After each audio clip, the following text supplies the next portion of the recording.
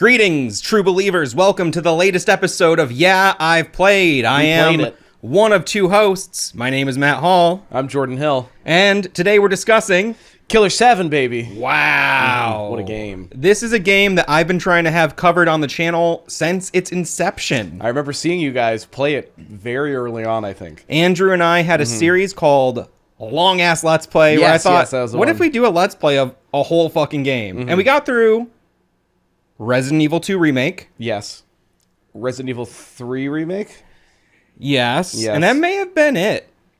Yeah, I don't know if you actually finished any of the other games that you guys did in that. You started a few other ones, but I don't think you finished. We started Killer7, and then on the Almeida mission, the recording was corrupted or something, or a save file was corrupted, and we were like, fuck. Neither of us wanted to go through that again.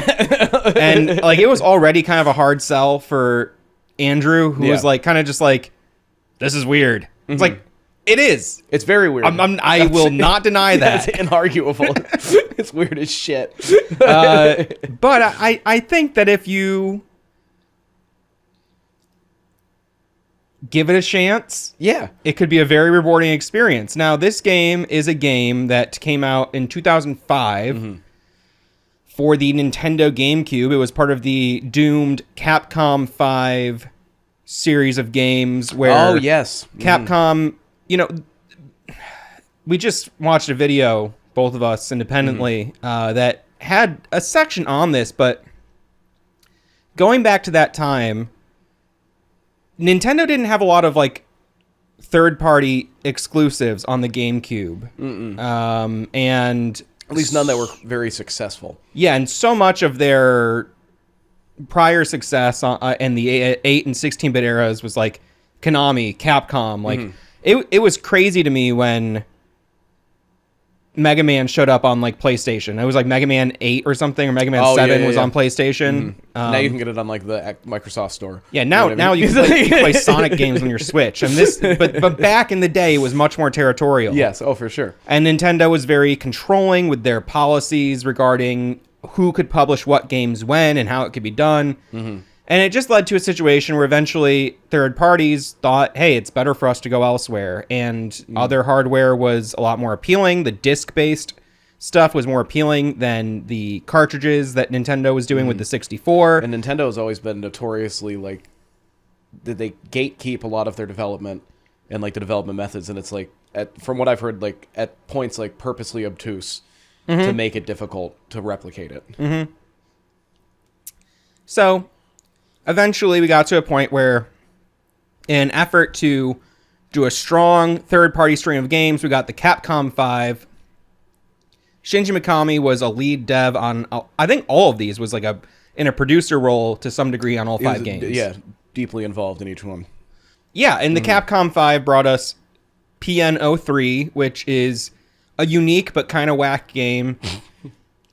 Beautiful Joe, which is really good, I think. I don't know if you ever played that. I haven't played that, but like that's another game Andrew loved. Yeah, that was I thought that was really good. I'm not very good at it, but I think it's really good. Killer7. Two more that I can't remember, but also, was it not Resident Evil 4? Resident Evil 4, but then there was Resident Evil 4 and then one that was never released, I think. There was like an unreleased game.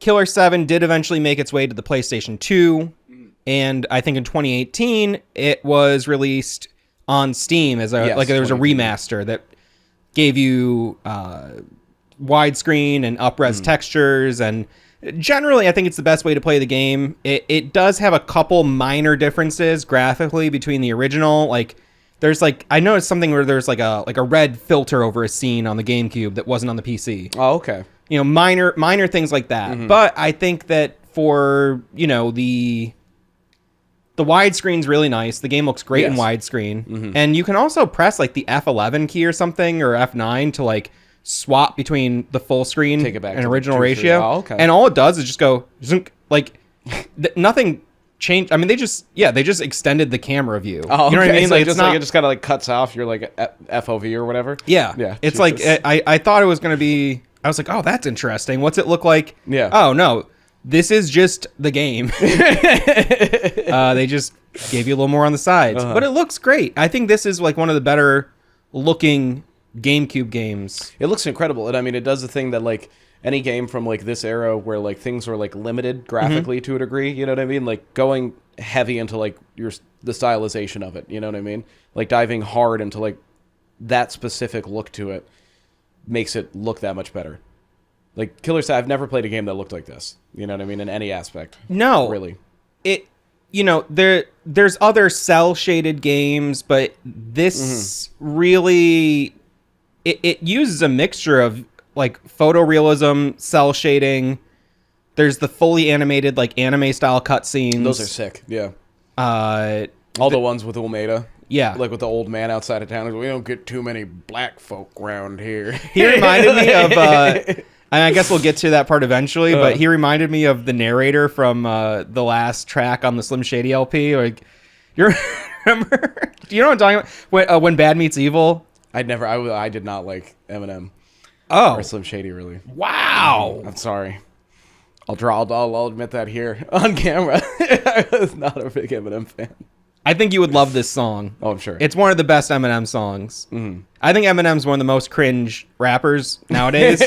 But I do think Slim Shady LP really holds up. But Shane Gillis was in the most recent music video, Matt. He's relevant. You know what's going on. That's lame. I didn't know that. Yeah. For like literally a split second, I guess. But I'm not going to say anything else. He'll leave it at that. But yeah, it's... I don't know, man. I go on and on about it, and I will, but I got this game from a friend in high school. He lent it to me, and it was 2 discs back in the day. Okay.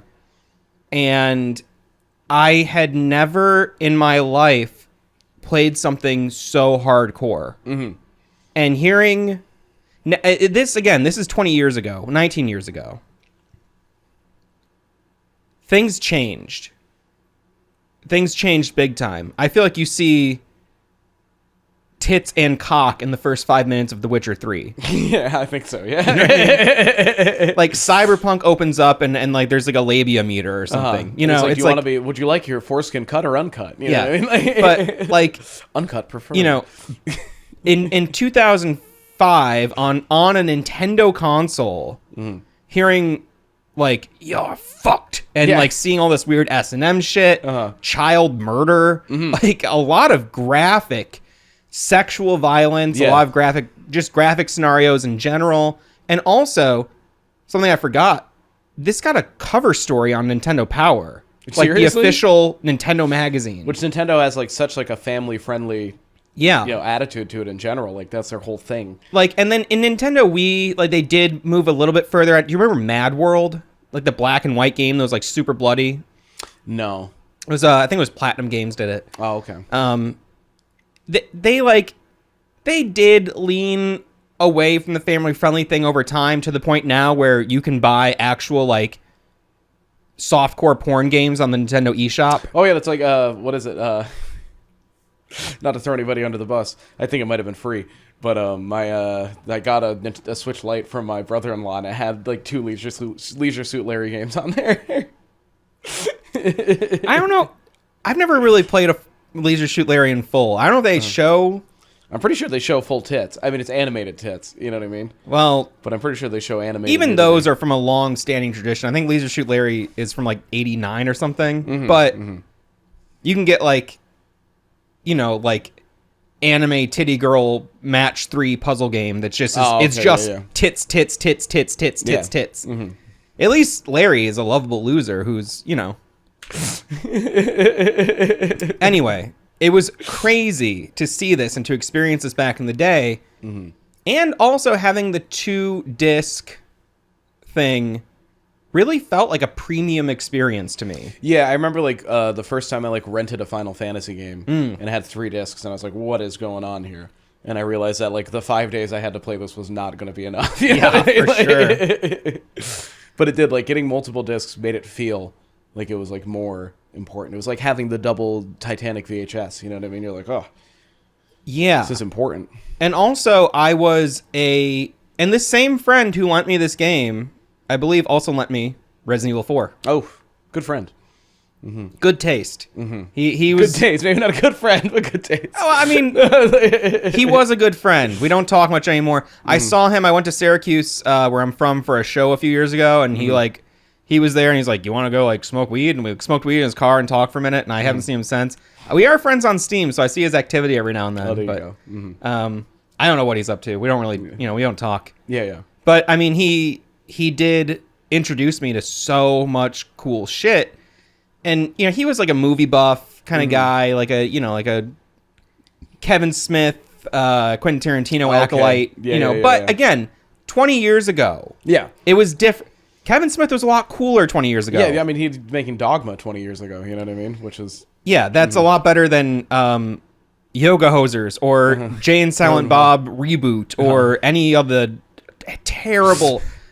Fuck, Kilroy was here. Anything that he did... Any of the awful things that he's done terrible, or just being 100 pounds but dressing like he weighs 400 pounds. Yeah, still dressing like he's a 400, like not getting a new wardrobe after losing all of that weight. Or posting photos of himself crying like he was Bert Kreischer or something. You know what I mean? Like, he fucking is so cringe, and I can't believe how much I was heavily inspired by him. Like, I rented Clerks from the local library, I believe, when I was a kid. I used to love Green Day. You know what I mean? Okay. As a kid, like I loved Dookie, and I loved fucking Warning and all that shit. I got Dookie from the library. Oh, okay, hell yeah. On CD. I borrowed it from the library and thought it was amazing. But loved all that shit, and now, you know what I mean? One of the cringest bands. Like anything they've put out in the past 10 years, I'd say, has been awful. If Even not longer, Maybe yeah. 15, I remember, 20 years maybe even. Yeah. I mean, I didn't like American Idiot. I tried to. I thought some of the songs were decent. Yeah, it's there's good stuff in there. As a whole, it's not good. But I remember listening to the album because I thought even the lead single, I was like, that's a pretty high energy punk rock song. It's kind of fun.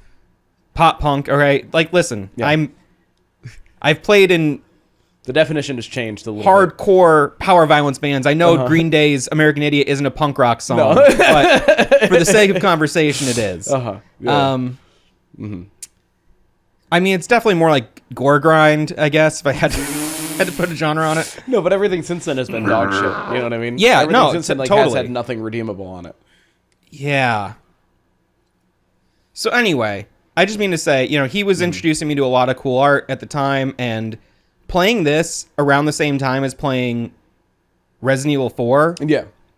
And you can find Dan's gun in Killer7 in Resident Evil 4. Oh, yeah. Can't you find the Killer7 gun? Yeah. Yes.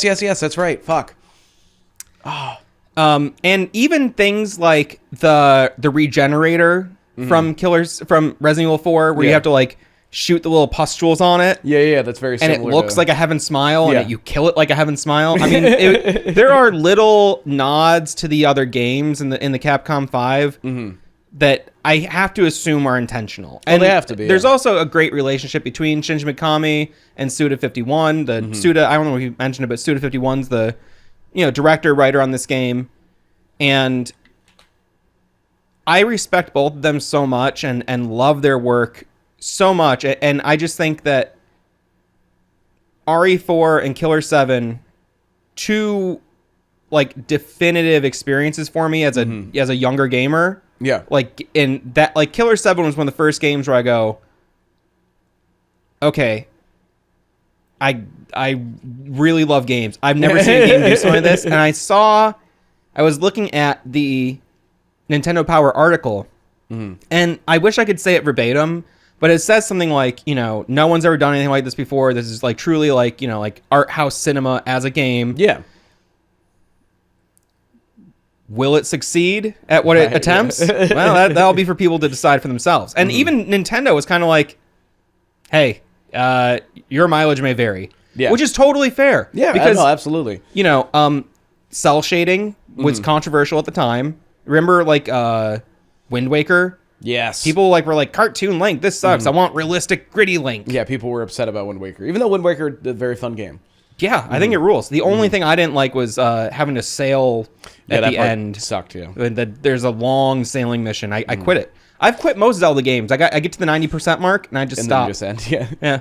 Yeah, I mean, I really love the Zelda series, and I have beaten some of them, but I've got to the final battle in Link to the Past, Ocarina of Time, and right toward the end of Wind Waker. Never finished any of those. Never finished Wind Waker. I didn't finish Majora's Mask until I streamed it like a year Wow. or two ago. But I had always gotten to the final battle in Majora's Mask and just never been able to do it. I kind of hate that game. Really? It stresses me out. I'd love to give it another shot from a different perspective. It's one of those guys. I remember when my mom played through it because I got into Zelda because of my mom, but she bought like the handbook on it. You know what I mean? Like from GameStop or EB at the time. But like she bought the handbook, and like I really think it was the kind of game where like you needed that. You know, like you needed a kind of a detailed walkthrough to actually figure out how to fully complete everything. Well, I feel like that's the way most Zelda games are. It's like if you either need a guide or need like a friend to be like, hey, what the fuck was that? What do I what? Especially the early ones, but this was just like a game that was on my mind for 20 years. I mean, I reference it constantly. I think you're fucked is something I say in my head. I haven't been able to talk about this game with anyone except for that friend in high school. And I don't remember. I mean, that was half a lifetime ago, you know, if not more. I don't remember what we had to say about it. At 15 or whatever, Yeah, 15, 16. So doing a lot of mic adjustments today. I'd like to get... Let's just let the mic do its work. And not worry about it so much. So I'm excited to talk about this with you. Now, this is your first time playing this game. Yes. And this is my first time playing it in full. Like actually all the way through? Since high school. Okay. I played through the first... You beat it initially? I beat it back then. And it was really hard. Yeah. Not that hard as an adult. I'd put the difficulty like right, you know. I think there's a steep learning curve, and as soon as you get over that, it's a lot easier. Oh yeah, for sure. As soon as you figure out the mechanics and everything and like get the combat down, you're set. Also, really. when you like realize like which personalities are more suited for different scenarios. Yeah, for sure. But so yeah, so this is your first time playing it. First time, yes. Only aware of it because you and Andrew had played through some of it on the channel. Okay, that's what I was going to ask if you had like seen this game before. That was the first time I'd seen it, and then we definitely touched on it a little bit during our like Resident Evil 4 discussion back in the day. But that's really my only exposure to it.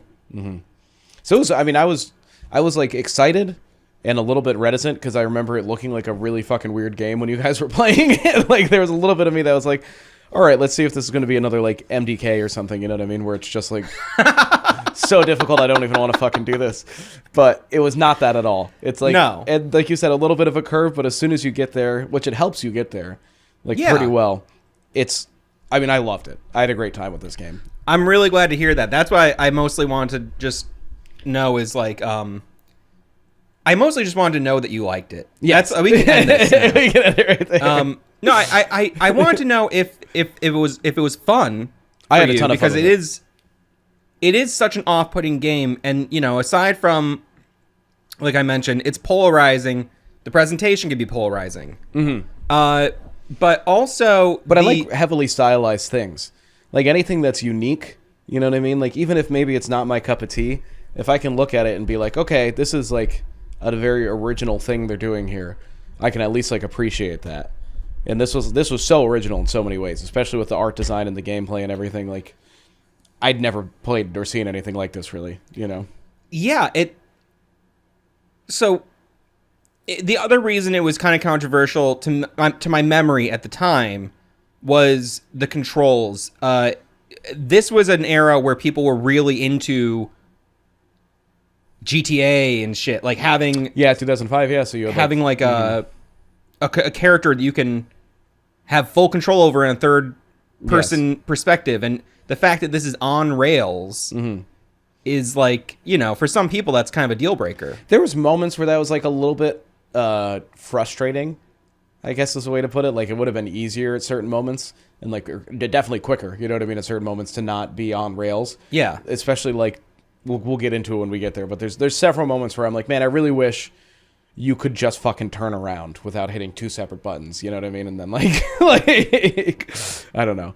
But the on rails thing I thought was going to be much more off-putting than it was. Cool.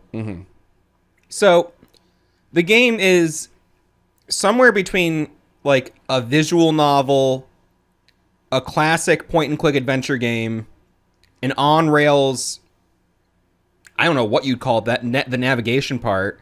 It reminds me a lot of classic Zelda in terms of like the puzzles and the navigation through the levels. Like each level, for the first part of the game, feels like a dungeon. Feels like a Zelda dungeon to me. Yeah, because you're trying to, there's like key items you have to find to solve puzzles, and you'll come across the puzzles first, then the items, then you gotta, it's like similar to, honestly, how Resident Evil 4 works with a lot of the puzzles. Totally. Where like, you're like, okay, here's this puzzle, now I have to kind of work backwards from here to figure out how to open this up or solve this. Yeah, and then the shooting part is, I mean, it's not like a first-person shooter. Yes, you are shooting in first person, but this has more in common with something like Duck Hunt. Yeah, it's than much Doom. more. It's much more arcadey. You know what I mean? It's like Point Blank or something. Yeah, like it's not, like you said, it's not Doom at all. It's not like any other FPS that you've really played, unless like I would like maybe compare it to. I would like to see how this game. I feel like it would be fun to play with like a light gun.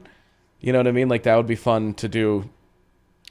Like similar to House of the Dead, but it's not quite that either. You know, you could. Wow. I think you could play this with a light gun. Yeah. That would definitely make a couple. There was a couple bosses where I was like, maybe I need to switch to mouse and keyboard here to use the mouse, but. Wow. I never considered that, but, you know, so, like, the Sinden light guns have, like, a D-pad on them and a couple buttons. Oh, okay. And you only really need a couple buttons. You only need a couple buttons. Uh-huh.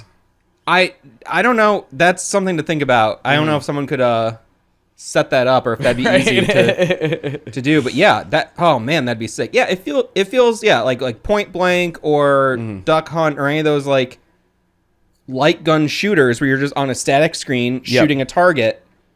And there is the degree of you can retreat back if an enemy's getting close to you. But the fact that like most of the combat is about timing and accuracy, and also like audio cues.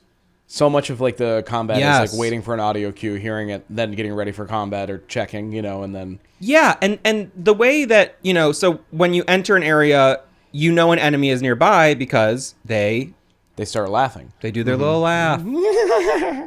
And I really like that because it allows me to confidently explore areas. I'm not like, the fact that I'm on rails, I'm a very passive observer.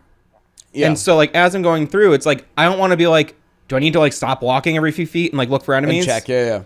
So it's like it really does a good job of being like, Q, you're in a new scenario. Q, you're in a new scenario, and you really get what's going on. Also, the sound effects are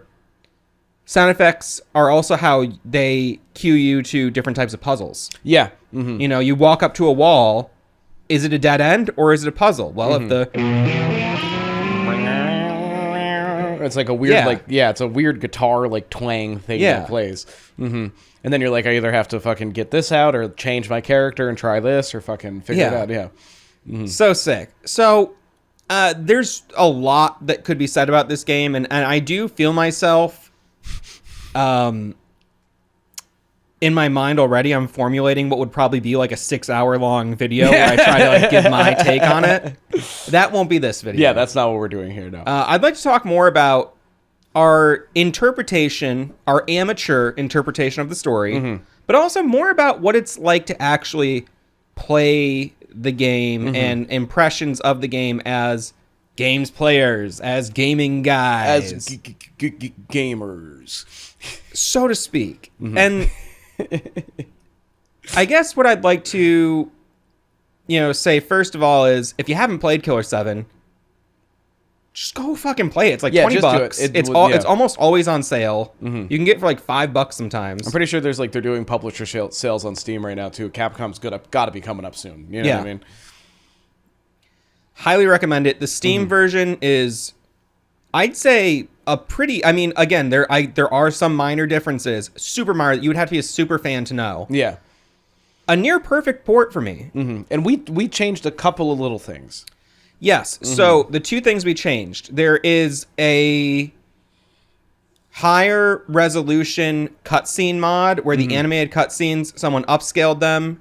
They don't look great to begin with, and they don't look great upscaled. No, but it's decent, and it does help to kind of just make it feel a little more seamless. Yeah. With the ups, because it's similar to the issue with Resident Evil 4's cutscenes in separate ways. Those are like they're not video files. They're like hard coded into the game. Yeah. So they're compressed, and there's no uncompressed version of them available publicly.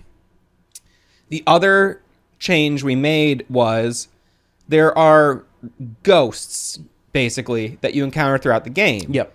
And in Japan, somebody basically took like broken English, ran it through a text-to-speech, and that's their voice. And in America, for some reason, they like heavily filtered that, so you can't really understand what they're saying. It just sounds like gibberish. And the original sound files are in the game. Yeah, you literally have to just like change the name of two things, and that's it. And that's one thing I love about, especially like any kind of older PC game, that you can like mod it just by like dropping a file in or changing a file name, or just like, I love in games you can just like replace the texture. Yeah, just like, I'm just gonna put this PNG in here. Yeah, and now suddenly Max Payne's face is a gash. Or like in the old Doom games where it's like every time you fire the gun, it's just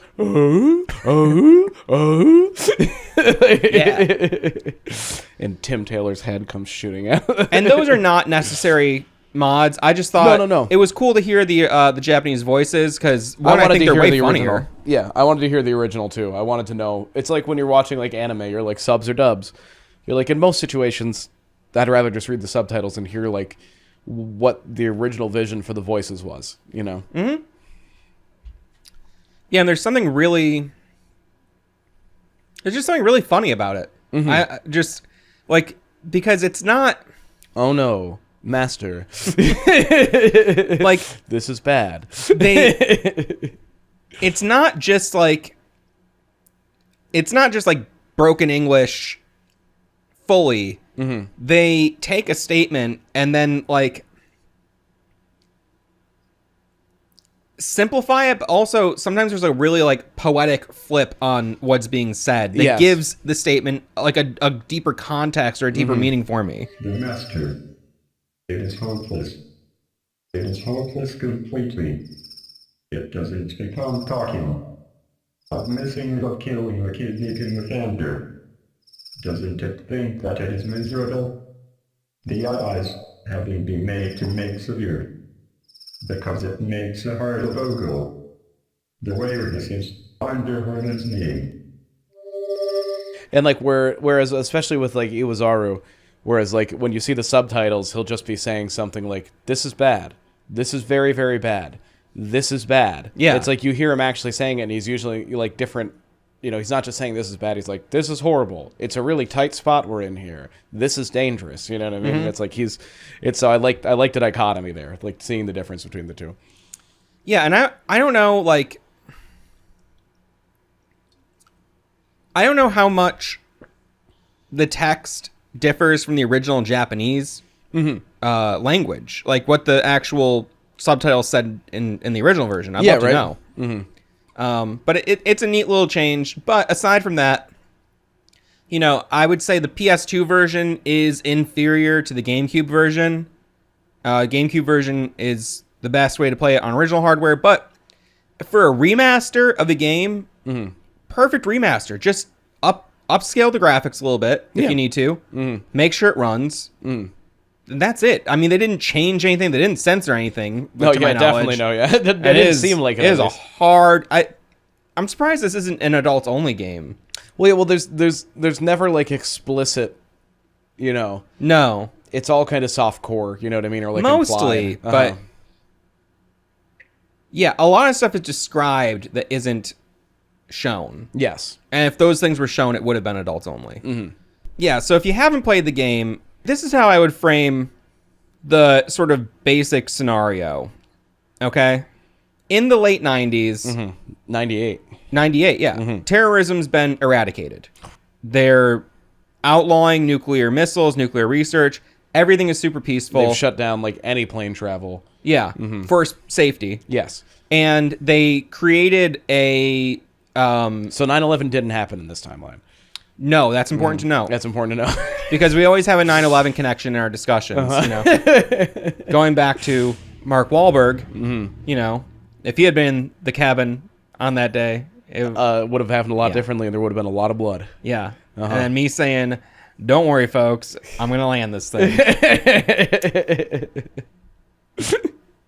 So there's no terrorism. They create a like a bridge between the Every East and West. continent, yeah. And it's like there's free trade, like things are flowing. Yeah, and they create like a country-sized massive structure in the middle of the ocean. Right, It called... doesn't say which ocean either. It just says on an ocean. Yeah. And it's, what is it, Battleship Island? Or Yeah, what it's Battleship called. Island, yeah. Yeah. So...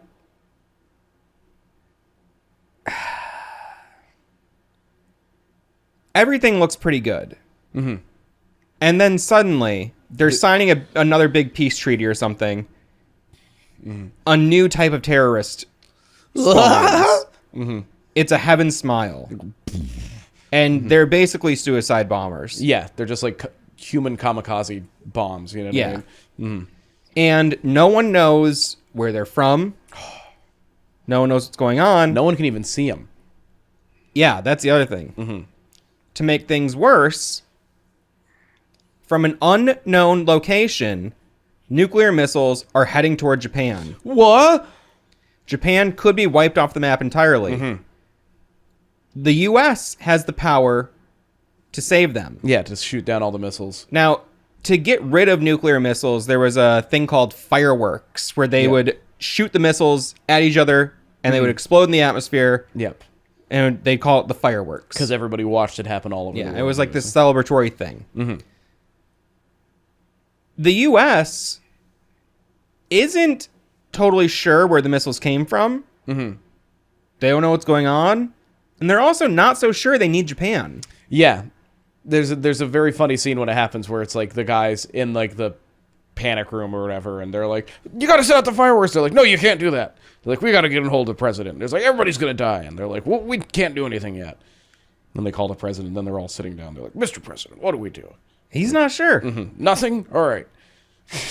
Sounds good. And that's kind of where you come in. You are a syndicate of highly skilled assassins Known as the Killer7. That intro is so badass. That's like the fucking guy getting his head exploded in the phone booth and the car driving away. And Oh my god. The key players behind the scenes of the four powers utilized their connections and called upon the group known as Killer7. And it's so badass to see that as like a 15-year-old or whatever. bet, but yeah. like as an adult, I'm still like, that fucking rules. And the voice that does the narrator on that is so good. It's So just good, the whole thing is just so stylized. It's got, this game has incredible style. I didn't realize the guy who voices effectively the protagonist of the game, Garcian, is the same guy who does Grim in the Grim Adventures of Billy and Mandy. Wow. The more you know. Huh. I guess Grim must be one of his remnant psyches. There's just a scythe inside of the in his big briefcase. So at this point in the story, the Killer7 is tasked with taking out various political leaders and affiliates. Yeah, who they believe, who like you're led to believe are responsible for the Heaven Smiles. Like they're the ones behind us. They're the ones who put these things into the world. And from what I can understand, they kind of are. Yes, but it's Yes. all a bit unclear. Yeah, because the Japan has two parties. There's the UN party, which doesn't believe in global peace and thinks that Japan should be like the new superpower. And then there's the Liberal Party, who does want global peace and wants to join. It's confusing because there's the UN party, and then there's the Liberal Party who wants to be part of like the United Nations. Yeah, the UN party is not the United Nations party. I don't know why they call it the UN party. I know, that's like, that confused and it's me like the whole time. And in They the kept US, going, there's the Democrats and the Republic Party. Yeah. It's an alternate history. Yes, it's an alternate timeline, but like World War II still happened. Yeah. You know what I mean? And the atomic bombs were dropped on Japan. That's actually important. 9/11's not important. So that's the one big part of the story. That's kind of like the jumping off point. And every level in the game is another target. And so you get a call from a guy named Chris Miller. Chris Mills. Yeah, Mills. Chris Mills. Christopher Mills, who is kind of the liaison between the United States government and the Killer7, he's contracting you. And it's weird because you can't. While like he's referred to as like the government's boy, you know what I mean? At points, Their dog. yeah, their dog. It's like, oh, I didn't know a monkey could.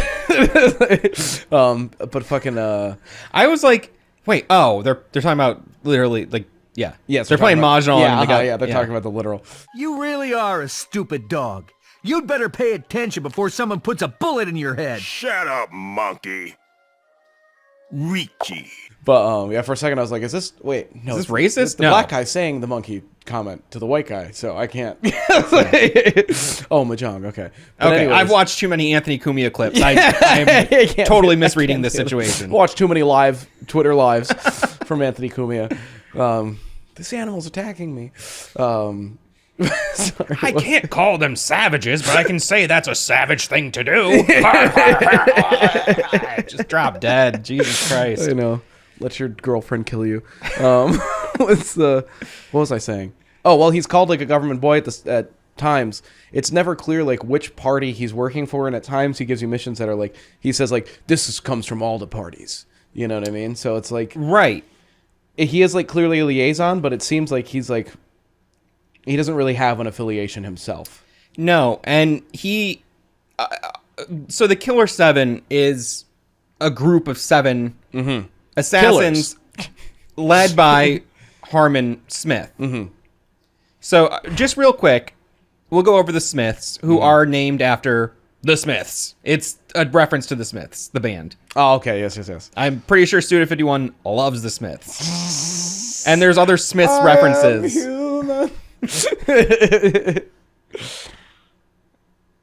I love the Smiths. I thought the Smiths were so lame until I finally got into them. I was like, Louder Than Bombs is like a singles collection, I believe. They're pretty good, but I just can't get over fucking what's his name, Morrissey Morrissey? or whatever. Yeah. I hear you. I mean, there's plenty of artists that I can't fucking get over. You know The what thing I mean? that I've probably told this story before, but I was on a car ride and I was stuck in the back seat, and they just had like a bunch of Smiths CDs, and I was reading through the lyrics, and I was like, this is so fucking funny. This is so good.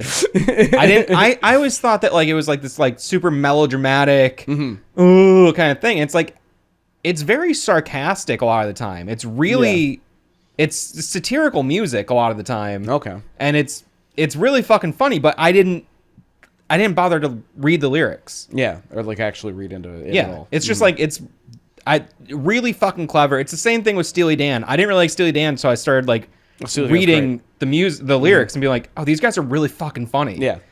Like it's, and even musically, like I've heard them talk about, like, yeah, like they know they're doing like fake jazz and stuff. Like they're self-aware. there's like a joke in the compositions themselves sometimes, which is like, thank God. I'm all about that ironic shit. Yeah, all well, right? it's just fun too knowing that like, oh, these are human beings. Cool, sick. Yeah. You know, like Yeah, because so many songwriters are psychopaths. Morrissey has a song. He goes, I was driving my car. I crashed and broke my spine. So yes, there are things worse than not being someone's baby. Okay, yeah. Like, yeah. that's pretty fucking funny. I guess, yeah, there are and things he's- worse and he's, than- I was driving my car. You Yeah, know, and you're like, uh-huh. you know, that's, yeah. You assume it's some melodramatic bullshit, but in Yeah. reality it's... He's just being like, hey, you know, people have real problems too. You know? Anyway, Sorry, you can't get fucked. so to go over a basic background of the characters that we encounter in this game, and there are more characters than we will touch on here. There's a lot of characters. There's like 14 main characters and like 30 side characters. I like lost track very quickly. Other than like the Smiths and like the few characters you get visited by regularly, I lost track of all of them. So we have Harmon Smith, who is also Harmon Delta Head. Why? That was his birth name. Harmon Smith was a persona he took on. Okay. Harmon Smith, as we know him, is this wheelchair-bound guy. He has a big sniper rifle. He's the leader of the Smith Syndicate. Sometimes he's drooling on himself. Sometimes he's getting jacked off. Sometimes he's getting molested and beat up. Yeah. He was originally born in 1750. Which is wild to me. And he, in the grand scheme of things, represents the West. Yes. Mm-hmm.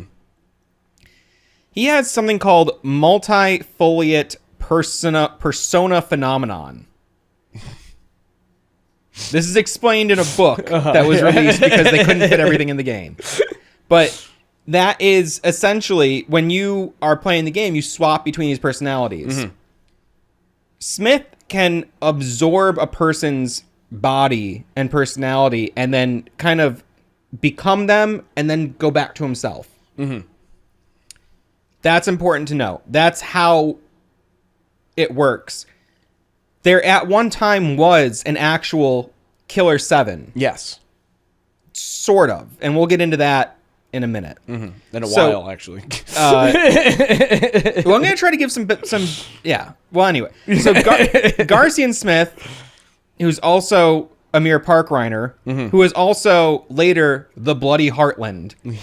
He goes through a transformation throughout the game. He's a self-described cleaner. He uses a silenced pistol. Later, he gets a golden gun, which has 7 bullets. His power of clairvoyance is what allows him to see the Heaven Smiles. Yes. And kill them. And he also has a vision ring. That is where the power comes from. Yes. So there's Dan Smith, who was a former cop. He's Irish. I think he's from Boston. Okay. That is not clear based on the character model or voice. No. It's like he's an Irish Boston cop, really? Yeah. He uses... I don't know. He just looks like a cool Japanese guy. Yeah. He looks like a Yakuza character. He does. He uses a revolver. He has the collateral shot where he can charge up blood and... Yeah. Yeah. Coyote Smith is a former thief and vagabond who uses a pistol, and he can pick locks and jump high walls. Kaede Smith is... She likes to be barefoot. She likes to have that bottom biscuit hanging out. Bottom biscuit. Often her snatch is hanging out. Yes, she's got... I think she has... She wears underwear, yeah.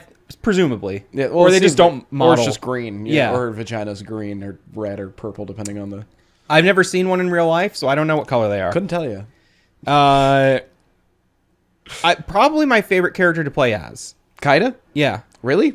I like the scoped pistol quite a bit. And I spec'd really hard into her power and criticals and everything. And she basically has it. So if I scan a smile, she auto locks onto their weak spot. Yeah. Which is I think by the end so I cool. had nearly fully upgraded everybody.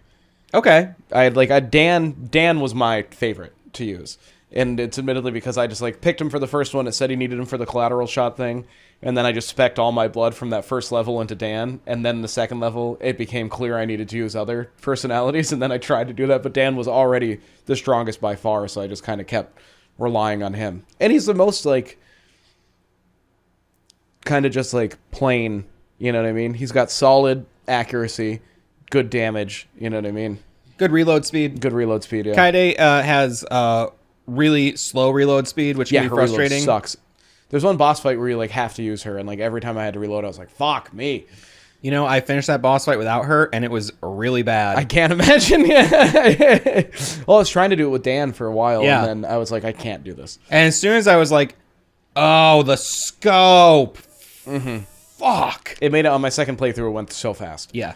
You know, on my first playthrough, Dan was my favorite, but for some reason this time around, I was just like, let me try a character I don't normally use. So I tried to use the next guy, Kevin Smith, who's mute, albino, no reload. He just uses throwing knives. Yep. He can turn invisible, and he's gay. Is he? I'm pretty sure he's Explains gay. why he's bent over the whole time. Hey, come on. He also has he's the only one. So everybody has like a quick turnaround, quote unquote. His is the fastest, and he do a fucking sick backflip. Yes. Which I discovered, and I thought that was how it worked for everybody, and I accidentally told you that, and then I was like, oh fuck, never mind. It's just like Yeah, you press like 2 of the buttons. Now, did you notice when you press the other 2 buttons, you pull up a map? No. I didn't either until... Well, because if you just hit X, you pull up the map. Oh. Yeah. So when you hit A and X, it must be... I didn't... I guess I didn't... Yeah, I was using the map the whole game. The map is kind of confusing. It's a little bit confusing, but it's like... It isn't, because like you have your compass directions on the map, and then when you're moving, no matter what, the direction you're moving in is highlighted on your compass. Right. You know what I mean? So if you got to kind of work at it, and it's just hard to know where I am. Yes, sometimes. Agreed. Unless you're like near Harmon's room or something. Unless like you're near one of the landmarks on the map. Also, in Killer 8, no landmarks on the map at all. Wow. Nothing. The only thing you can ever see... He said in the video, the only thing you can ever see is Harmon's room. I've been playing through Killer 8. I can't see Harmon's room on the map. Huh. Could have been removed from the Steam version. It's just a blank... That's true, yeah. But it's just a blank map. Damn. So, and real quick, too, Killer 8 is a mode you unlock after beating the game the first time. Yeah. It's like... It's not a new game plus, because you do not carry over all your skills and damn, stuff. I thought you might. No, you start over at base. So all your characters are back to level 0, but Harmon Smith is like almost a broken character. You know what I mean? With how good he is. So like that's what the guy in the video suggests you use, and that's what I was using the whole time was Harmon, except for the boss where you need Kaida. So you do have to focus on leveling them up, but everybody's you're a one-shot kill on everybody in Killer 8. Like no matter what, if you take one hit, your character's dead. Damn. Except for Harmon and Mask, I think. So Con Smith is blind, but he has exceptional hearing. He dual wields handguns, and he can go in places where adults can't fit. And he's super fast too. Super fast. I also I liked playing as him, but I sometimes found that he was almost too fast. He's almost too fast, and he's really weak. He can't take a lot of... Yeah, I was excited by like how he has a super high fire rate, but a really low health. Yeah. Like you can see it too. It like physically shows you. I think Mask has like the most health, and then I think Khan's is like half the size of his. So Mask Day Smith is a former pro wrestler. He uses 2 handheld little grenade launchers. He has great strength, and he adopts several new forms throughout the game. Which was cool, but I also didn't really get why that was happening. Yeah, I mean, I've seen that happen with pro wrestlers. Like, they will adopt new gimmicks. I don't know if that's, like, just a direct reference to that sort of thing. There's also, there's several moments in the game that make me feel like maybe in the cut content that Mask the Smith was, like, a bigger character. You Definitely know what I mean? seems like there's a lot more that we don't know about. There's a lot of character interactions you have where it seems like you're supposed to be Mask. You know what I mean? The way that they're interacting with you. Where, like, usually I was just Dan, and, like, no one's interacting with Dan at all. Or any of the other personalities, really, for that matter, other than, like, Garcian or fucking Mask. So I didn't really... I wish there was a little bit more to that, and it, like, kind of... I don't know, it just keeps hinting on, like, he used to be famous and stuff like that, and now, you know... now he's, like, kind of, like, in hiding. Because I think he killed someone in the ring. Okay. He was ashamed. Is that implied? I thought maybe I'm pulling that on my ass. Oh, I could have just missed that. There's so much to take this in. is such a fucking dense game. Yeah. So some of the other characters, the main antagonist, sort of, is Kun Lan, who was also born in 1750. He was born as an adult, apparently. He's worshipped. He's seen as the incarnation of a powerful demon, and he represents the East. Yes. And he is friends with Harmon Smith, but also lifelong eternal rivals. Yeah, and that's not clear immediately that they're like friends. You know what I mean? That's kind of revealed to you a little bit into it. Yeah, because you often find them playing chess together and they're just chatting, and they have a bit of an antagonistic relationship, but they are also very friendly with each other. And like neither one's like murdering the other while they're in there or trying to. They're just sitting there chatting. And to me, they both in a way might even be the same entity, and in some, like, the fact they're both born at the same time and are both these like godlike entities, they seem like they're they're cut from the same cloth in some way. I They're don't know two sides what that of the means. same coin. Two sides of the, it seems like they need each other to exist. You know what I Right. mean? Like like the video where the guy gets too preachy. He compared them to like the yin and yang. You know what I The mean? Max guy who used the Simpsons avatar. Yeah, and it's like they compared him to yin and yang, and I think that's like fair. You know what I mean? That's fair, I but get what he's also it's saying like with it. I don't know. That's like Sobe bottle. Yeah, exactly. Yeah, philosophy so to I'm me. like, I guess that's a good example to use you know what I mean, to like kind of communicate what you're trying to say. But I wouldn't say that. It just seems more like one can't exist without the other, almost. Right. And their antagonistic like relationship seems more competitive than it does like actually that they hate it. It seems more like they're just in a constant they compete, competition. they tease. Yeah. But the yin yang thing doesn't. That works on one level, I think. Yeah. Yeah, but it doesn't also actually work. it's like it that like I guess you can't have the East without the West because. I mean, I guess. Because But also, it's like they are also very different entities. yeah, at and the it's same also time. like it's as though to imply like neither one is good or evil. You know what I mean? No, and they kind of like at one point we find out about like a human organ harvesting thing that Harmon actually like agreed to help set up because he lost a bet. You know, it's like very akin to like Franklin scandal level shit. You know what I mean? Like the Finders kind of shit. It's kind of like it reminds me of the story of Job where they God and the devil are having a wager and God says, I'll bet I can wreck this guy's whole life and he won't stop worshiping me. It's like those kinds of like cosmic wagers. It seems like that's what Kunlun and Harmon engage in. Yeah, pretty much. Like they're willing to like gamble with humanity. They're willing to gamble with like, I mean, clearly like the populace of an entire country. You know what I mean? If they're or willing to, the like, world in a way. Like they're like, I'll wipe Japan off the map, which could lead to like, you know what I mean? Like mutual assured destruction or, you know, we'll see. So we mentioned Christopher Mills, the liaison there and the mission giver. You get a phone call from him, like a coded message at the beginning of each mission, which I didn't pick up on for the longest time. That was him.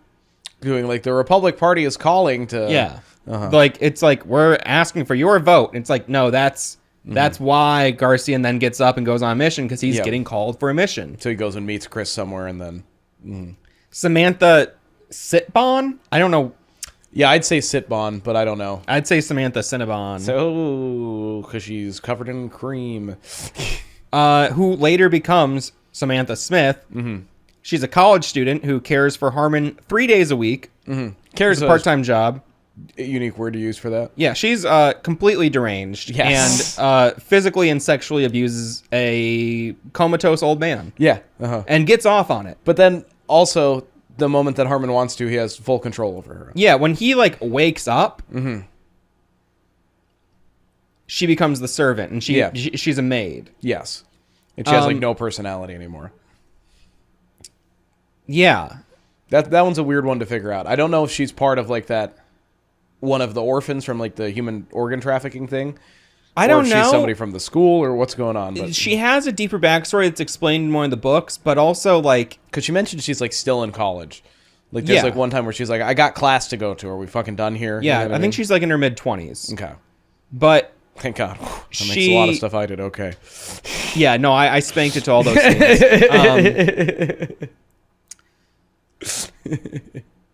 Yeah.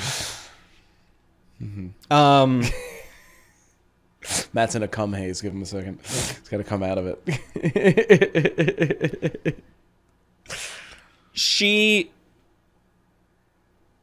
I think she is the one who kills Johnny Gagnon from the from the carrier pigeon letters. Yeah. And I think that she, from what I read, I believe for a time is one of the Smith syndicate. Like actually like so as an one of the assassin seven. as well.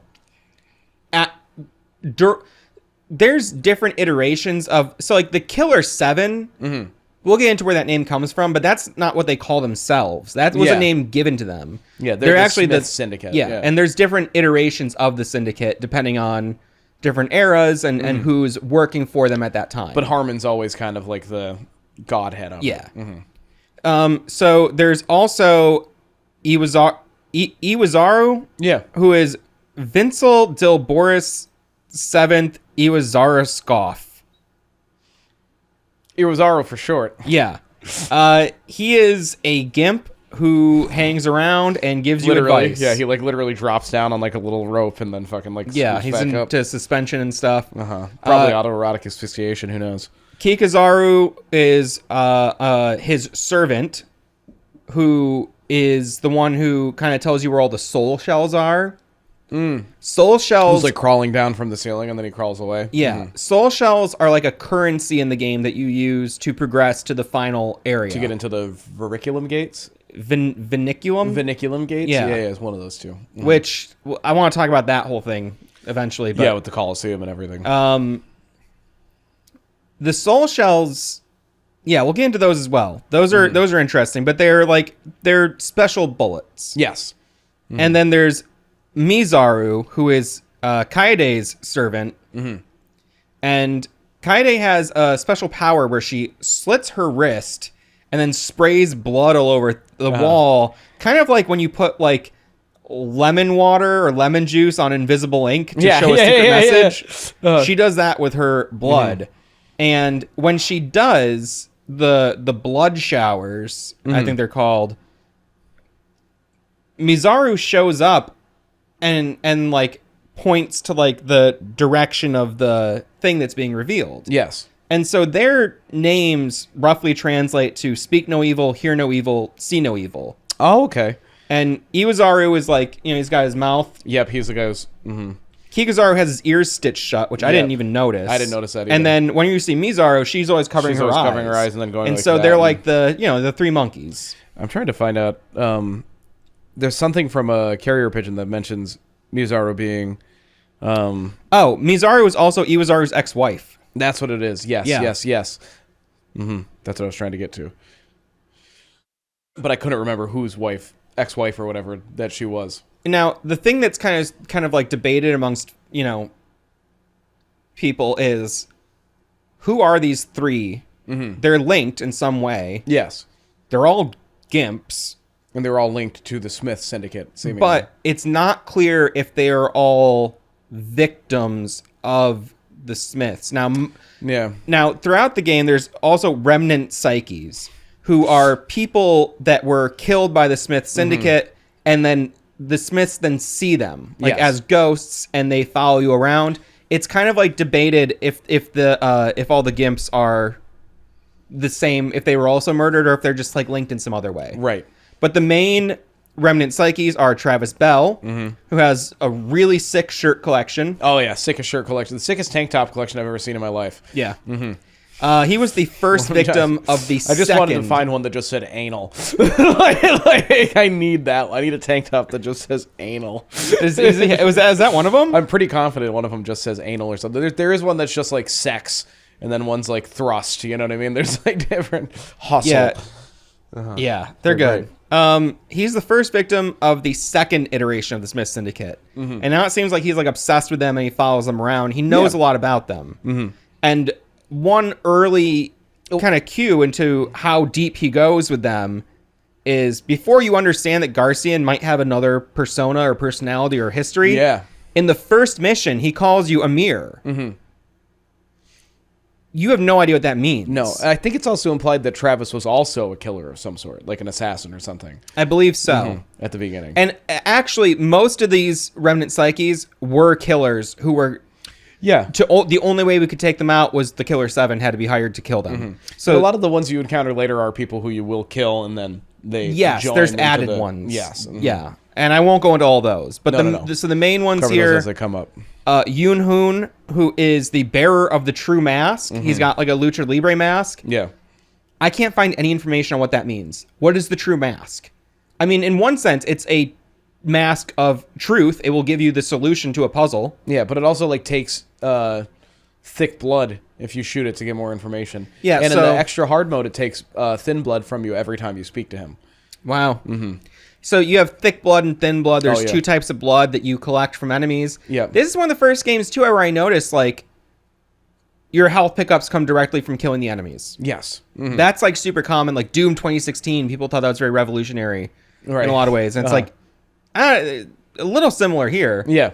It's your EXP for leveling up. It's your currency for everything in the game. Yeah, Basically, that's the it's thick blood. blood, yeah. And then- you get thick blood by hitting enemies in their sweet spots. Or killing the weird, like, Cleo smiles or whatever that, like, they're all red and white and they run away from you. Yeah, they give you a lot of it. So he was the first informant of the Smith Syndicate, but he owned the Union Hotel. Oh, okay. And the Union Hotel is a location we'll get Big into. plot point But that's a later. big part of the game. And he was likely killed by the Smiths, although it's unclear. Right. And so when you shoot his mask, he'll be like, I can give you a hint. And basically, if you ever run into a puzzle in the game you can't solve, you can shoot his mask. And then he puts on the mask, he's like, all right, loser, I'll tell you the fucking solution because you suck so much. And he's like giving you the double bird, just insulting you. And he just lays out like, fucking put this in this order. Do it this way. Go look at this thing. That'll tell you what to do with this. You know what I mean? fucking idiot. Yeah. There were a couple puzzles I definitely just guessed at, and it worked. Thank God. But I thought maybe like the mask, like he maybe had some sort of like connection to Mask. Yeah. No. No. I couldn't find anything. I thought that maybe he was a wrestling promoter or a manager. But he was the owner of a hotel. I don't know why he has that mask or what that mask represents, other than I think Suda just likes wrestling masks. Yeah. He's a big fan of luchadors. There's Kess Bloody Sunday, who is a young boy who was very proficient with bombs. Yep. You find him in the Coliseum, and there's kind of like a mini boss in every level, which Yes. is a new type of Heaven Smile with a unique gimmick that you got to figure out. And he kind of gives you a little riddle. He remembers something, and he tells you, oh, yeah, this is how you take that thing out. But Yes. he's not so clear about it always. Yeah, sometimes they're a bit more like difficult to like. Yeah, sometimes he's out. like, shoot it in the face. Yeah. And other times it's like, it's a lot more. Yeah, it's like vague. you have to shoot it in its wings until it spins. You know what I mean? You're like, why do you fucking... None of these things have wings. Then it comes out and it has big elbow pads, so you have to fucking shoot until it spins around, and you're like, okay. He was killed by the three-eyed monster, who I only understood later to be Garcian or Amir. Amir, I was going to say Amir Patinkin or whatever his last name is. Amir Patui. Hawk Tui. And there's the Mad Doctor, who runs the blood machine. Oh, yeah, who that's never really explained at all. And Susie Summer. I thought I fucked something up the first time I maxed it out on blood. Oh, yeah. You was can like, only, what like, did you trade in the blood for Experience, EXP yeah. that you can then divvy them out among your guys. But there's like a cap to how much experience you can get each level. Yeah. Each level of the game. Yes. Oh, yeah. And I think each character has like 4 or 5 stats, and they cap out at 5. You each have 4, yeah. And then as you level characters up, they gain new abilities, which is pretty cool. Yeah.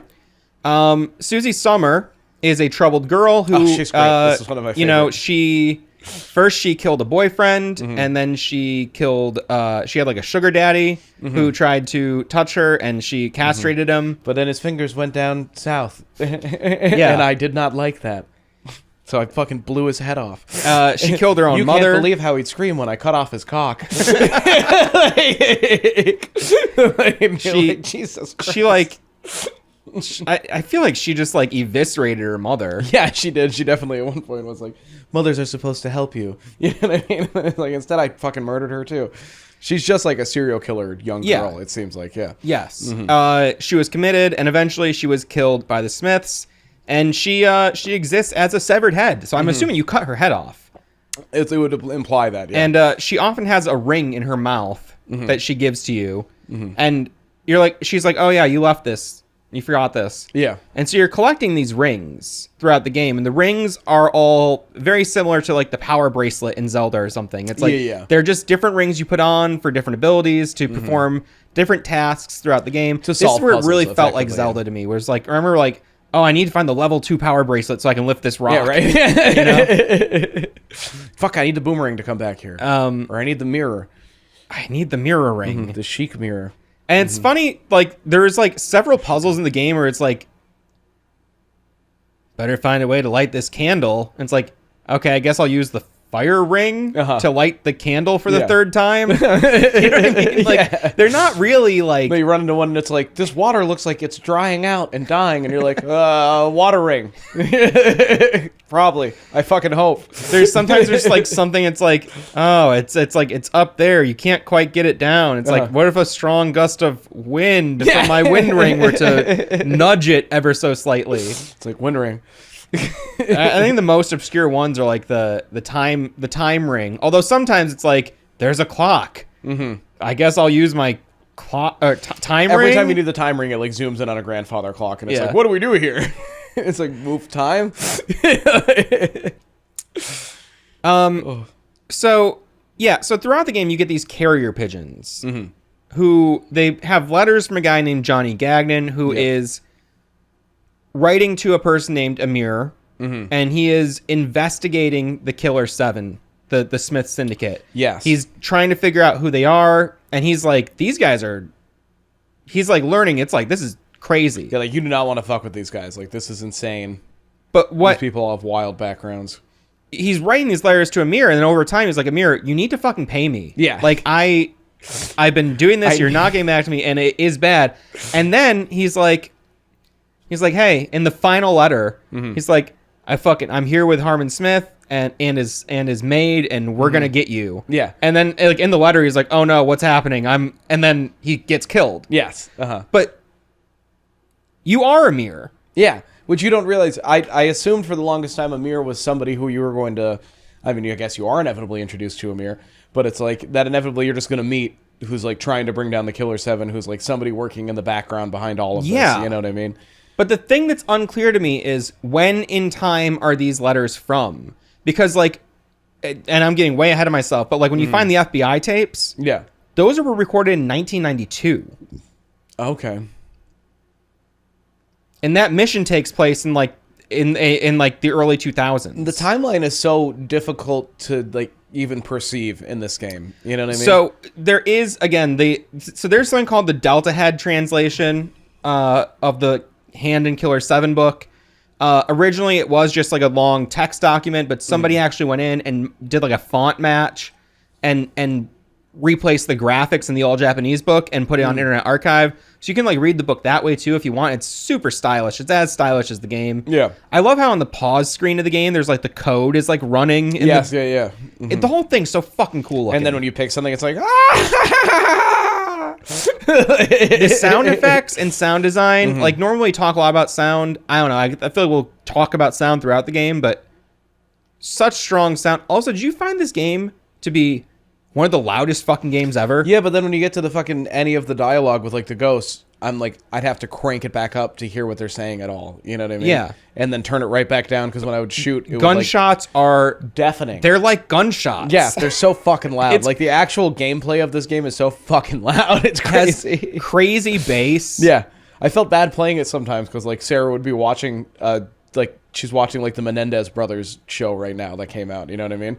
And inside she's just saying boom, boom. Like, you're fucked. You're fucked. Hey, fuck you.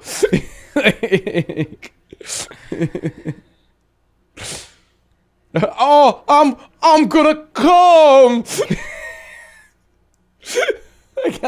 When I first heard that in a Nintendo game, my mind was fucking blown, and that was like the fourth or fifth time I'd heard it on this playthrough. I go, it's just as effective. It's so good. He's such a great. We'll get there. It's but he's so evil. Oh my god, yeah.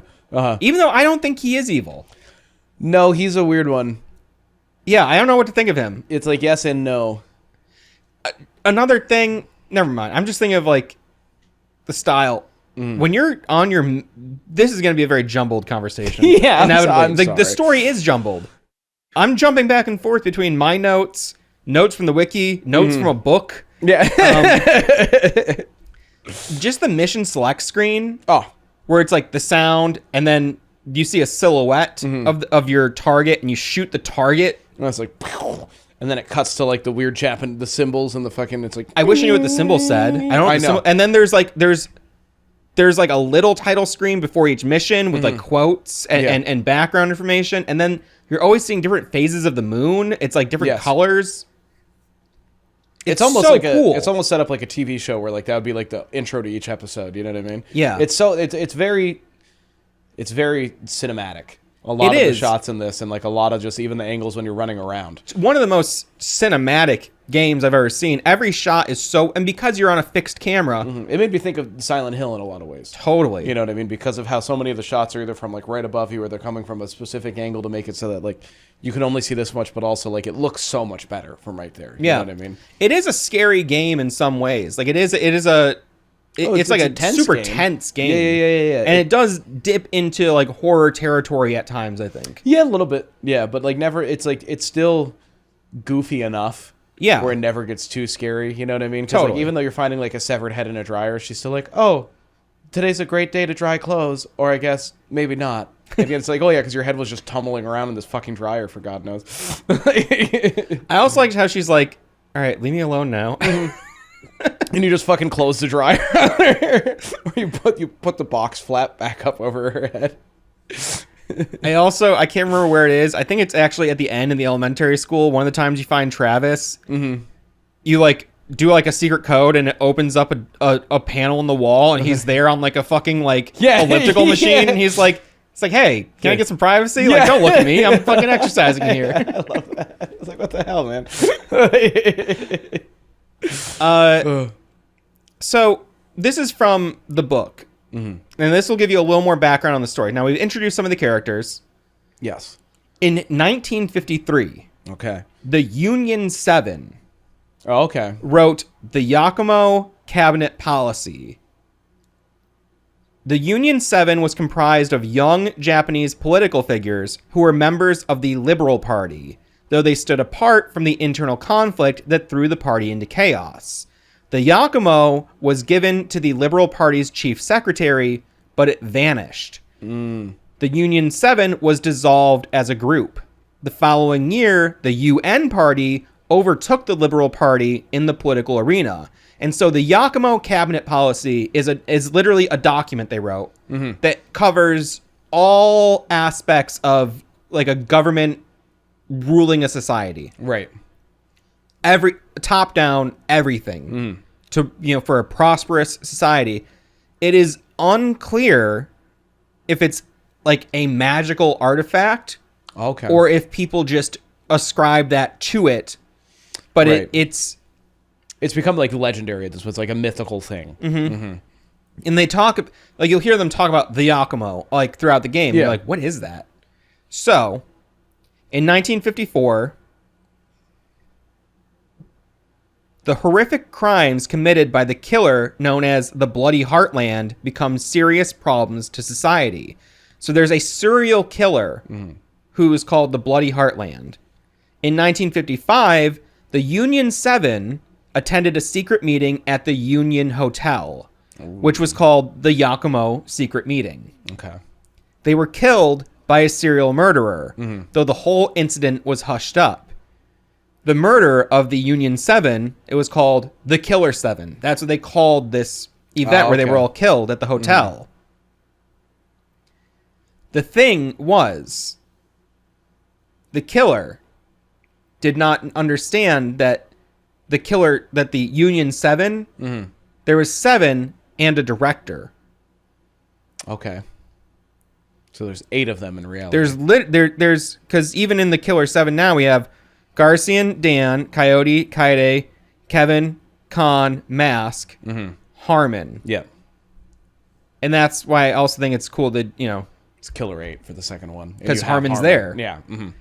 So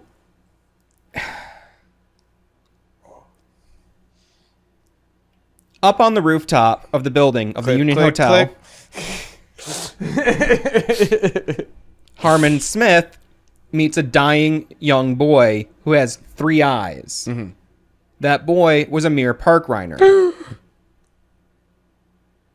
Now, in 1957, there's a second version of the Smith Syndicate, formed with 7 personas. They're called the Killer 7. So, Amir Park Reiner in the 50s was a serial killer, a teenage serial killer. I think he's 13 years old. Mm-hmm. He goes to the Union Hotel and he massacres everyone. Yep. And he winds up killing the Union 7. Somehow, through that experience and through meeting Harmon, Harmon Delta Head, who's also Harmon Smith, although he like goes back and forth between the two personalities depending on his needs. Because he's 300 years old. He gets that multi-persona power that Harmon has. He absorbs that. Yes.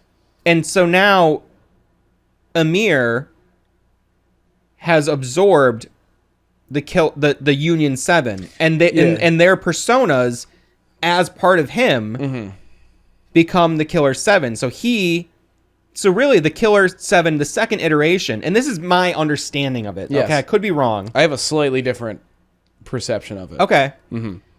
Harmon's alive.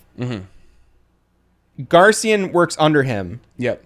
And through Garcian is where the other 6 personalities lie. Yes. But also, it's not clear to me if Amir lived through that event, or if Harmon absorbed him and Harmon is now also... That's what I think it is. Okay. Because it's like implied multiple times because of the third eye of Amir that's like the bullet hole exit wound or whatever. Because he kills him. He tries to kill himself. He tries to kill himself. He shoots himself in the head. The bullet would come right through where his third eye would be. Yes, that's what's the only reason I'm not sure about that is because at the end of the game, Amir seems to exist, or Garcian, as the Bloody Heartland. Yes. Because he becomes a new entity. Yes. In the final level, he has green eyes, and he doesn't have his powers anymore. No, he doesn't have the vision ring. You can't see the heaven smiles anymore. But I he think does. that could be him. But he sees Harmon dead on the ground. Yes. I think that could be him, like, achieving the next level. It's also weird because then he also sees Harmon separately outside of himself multiple times. Right, that's why I think that maybe Garcian or maybe he Amir does it. exist. Yeah, it's hard to tell. That's the thing, is it's hard to tell. It's hard to tell, and I'm sure there's a evidence somewhere that leads to a more clear answer, but also part of the game is just figuring out for yourself and having your own interpretation. Yeah, absolutely, because you're not... it doesn't really actually give you a solid answer on anything. But it does give you a lot of information to piece something together. Yeah. It's not like, oh, it's just a bunch of like David Lynch bullshit you'll never understand. Yeah, no. There is a lot here. It's just you're dealing with centuries of story, and it is difficult to piece things together. Yeah. And also, not everyone's a reliable narrator in these stories. Yeah, like you mentioned in the book, apparently a lot of it's supposed to be propaganda. Yeah. So you're supposed to like interpret it and read between the lines when you assume you should, but it's like I'm not actually living in this world. I can't fucking like... Right, you gotta put yourself in it mentally. Yeah. So that's the basic intro to the story. Yeah. Although I'm kind of wrapping everything around. About 2 hours in almost. About an hour and a half in. Hour and 24 Yeah, minutes. there you go. With 1 pee break. I didn't count the pee break. Oh yeah, we paused. So, knowing all of that, let's talk about the missions. All right. Mission 0 or 1. Yeah, Target 00. Angel. So you go to the Celtic building in Seattle, Washington. You're tasked with eliminating 14 terrorists. You get in there. They're more than 14. These bastards are breeding. Or something like that. Yeah. You start to realize the Heaven Smile are like not regular terrorists. They're umbrella bioweapons. Basically. Yeah, effectively, yeah. Yeah. Which is also, it was super controversial that there wasn't going to be like that in the intro to Resident Evil 4. They're like, Umbrella Corporation is no longer a threat. And you're like, what the fuck? That's what Resident Evil's all about. I think it's very cool that there's basically like a factory grown bioweapon terrorist as the lead antagonist in this game. Yeah. That Shinji Mikami worked on, and he removed that element from Resident Evil 4. Do you know what I mean? That's Yeah, a yeah, really yeah. funny fucking thing to me. Mm-hmm. They're basically tyrants. They're basically, Yeah. I mean, in so many ways. So this first level is really like, it's not short. No, it's pretty it takes long. like an yeah. hour, I think. You know, But it's also like at least the first half of it is almost like a tutorial kind of like a Yeah. soft tutorial. and there is an actual tutorial you can do, which is kind of neat. You just like go into an arena and you just kind of learn the controls. yeah. I trying to itch my nose. Like Donald Trump trying to drink water. Hey, let's not get political today, okay? That's nothing political about this. For some people, that's the depth of their political discourse. Yeah, I know, you're right. Yeah. So you fucking drank water like an idiot? Yeah, well, AOC sucks. Yo, Kamal's a bitch.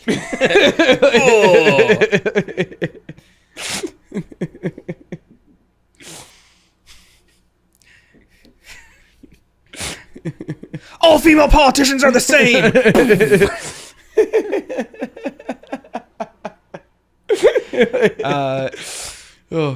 That's a reference that'll to make a thing in sense the later. game. That's It'll make not sense how I later. feel. I'm actually not a misogynist anymore. I don't do massages for free anymore. No. Despite the shirt I'm wearing, I don't hate women.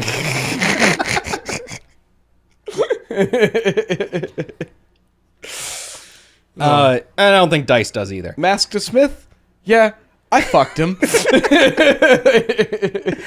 So, this first level, you're in the Celtic building, whatever the fuck that means. It's just like a building. You know what I mean? It's just like a complex of some sort. Yeah, there's like a library, there's bathrooms, there's like laundry facilities. Yeah, I can't tell if it's like there's something that one of the videos talked about quite a bit where it's like all of these places are like they're real world places to a degree, but like once you get into them and stuff, it's like it's very strange. You know what I mean? Like it's not quite, it's almost like I would like akin a lot of these to like a dream world where it's like you'll have a dream where you're like, oh yeah, okay, I know. Technically, I think right now I'm in a school, but everything's really fucking weird. You know what I mean? Like nothing quite fits. Yeah, and before it was really like a big thing, 20 years ago, this game is full of really wild liminal spaces. Yes. But for the most part, levels have you finding soul shells. Yep. And also solving finding an puzzles. odd engraving. Yes, usually there's some sort of key item you need to solve a puzzle. There's usually a ring you have to find, and there's usually a handful of puzzles you need to find. Yeah. All of the puzzles are usually for you to get a soul shell or to give you access to a soul shell. You know what I mean? But the ultimate thing is ultimately, you need soul shells. That's the last thing. Yep. There's an odd engraving in every level, and that's like a key that unlocks the last part of a level. Yes, whether it's like a circuit box or like fucking literally a key for a door or something. Yeah, You know what I you mean? just find like a weird little object, you shove it into a thing, and that unlocks find a something hole that somehow. you're like, that fits. All right. And then there's a bunch of mini puzzles in between that. You find, the rings. You also, like, when you start a level, you can't access all of your personalities or all of the... No, there's like the ones you absolutely need. You know what I mean? A lot of times, because like as we mentioned, like they each have their own ability, whether it's like invisibility or Kaida has the blood ability where she can like take blood in or like put blood on the wall to fucking like get a wall to disappear. Oh, I forgot she can take blood in as well. Yeah. It's only for literally one puzzle the entire time. In the first level, I believe, first or second level. Yeah. But I think it's the second, but it might be the first. it might be the second part of the first level. Anyway. You need to kill a certain number of Heaven Smiles before you can unlock more guys in each level. Yep. Each level you start out, some are accessible, some aren't. Yep. And it should be kind of a thing that tips you off is, I think they're called personas on the menu. Yeah, or personalities. Personalities, right? Yeah. Mm-hmm. So it's like you do see Garcian turn into Dan Smith in the first level, and also in the first level you see Garcian or Dan or whoever turn into Harmon. Yes.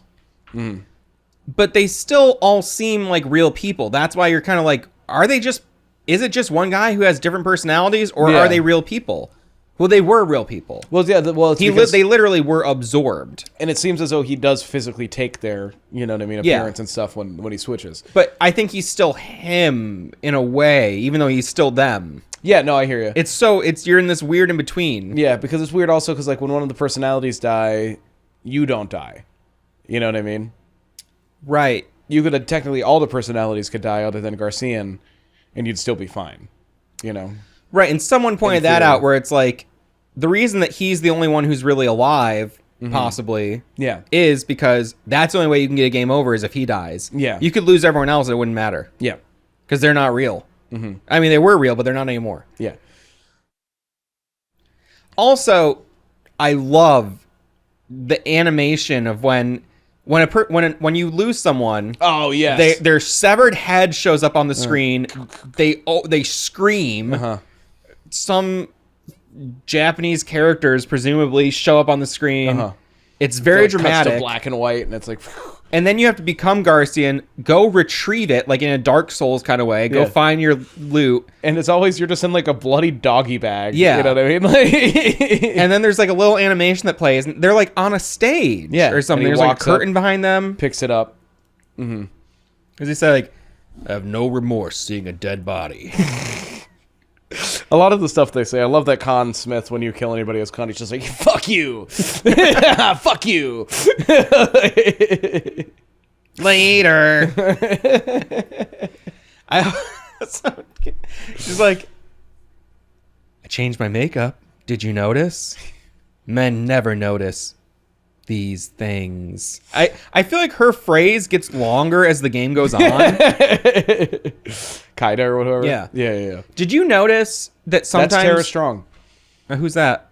I know that name. Yeah, I gotta remind myself. She's done a bunch of voices. I think she's in Futurama. Powerpuff Girls, I think. Yeah, Fairly Odd Parents, The Boondocks. She voices one of the kids in The Boondocks. She's like two of the voices in Rugrats. She's like Tommy and somebody else. Wow. Powerpuff Girls. She's like two of the Powerpuff Girls. Crazy. That great cast. Surprisingly good. The video games often surprise me with like the cast that they're able to like pull together. Like I'm playing through the original Fallout games, and it's like Matthew Perry's in every one of those There's games. a crazy cast in those games. Yeah, it doesn't make sense. Like fucking Kevin Spacey's in Fallout 2. Why? Yeah. You know, like not to talk about him too much, but just he was a great actor. Yeah, it's a shame what happened to him. It's just a shame.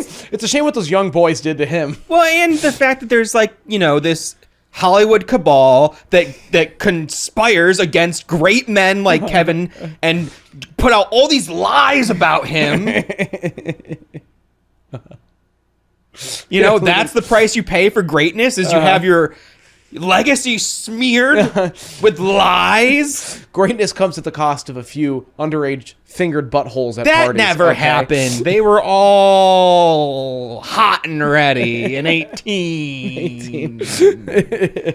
They're all tall. Tan, No, I have fit, no and ready. doubt that Kevin Spacey is probably a very evil man. Yeah. I wasn't there, but everything I've read heavily into, because he's one of my favorite actors. Well, I was like, I don't want to believe that he's that evil. And then I was like, ooh, nothing about this looks good. There was never really a full denial of any of his actions either. He was just like, I'm gay. Yeah, And you're like, I know. That's not a fucking... You can't do that. No, you can't do that. It's like, maybe It's I touched basically these like, boys. It's because I love it's- them. Do you remember like someone takes some cups and go, you wouldn't hurt a man with glasses, would you? Yeah, basically. That's that. It's like, you want to call me a pedophile, right? Because I'm gay, and not all gay people are pedophiles. You can't say that. Like, no, that's not... No. It's okay I touched these young boys. I'm gay. I'm actually black. You can't come after me. I'm black. Do you think it'll work? It's almost like saying you can't sweat. It couldn't have been me. I don't sweat. Who is that? That's Prince Andrew. Right. Oh my Well, God. it couldn't have been me described as this flop sweaty man molesting this young girl. I can't sweat. as he's like dripping. Oh my God. He's dripping in it with anxiety. It's one of the worst clips. At least we can laugh. The absurdity of it. Yeah, so this first level, I've played through this first level so many times, and there's a couple spots where I was like, fuck, I'm really overwhelmed by the enemies here. It's like the one specifically I remember is when you're at the end, not into the library, but at the entrance to the library or the bathrooms. You walk in and there's just like fucking 5 guys there. Yeah. And they're all coming right at you. And I'm Right, just like, right near the bathrooms, yeah.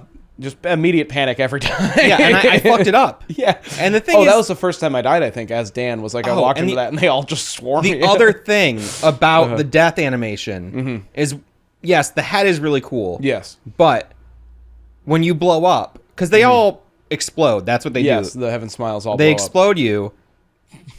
It's kind of like, almost like when like a nuke goes off or something. Like you see like, have you ever seen like like almost like a shadow gets like flashed onto something? Oh, yeah. It's like, if you let that death animation play out, like the music goes like, and like your silhouette, the screen goes black, your silhouette's there, but your silhouette like gently smears. Yeah. It's so fucking cool looking. Everything about how this game was animated is sick as fuck. It's crazy that they put so much care into making every little fucking thing look cool. Yeah. It's like the level of just like polish and style is, for me, never been matched. No, it's just they had such a clear vision and just like committed to it so fully. It's the kind of stuff I know more games would love to do, but it's like it's hard to like, okay, hey, we're trying to make the game work. We can't put like fucking like 25 unique animations into the game over screen. yeah, right. But they did. They pulled it off. There's at least 8. So crazy. So once you finally get into, deeper into the building, you see this woman, Angel, who's like an anime girl. Yeah, she is literally just like a very kawaii, you know what I mean? Like, which is like so confusing to me. So I saw her like prototype and she had a different, like more human look. She's not the only kawaii boss you face either. But the other one is a cosplayer. Oh, okay, yeah, that checks out. This Angel almost felt like, I think she was supposed to be like a distraction, though. You know what I mean? Like, she's clearly not the actual enemy, as you discover in a moment. This is the first boss fight you have, is with Angel. And it's pretty, like, indicative of what the rest of the boss fights are going to feel like, I think, personally. Where it's like, it's one of the more involved ones, frankly. You know what I mean? Yeah, so she has 4 faces on her back. Yeah. And she's rotating. And she only stops rotating to shoot fire at you. And, like, you got to time it where, like, as soon as she goes to shoot it, she shoots it, then you got to run so it doesn't hit you. And then she'll stay there for a moment. And you're on a circular track around her. Yep. And you have to get to, like, just the right position behind her where you can, like, kind of see the faces a little bit and shoot them from there. Yeah. Not particularly hard. Not super easy either, but no, like, but most of it's very similar to me to early Remedy boss battles, where it's more like, you need to do some sharp shooting, or the Max Payne boss battles, or Quantum Break, frankly, yeah. Obviously, you gotta hit a small target, but also there's a bit of an environmental puzzle you need to solve. Yes. Whether it's getting yourself in the right position or creating conditions that allow you to shoot them. Like later, Ayami Blackburn, the other anime girl you battle, you can only hit her when she's in the light. Yeah, and then you see her later on, and it's the same thing. Where only when like the garage doors open or whatever for the windows. Yeah. And then there's the guy who it's like he has to go under the certain part of the pillar, and then you have to time it right. It's all timing and accuracy. That's what everything is, and it's not. They're never too hard. I didn't think. No, I thought the Heaven Smile mini bosses were sometimes harder. Yeah, in certain times, yeah. Especially when you haven't figured out how to kill them yet. Yeah. You know what I mean? Like when it's your first encounter and you're like, okay, I have to shoot them here, but I didn't realize I had to shoot them as Mask. You know what I mean? I Right. didn't realize I needed to charge this up and then shoot them to do it. Before you get to that final boss, like through every, like we talk about these Heaven Smile mini bosses, you hand in your soul shells to the gatekeeper at the Vinculum Gate, and you go up a little stairwell. Yep. And then you go down a hall, then you go into the Coliseum. Which is really, it's almost like a circular parking garage. It is, yeah. And then you go through, you enter a door. Yep. That kid comes up. Yep, you see Cass Bloody Sunday. Yes. He gives you a little monologue. You fight a unique Heaven Smile, which later becomes a common enemy. Yep.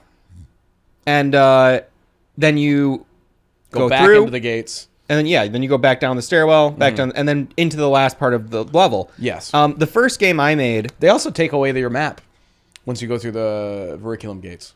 Oh, really? I didn't know that. No more map anymore. That's funny. So you just I have only to- found out about the map on like mission 5. I can't fucking believe that. It was so useful for me so often. I bet. Well, because it also tells you like what personality you need to use in the different rooms. You know I what didn't mean? understand that. It tells you what ring you need to use in the room to solve the puzzle. I was like, what do those symbols mean? I don't know. I was like, Mask isn't there. Why is his face on the map? I didn't think about it at all. I was probably twisted. But the first game I made, I tried to like steal that idea of like, you go in, you enter, you give the soul shells, and when you're going up that stairwell, it's kind of like slow. Like everybody has like a slow and kind of unique stair animation. Yeah. And it's like got this like pumping like dance music. The, Oh, yeah, the the music music rips. changes. Yeah. And then the music cuts. As soon as you open the door. Silent. And then after you kill that Heaven Smile, the music starts pumping again when Yeah, you're back on the stairwell.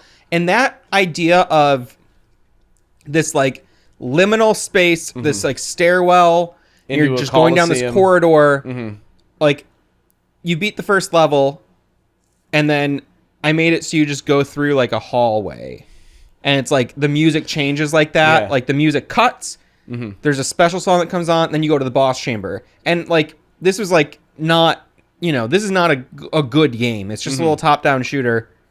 But like I wanted so badly to try to like get like even just like an ounce of that style of like how that felt to like the game does such a good job at like creating these like unique scenarios that might only last for like 5 seconds. It's like I'm just walking down a hallway. Well, like the music does such a good job with that too, where it's like the sparsity of it in some moments, and then at other times it's like you do hear like maybe 30 seconds of a song or like 1 minute of a song at the most, or even And then less. it's- Sometimes and then- it's like literally like like 10, 5, 15 seconds, but maybe. like every time it's so good and it fits the setting so well, and it gets a certain like feeling into you. I found like a YouTube playlist. It's like the Killer7 unreleased soundtrack. And it's got like 70 tracks on it.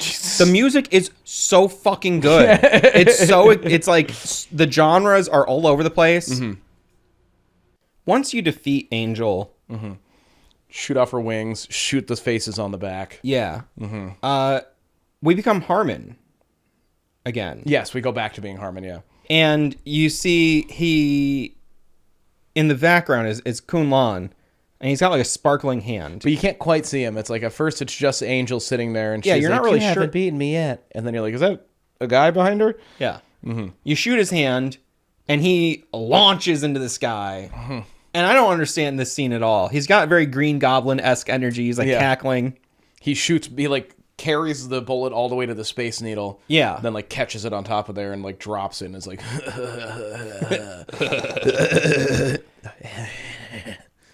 And then we go to Garcian's trailer house. He just lives in a trailer. Yeah, he lives in a little trailer, like in a semi-urban area, it seems, too, Yeah. which is weird, yeah. Very, modest setup. There's a kitchenette, a little living room area, kitchen, the dining area, and then like a hallway. And off the hallway, it seems like there's a bedroom and a bathroom, and then a forbidden room And then another like triple locked door. that goes to a basement. Oh, okay. Do you ever open that? At the very end of the game, you go into the basement. Oh, yes. Yeah. Yeah, that's where you find the last Heaven Smile. Yes. So you go in there, and I think this is the mission where you go to the TV and you have to activate Harmon. You have to wake him up. Mm-hmm. But when you go in the room, I think this is where Samantha is like riding Harmon's junk. Yeah, you know what I mean? Yeah, she's like grinding on him. Yeah, she's like dry humping him aggressively. You know what I mean? But it seems like it's really just for her because Harmon's just kind of like head leaned back, like. And he's completely comatose. Yeah, and she's like, ugh! You know, she's like really going. I read that in the Japanese version of the game, her moans are not like censored entirely, but they cut it short. But like, oh, okay, in the version we played, it is there's no holding back at all. She's going off. Yeah, she's having a good time. And this like it kind of makes me like, you know, like you can get like elderly care position. Someone's screaming outside. Yeah. My neighbors have gotten very loud lately. Yeah. A lot.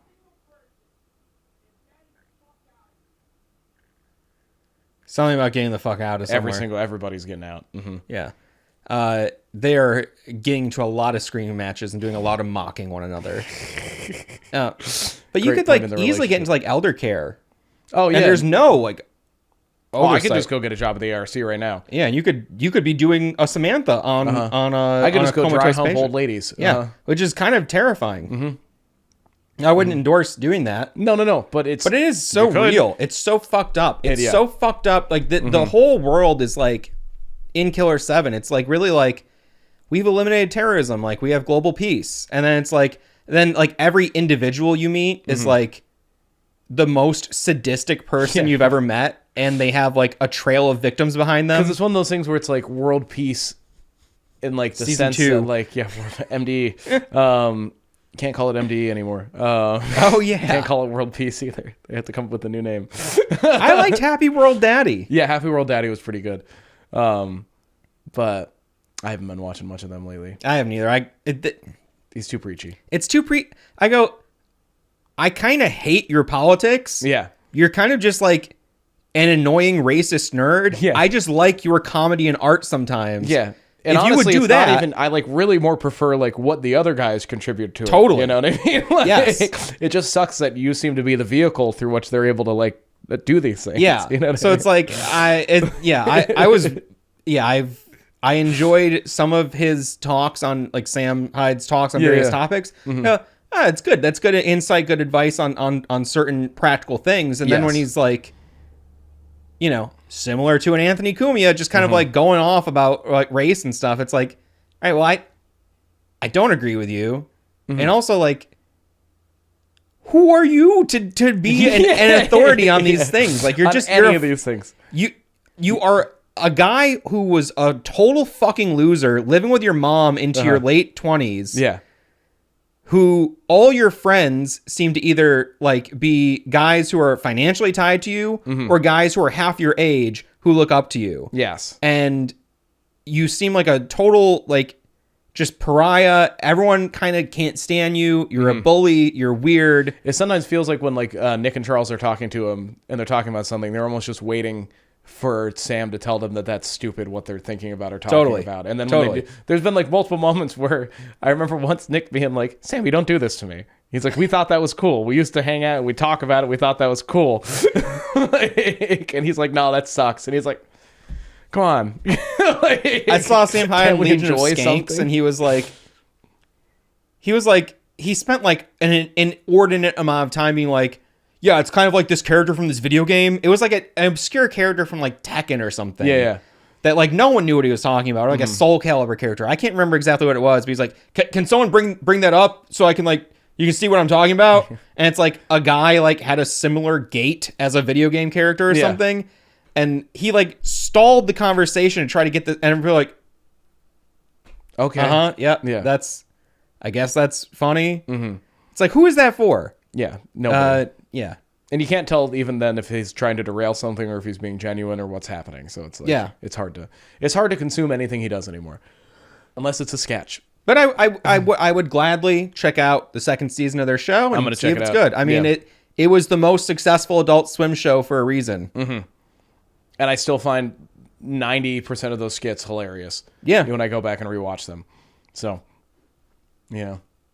Problematic? Sure. I would say, show me someone who isn't. Yeah. Honestly. Yeah. Who's that? I don't know. Even like people who are much more prolific and much more mainstream success. Yeah. You know Eddie what I mean? Murphy. You ever hear his rants on gays? It's pretty disgusting stuff. More disgusting than anything I've heard in a Sam Hyde sketch. Yeah. Frankly, yeah. Anyway. World peace is achieved in the world of Killer 7, but everyone in the world is either a victim, a pawn, or a total sadist. Like it's just a sociopath. You know what I mean? Yeah. Well, it's to the point where it's like the peace that they have is very surface level and it's almost like the peace that they have is just to promote trade. You know what I mean? And make sure that they can all financially help each other out, all the world powers, that is. You know what I mean? Yeah, and even like reading up on my fucking fat thighs are falling out of my shorts. Reading up on like Harmon Smith's background, like he was like a prominent member of like a big trading company early in his life and stuff. Okay. Like the East India Trading Company, maybe in fucking 1750. No, but something very similar. Yeah, no. You know what I mean? Like it's all very commerce oriented. Yeah. Well, that's what I mean. That's like that's the peace that they achieve. It's just now everybody can trade with each other, no problem. Yeah. But there's still clearly these, even though until the terrorist attacks start happening, it's clear that there's a ton of dissent and these parties forming in these different countries that are like, we don't like this. And I'm not all about this world peace, quote unquote. You know what I mean? Yeah. And even nowadays, it's like, you know, like more and more, I think the idea of like a global community has been pushed on us. And it's like, Globalists. it's like, you know, like globalism used to be seen as a very evil thing by a lot of people on the left. And now it's like kind of like pushed as like a thing we should strive for. Like we should connect all these countries. And it's like, okay, but when that happens, someone's coming out on top. Yeah. And it's not these people that are getting brought in. You know, it's like, I mean, not to get too political about anything, but like, Yeah, but it's not as though the just people who are already... look at how we're treating the global community right now. Yeah. I mean, there is an incredible amount of Despite death the fact and that we have destruction. like NATO and the United Nations and stuff like that, and these supposed like world groups. Yeah, they're even supposed to work even together. groups that are recognizing what's happening are choosing to not do anything. do about anything. It. You know, it's like, you know, it's very, and to play a game There's genocide from 20 years happening. ago. Yes, there is, and it's awful. Anyway, even like, you know, our you know, forming more of a relationship with like China. China. Like how so many movies are like censored and like to like fit. They took John Boyega off the Star Wars posters in China because he's black and he was a main character. It's like that's the only difference between it's like the posters. do you see like what this really means? Like like honestly, like I have no problem with people from other races or other cultures or whatever. No, I don't think we need to. I don't think like a black guy should like date a white girl. No, I mean like I don't think that like countries need to mix. Not like in terms of like I don't mean like racial. I don't like think that interracial relationships. I mean like we don't like. It's okay if there's separate cultures, separate economies. we don't need to appropriate everybody's cultures into one mega culture. You Right. know what And, I mean? yeah, Like, because like when we're not like blending cultures. We're like a dominant culture is absorbing another culture and eating all It's like the, if you look- the civilians like if you look at, and like, just chewing them up. like the way that a lot of UK culture is, you know what I mean? Where it's like in the UK, like it's been taking a very long time for like people of color, and like there's still a ton of racism in the UK, and like specifically like there's a lot of Extreme mistreatment racism. towards like people from India and Pakistan. The national dish is chicken tikka masala in the UK, which is a dish created by colonized Indian immigrants living in the United Kingdom. You know what I mean? And so it's like things like that will always happen where you'll be like, oh my goodness, I love Indian culture and I love Indian food. You're like, but they smell horrible and I hate them and they're dirty and they're trying to steal my money. You know what I mean? It's like that dichotomy constantly exists. And like, if you just expand it beyond that, whoever is like the top, like you're saying, is just going to do that. Yeah. They're just going to consume everyone else's culture. They just spit take out the shit parts they like spit out the and shit they don't like. Get rid of the people. Yeah. Uh-huh. I just heard I never liked Open Mike Eagle. Oh, okay. Yeah. He's okay though. but I heard him like I listened to him talk about. He was talking about Diddy and everything, and he was kind of doing like a rant on a stream that I saw a clip from. And just as an MC, I just never really liked him very much. I've always liked him as a guy when I've heard him like on interviews or podcasts. He's got Hannibal Buress into the whole music thing. Okay. Hannibal Buress is on like a couple old. I think it's I can't remember the name of the album now, but it's one of his earlier albums. Oh, so he's friends with a landlord. yeah. But he was talking about like how basically, you know, early hip hop, even NWA and stuff, like when it was getting bigger, Public Enemy, KRS-One, all this kind of shit, it had a very anti-establishment edge. Yeah. And the only time that like hip hop really blew up mainstream was when it got rid of those usually pro-black or pro-humanist, like KRS-One had a big kind of like falling out with a lot of people because he wasn't so much pro-black as he was pro-human. They call him like Captain Humanism and stuff like that. They would like roast him for being like, you know, but he's like, it goes beyond race, you know? Well, but he's clearly also still acknowledging like Sound of the Police and shit like that. He's clearly acknowledging like specific, you know what I mean? He's like, just saying like the struggle doesn't stop there. Yes. Yeah. But whereas like someone like Public Enemy or like the people that were a lot more into like, I feel like there was a lot of people who were super into Louis Farrakhan. Yes. Back then. And then And only Farrakhan discovered is a racist, I'd say. I mean, pretty openly a lot. He's openly anti-Semitic. Yeah. You know what I mean? And like for sure just racist. And also, but I mean, I have listened to a lot of Farrakhan, and I find him very inspiring. He's a great speaker, but also, yeah, you can't deny that he has a lot of really problematic views. Yeah.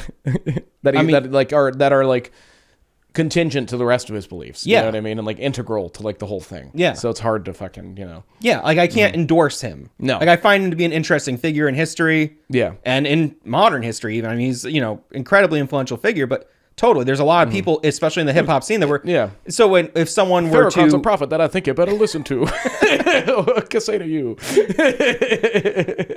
follow for now. But so Mike was talking about how, you know, when hip hop started focusing more on consumerism Yeah.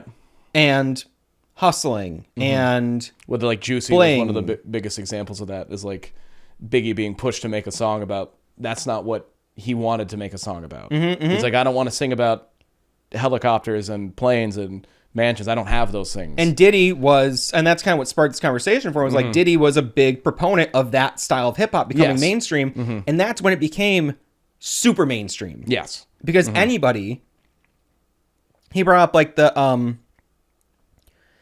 who is it? Every Day I'm Hustling. Is that, Every day I'm hustling. Oh, who is that? Oh, fuck. is it the CO guy? No. It's a guy, it's not Mike Jones, is it? I think it is Mike Jones. Give me 1 second. I should know this. I never liked that song. I thought that song was really whack. It was just big when I was in high school. I only heard it like in memes. I didn't Rick like Ross. Rick Ross. Okay, that Rick is the Ross, CO yeah, guy. Rick Ross. Yes. I always thought Rick Ross was pretty whack. But Well, yeah, I mean, he also just like stole his whole Steez Totally. persona. You know what Totally. I mean? Like, but you know, Mike Eagle's like, oh, I can see how anybody can, you know, relate to. Oh yeah, I'm hustling. I'm like working hard to like achieve status. yeah. That is like a thing that can go for anyone. Yeah, And ultimately, yeah. Because everybody's trying to improve their life for the most part, you know. yeah, so it's kind of just like, I don't know.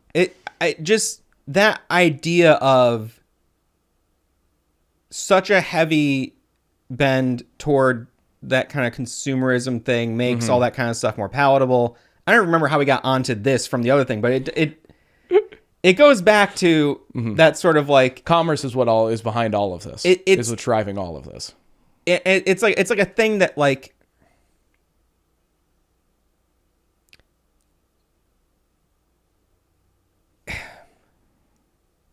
a lot of I wish I could like boil it down to like it's just a statement, but it is just like look back in the day and it's like a lot of rap was like maybe not hyper violent, but there was a lot more violence in rap. Totally. You know what I mean? For sure. Whether it's like from Tupac to Biggie to like Big L, whatever. You know what I mean?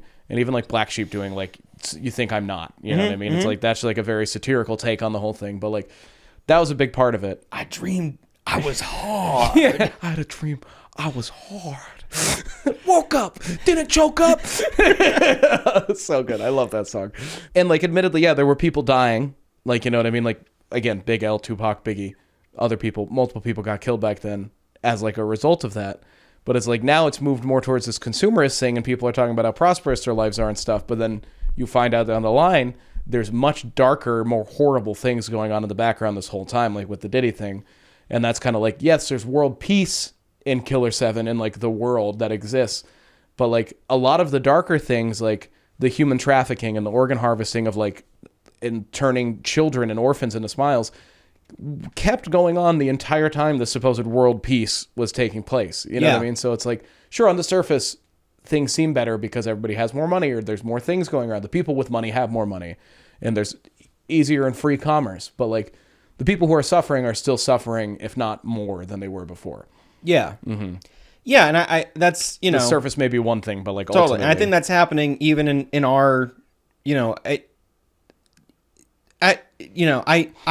the globalization thing really freaks me out. It really, and it sounds. You and Alex Jones. And that's the thing I don't like is that you know, talking about the globalists. It's like I get it. Is that like code word for Zionist or something? You know what I mean? Uh-huh. It's like, but at the same time, like it's all the David Icke shit. You know yeah, it's I mean? like no, but it really is to me very evil for us to go into these places and just basically appropriate everything, take over, put them into these like slave economies where they could never like create their own wealth. Mm-hmm. We can only give them, you know, enough money to look at survive Haiti under or Puerto Rico or any of this, you know.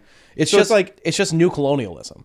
Yeah, that's all it is. Under the guise of progress and a global community. It's kind of like, I wish there was a way for us to go like, you know, in terms of like when we need global communities to like kind of, you know, come together, it's like maybe we could help build your infrastructure or like, oh, they're having issues with like food supply or water. It's like, oh, let's offer aid to fix those things. Not like, oh, let's put factories there that they can work at and then we can destroy their environment and then I can get really cheap shirts. Yeah, and I can kill all of them by like putting them in these horrible conditions and like literally poisoning like their, to me, you know. that's the globalist stuff. That's the globalization is like creating this like network, this economy where it's like we could have minimum wage workers because all over the globe. Again, going back to Killer7, their idea of world peace and connectiveness isn't that. It's literally through trade. It's like let's have a big fucking bridge for where you can just like oh, now I can exploit people anywhere. Yeah. You know what I mean? Like that's so that's all it is. And that's, you know, when I was a kid, especially around the time that this came out, I was listening to Leftover Cracks, Fuck World Trade. I love that record. And I agree with a lot of those messages. Though again, a lot of the people I love and I have respected through my life, I've come to find out are really bad people. Yeah, none of the guys in Leftover Crack they're are good bad guys. dudes. Yeah, they're all fucking shithead, heroin addict, real fucks. criminals. Like like not cool people who I've heard a lot of bad stories about, interpersonal relationship stuff that's bad. Yeah, they're horrible guys. You know, so it's kind of like I don't know. I mean, they're not horrible, but they're not good guys. I guess there's no more heroes. That's why, you know, I don't mind having like problematic figures that I enjoy their work or their or whatever, because like the deeper I look into almost anyone, I find out like, oh, they did something terrible. Yeah, to get there. Yeah. And it's kind of like I can't help but be influenced by their contributions to the culture. And I think that a lot of people who get very self-righteous about that kind of stuff don't do enough introspection and to look at like, you know, oh, what about the stuff that you are really into? Have you looked at how problematic that really is? Or are you just kind of like pointing the finger at everyone else? It's like we live in such a compromised society where like getting up and getting status and doing whatever is almost always at the great expense to everyone around you. Yeah, it's always about it. I mean, like, at least, especially in recent years, it's all about like, I am better than you for this, this, and this. You know what I mean? You're worse than me because of this, this, and this. Like, you enjoy that thing. I'm a better person than you because I don't consume that media. You know what I mean? It's like, well, 100 million people consume that media. You know what I mean? So are you better than all of those people? Yeah, and also consuming it doesn't necessarily mean that you endorse those ideas or endorse the beliefs of the people. Like I've read the Turner Diaries. I don't know if you're familiar with that. It's like it's kind of like a white supremacist apocalyptic fictional novel that's also just a propaganda piece. That's like, like, oh, when the race wars occur, white people are gonna need to band together. It's like, I read that out of, I'm curious what that stuff is like. I'm curious what these people are thinking. I think it's disgusting. It doesn't mean I don't, but I can still experience it. And obviously I didn't need to read it to know that I was going to think it was disgusting. Yeah. But I still want to think for myself and still know for myself and not just have someone else tell me this is good, this is bad, Yeah. Like, I like to experience things, and I think that's something that a lot of people maybe, if they don't have strong convictions and strong, like, personal ethics, they can read something like that and be like, oh yeah, the race war is going to happen. Yeah. You can and be easily swayed, yeah. Yeah. So weak-minded people are always going to be swayed by that kind of propaganda, but doesn't mean that you need to live in constant fear of it if you are a person who lives a principle-driven life. Anyway, this all ties into Target 2, Cloudman. So, we're still on Target 1 Sunset. Oh fuck! All right, Target 1 Zero Angel. Okay, this is also getting kind of crazy. Yeah, we did 00 Angel, and now we're moving into Sunset. So Target 1 Sunset. So this takes place across 2 different locations. There's Restaurant Fukushima and the Kaku building. So the first one is a Japanese restaurant that's been infested with Killer7 or Heaven Smiles. Yes, and now soon to be infested with Killer7 because you're coming there. Yeah. And you come loads. Oh baby, do you come loud? And this is another location where it's like, this is in the United States, but it's like the head of the Japanese Liberal Party, I believe, is the owner of the restaurant, and it's like, you're just walking into like a fucking Kurosawa movie, you know what I mean? Like, it's very like stylized old Japan style shit. Like, yeah, I don't know. There's the trees, like the petals and stuff, cherry blossoms. Yeah, and then there's like the paper doors. Yeah, you know what I mean? And the atmosphere is spot on. And this is where you get the rolling killer smiles that sound like a they sound like a little ball. Yeah, like a little jingle ball. I love it. It's such a good enemy design. Yeah, it is. It's like an old toy. I can't remember. Or like an old, like... I know. I can't think what that is, but I've owned that in my life. Those guys were fun. There's a chef at the restaurant. Yes. Who... He's just standing in the kitchen alone, surrounded by blood, holding a gun. Yeah. And he's like... Ah. And Mask is like, hey, amigo, what's going on? And he's like... And Mask's like, hey, put that gun down. I think he shoots him, and like... Mask headbutts the bullet out of the sky. It's so badass. And then he curves the rockets around him to get the Heaven Smile behind him. Yeah. But that chef is actually an assassin who was sent to... Was he sent to get the Killer7? No. Not for this one. I can't tell what he was supposed to be doing here. Okay, this is where the game starts to get extremely confusing because you also start introducing like 20 characters, and I'm just like, I can't. You start introducing 20 characters, but also, like we talked earlier, there's the different factions. Yes. There's like 4 political parties, but within that, there's also conflict in those parties. Yes. And figures who represent different struggles who are sometimes double agents. Yeah, it's cool. And I could make sense of it on paper, but to recount that in any effective way is not going to happen. No, not at all, no.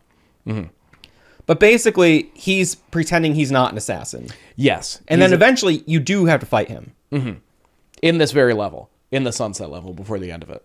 And I kind of thought that he looked like Solid Snake, like in his outfit. Oh, when you fight him? When you fight him? Yeah, for sure. Is that supposed to be... I couldn't tell. I couldn't tell if that was... And he's just rolling around in front of you. That's all he's doing. It's just like... Yeah. You know? I don't know. You as Mask, you need to like shoot the ceiling so it collapses upon him as he's rolling around, and then he just dies. Yeah, it's a very simple fight. Yeah, but it's also like I'm only going to bring up Killer 8 every now and then, I promise, because I know that's not like what we're talking about ultimately.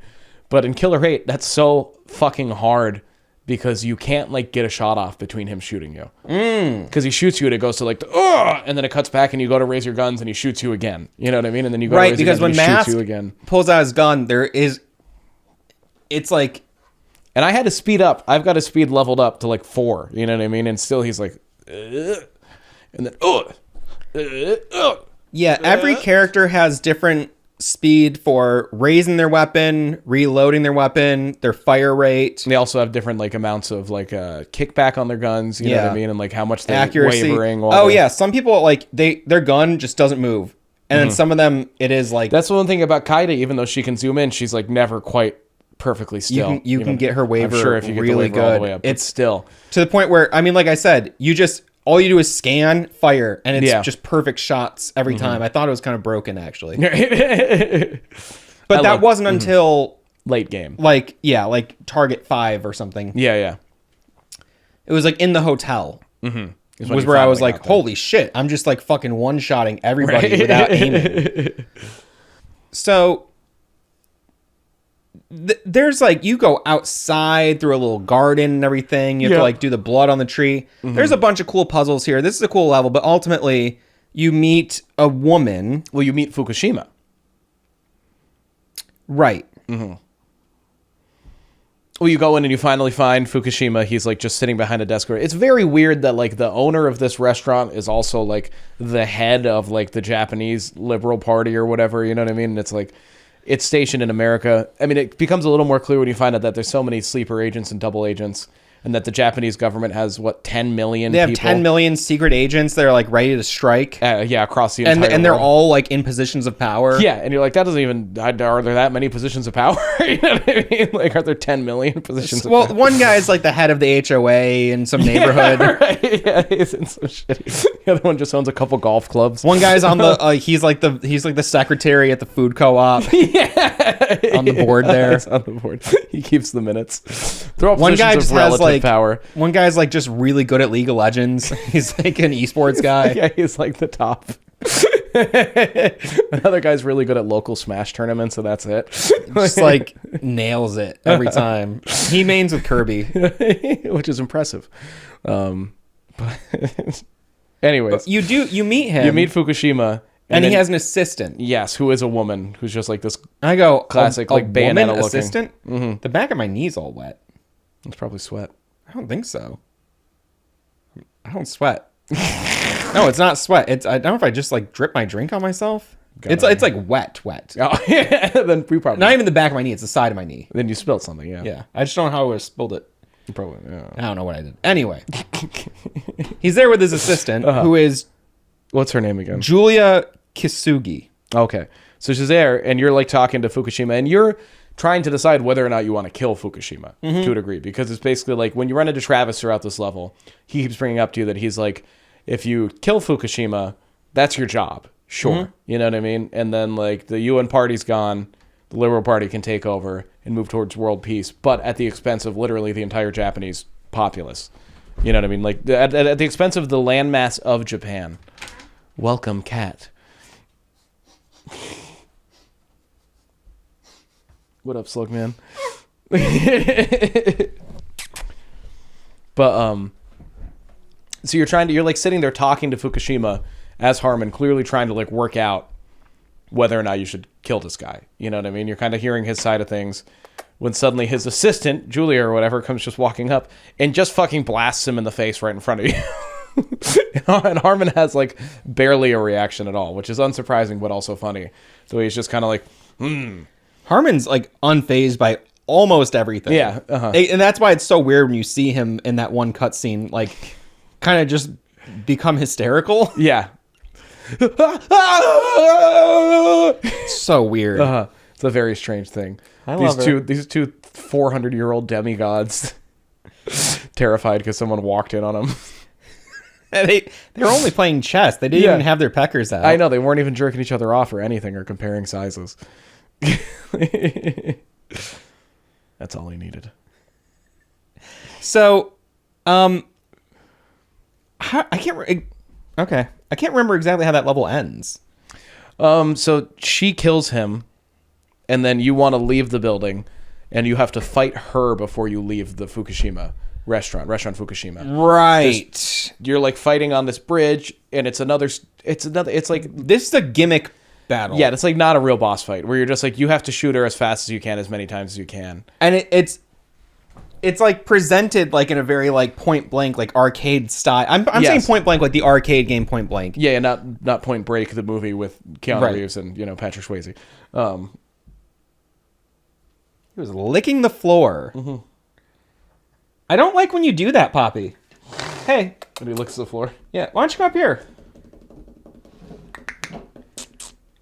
Come up here. Come say hi to the people. They like Sluggo. They're big Slugman fans. All right, well, when you want to, you can come up here. So, you're on... Almost.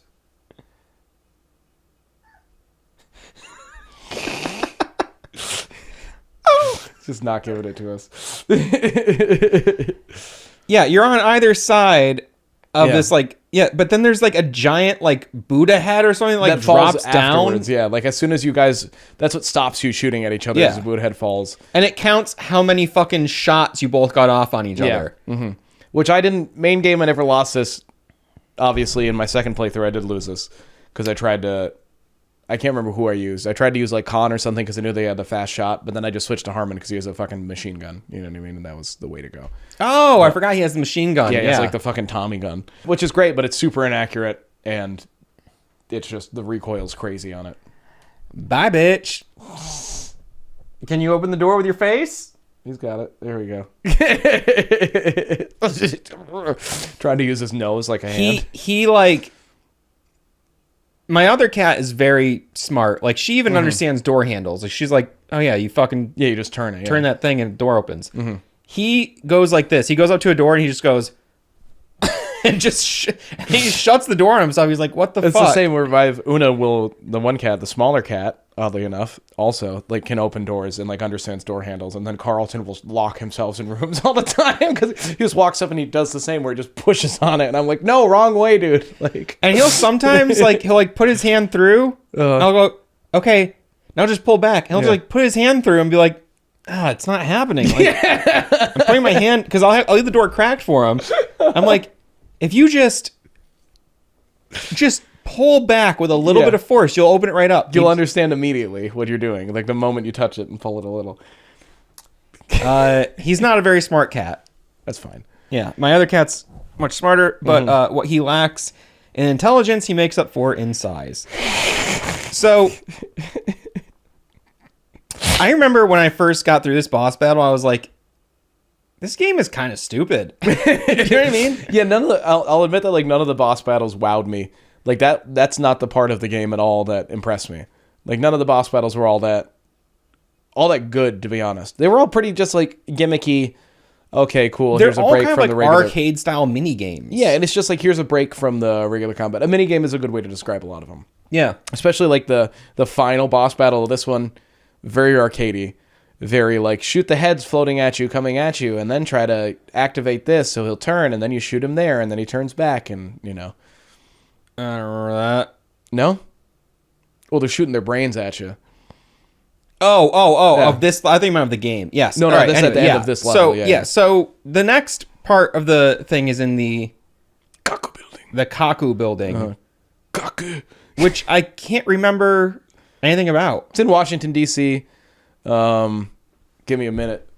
Picture this in my mind's eye. This is the one where you fight Solid Snake. Right. It just seems like an industrial kind of office building, if I remember right. There's nothing too crazy about it. I'm trying to remember more about it, but the main things I'm remembering All I are... remember is the last room. You're trying to get all the way upstairs. You're going up the stairs the whole way. You keep going to the stairwells, and you have to go through each floor. There's a one floor with like the laser things. You got to turn into Kevin to walk through it. Yes. Okay, Okay. it's all coming back to me. I really like the when you're outside, and there's like those stairwells that are kind of like outside. That's the first level. Oh, is it? Yeah. All right, fuck me. No, you're good. That's the first level is the stairwells that are outside. Because then this one, that's an angel. And then this is sunset. And in sunset, this is one where you are just literally on a stairwell. And when you reach each new level, you was always there. And you have to use like a different bridge. This is the one that I thought looked like a school. Oh yeah, for sure, yeah, kind of. But then there is this literal school later. Right. But this like This one has a very school feel to yeah, it. there's like lockers almost and stuff, and then like this is the one where there's the dice puzzle. Yes, where you just have to like keep hitting it till you get fucking snake eyes, and you're not really doing anything at all. Yeah. And there's also the horse race puzzle. Oh, that was one of my favorite. I do love the horse. I just loved watching the horse race. All the puzzles are really satisfying. You know, for the most part, they all have unique gimmicks, unique looks. Yeah. So when you get to the boss, it is so these are two members of one of the parties. I think they're members of the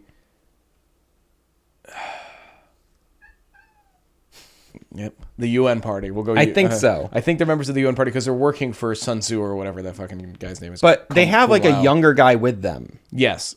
And they're basically like nagging him into suicide. Yeah. They're like, you're such a little bitch, you won't even kill yourself. Yeah. And then instead he shoots both of them in the face. Yeah. And goes to kill himself. But then before he can, Kunlan's like, hey, mister, how about I come here and be your guy? And then that guy, who is named... it's like something like Mirakat. Yeah, it is. It's like Mirakatsu. It's something like that. Yeah. But he winds up being a major figure throughout the rest of the game. Yes. Because he's being controlled effectively by Kunlan or whatever to do what he wants to. Right. Am I on the wrong level? No, okay, I'm on Sunset. Sorry. I'm like, what's this fucking guy's name? I can't remember his name. I've got it. Matsuoka. Yes, Matsuoka. Yes, Kenjiro Matsuoka. Buddy, come up here. Yes, and he's in the UN party. Okay. Yeah, so he has They're all in the UN his party. two superiors in the UN party are kind of like just being like, you know, these younger guys don't know anything about leadership or anything, and like so he kills them and they don't die. No, the one guy like flips his head back and like his jaw closes up, and then they have weird robot voices. And then like the one guy's like nugget is like flipped open like a fucking like an open can. I used to have when I was a kid. It was a punch bowl. It was a knight's helmet. Yeah, and just the top would like lift open. I thought that thing was so badass. I don't know why I ever got rid of that. It's such a cool piece. It was like a full-size knight's helmet. Yeah. It would just like sit, you know? It was like a punch bowl, like an ice bucket or something. Yeah. Should have kept that. Should have held on to that for sure. I've had so much cool stuff in my life, and I continue to get new cool stuff all the time, so I just kind of take it. But there's certain things I go, I was dumb for getting rid of that. I just gave someone my Super Nintendo with Chrono Trigger and stuff. Wow. When I was like 19. Oh, when you're 9. I think like you just did that. I was like, no. I was like, dude, you could have sold that for I know. quite a bit of cash. I understand. That's why like 4 years later I was like, what the fuck why did I just give that to some girl I was fucking? I gave my neighbor PS2 with like 20 games recently, but yeah, like I gave. But he's also I think he's 11 right now. I think he was like 9 or 10 when I gave it to him. Yeah, loves it. Yeah, it was like he was already super into like old school gaming. Yeah. So like, this was like, you know, he was into like 80s and 90s gaming. Yeah. So this is like a nude era that he can actually maybe. Yeah. And it reminded me of my own gaming journey where in the early 90s, I got an Atari. Right. And then I got an NES. Then I got a Super NES by like 96 or something. Right.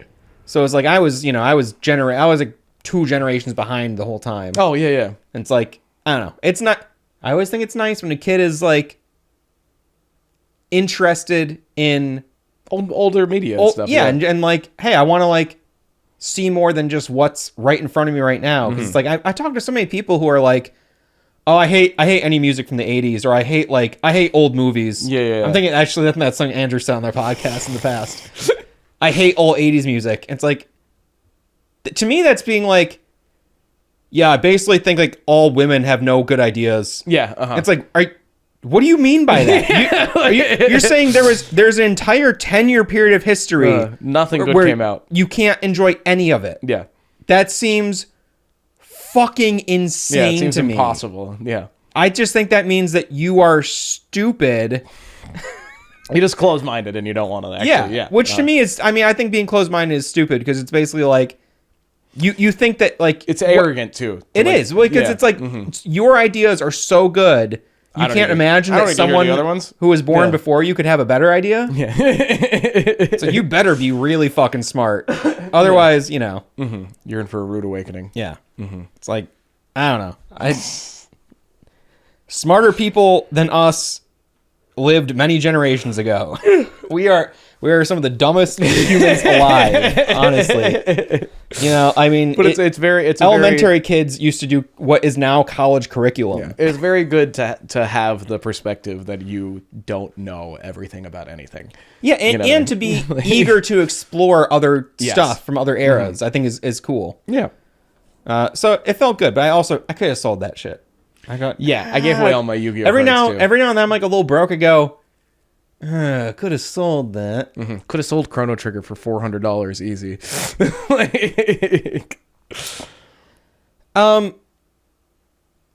Like I said, I did this battle. I thought I did this battle without using Kaede because she has the scope, you can, which makes it so much easier because you definitely can. But it's so one guy, and they tell you like one guy will adjust his tie, and the other guy has a cough. Yes, but you can. What it is like every time you shoot the guy with the tie, and his tie gets fucked up, the other guy comes over to adjust his tie, and you can shoot him in the brain while he's adjusting the other guy's tie. And then it's like every time that guy like shoots all his shit at you. There'll be a moment. The meatballs. Yeah, the meatballs. And then there'll be a moment where, like, after you shoot enough of him, he, like, turns his head and, like, because he's, like, afraid or something, and then you shoot him in the brain. Yeah. And it's just that. This is more of, like, it's another very arcadey boss fight. Very gimmicky. But I'd say probably one of the harder ones. I'd argue it's one of the harder ones. Because the hitbox is so small on those brains, and you, like, have to do a very specific set of things to, like, activate it. And at this point, it's only level 2, so you're probably... I mean, it's level 1, but it's like level 2. You probably don't have your waiver or your criticals up that high. No. You know what I mean? I actually leveled up so I could get better at it. Yeah. Like I made sure on my second playthrough, I made sure that Kaida's waiver and critical and power were like way up. You know what I mean? Just so that it'd be good. Also, I'm not trying to imply that Andrew's stupid because he doesn't like 80s music. No, I feel like he's definitely changed that opinion because like he fucking loves Danny Elfman and you're like Oingo Boingo and shit. So it's like, get the fuck out of here, idiot. And Danny Elfman, another person who has a lot of problematic art. But yeah, I'm like, no. He used to think System of a Down sucked too, you know what I mean? And then, not that they, you know, they're still one of my favorite. If you asked me today, I would say System of a Down kind of sucks. Oh yeah. But also... I think the first record is one of the best albums ever made. Self-titled album's one of the best albums ever made. And then every album is a little bit worse. I think it's like a stairwell. It just goes down. And I liked all of them although way Scars more. on Broadway is brilliant and everything Darren Malakian's done on his own has been fucking the best. And I mean, don't even get me started about John Dahlman. I mean, I've always wanted to hear like a David Bowie song, but like done good. From a fucking bootlicker. I like the taste of a boot. Yeah. Oh, you guys would get along great. Ooh, what is that? That blood. That tastes like Mr. You're like, what the fuck?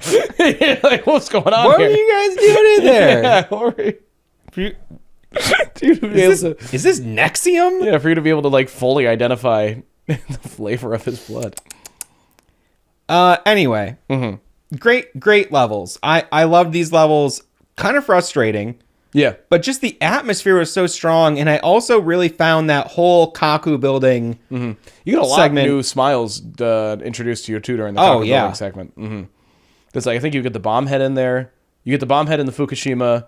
You get the rolling smiles are introduced. The rolling smiles. You get the poison smiles. Yep. I think you might get the winged smiles on this level too, that have like the little things you got to shoot to turn them around. I thought those were in the... or is that the next level? I thought they were on the ISZK land, but I don't know. No, they're before that. Oh, they're because they're in the before Viniculum Gate on one of these levels. Yeah. Yeah. It's either this one or the Olmida one. I can't remember. But Target 2 is Cloudman. There's a Cloudman.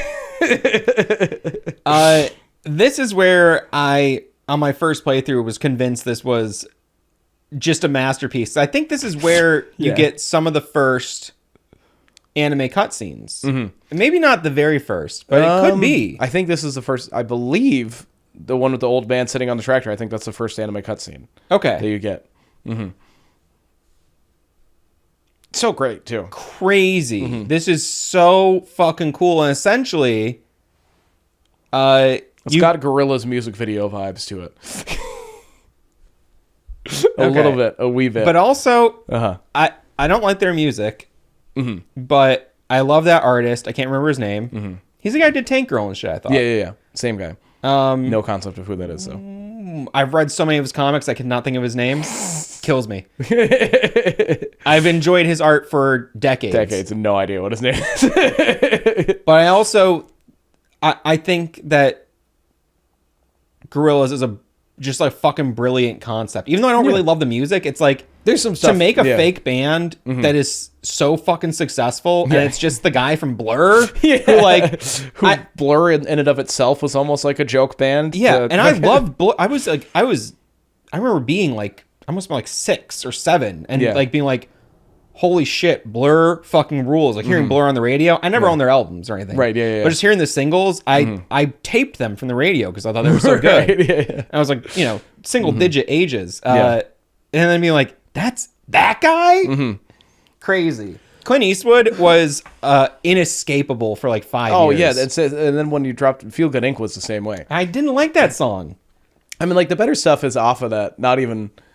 I guess, it's the Clint Eastwood album. I can't remember what it's called, but like 19 to 2000 and stuff like that. Like those are the much better. The deeper cuts are the better songs. Totally. And it's gotten weirder. Have you heard like the anecdote from Dell where he was just like, he didn't want to do the session. Yeah. And he didn't even really understand what it was for. And then like he was like at an airport and heard the song and was like, what the fuck? That's me. Dell's one of my favorite rappers. Like I love that he's shaking the whole fucking thing. Dell, I think, is probably what's one my of Dell's favorite. early singles? Goodness, I mean, Mr. Dabalina was an early one. Again, same time when I was a child. I must have been very young. Taped that off the radio. Thought that was such a fucking brilliant song. So funny, so catchy. Well, he's Ice Cube's nephew.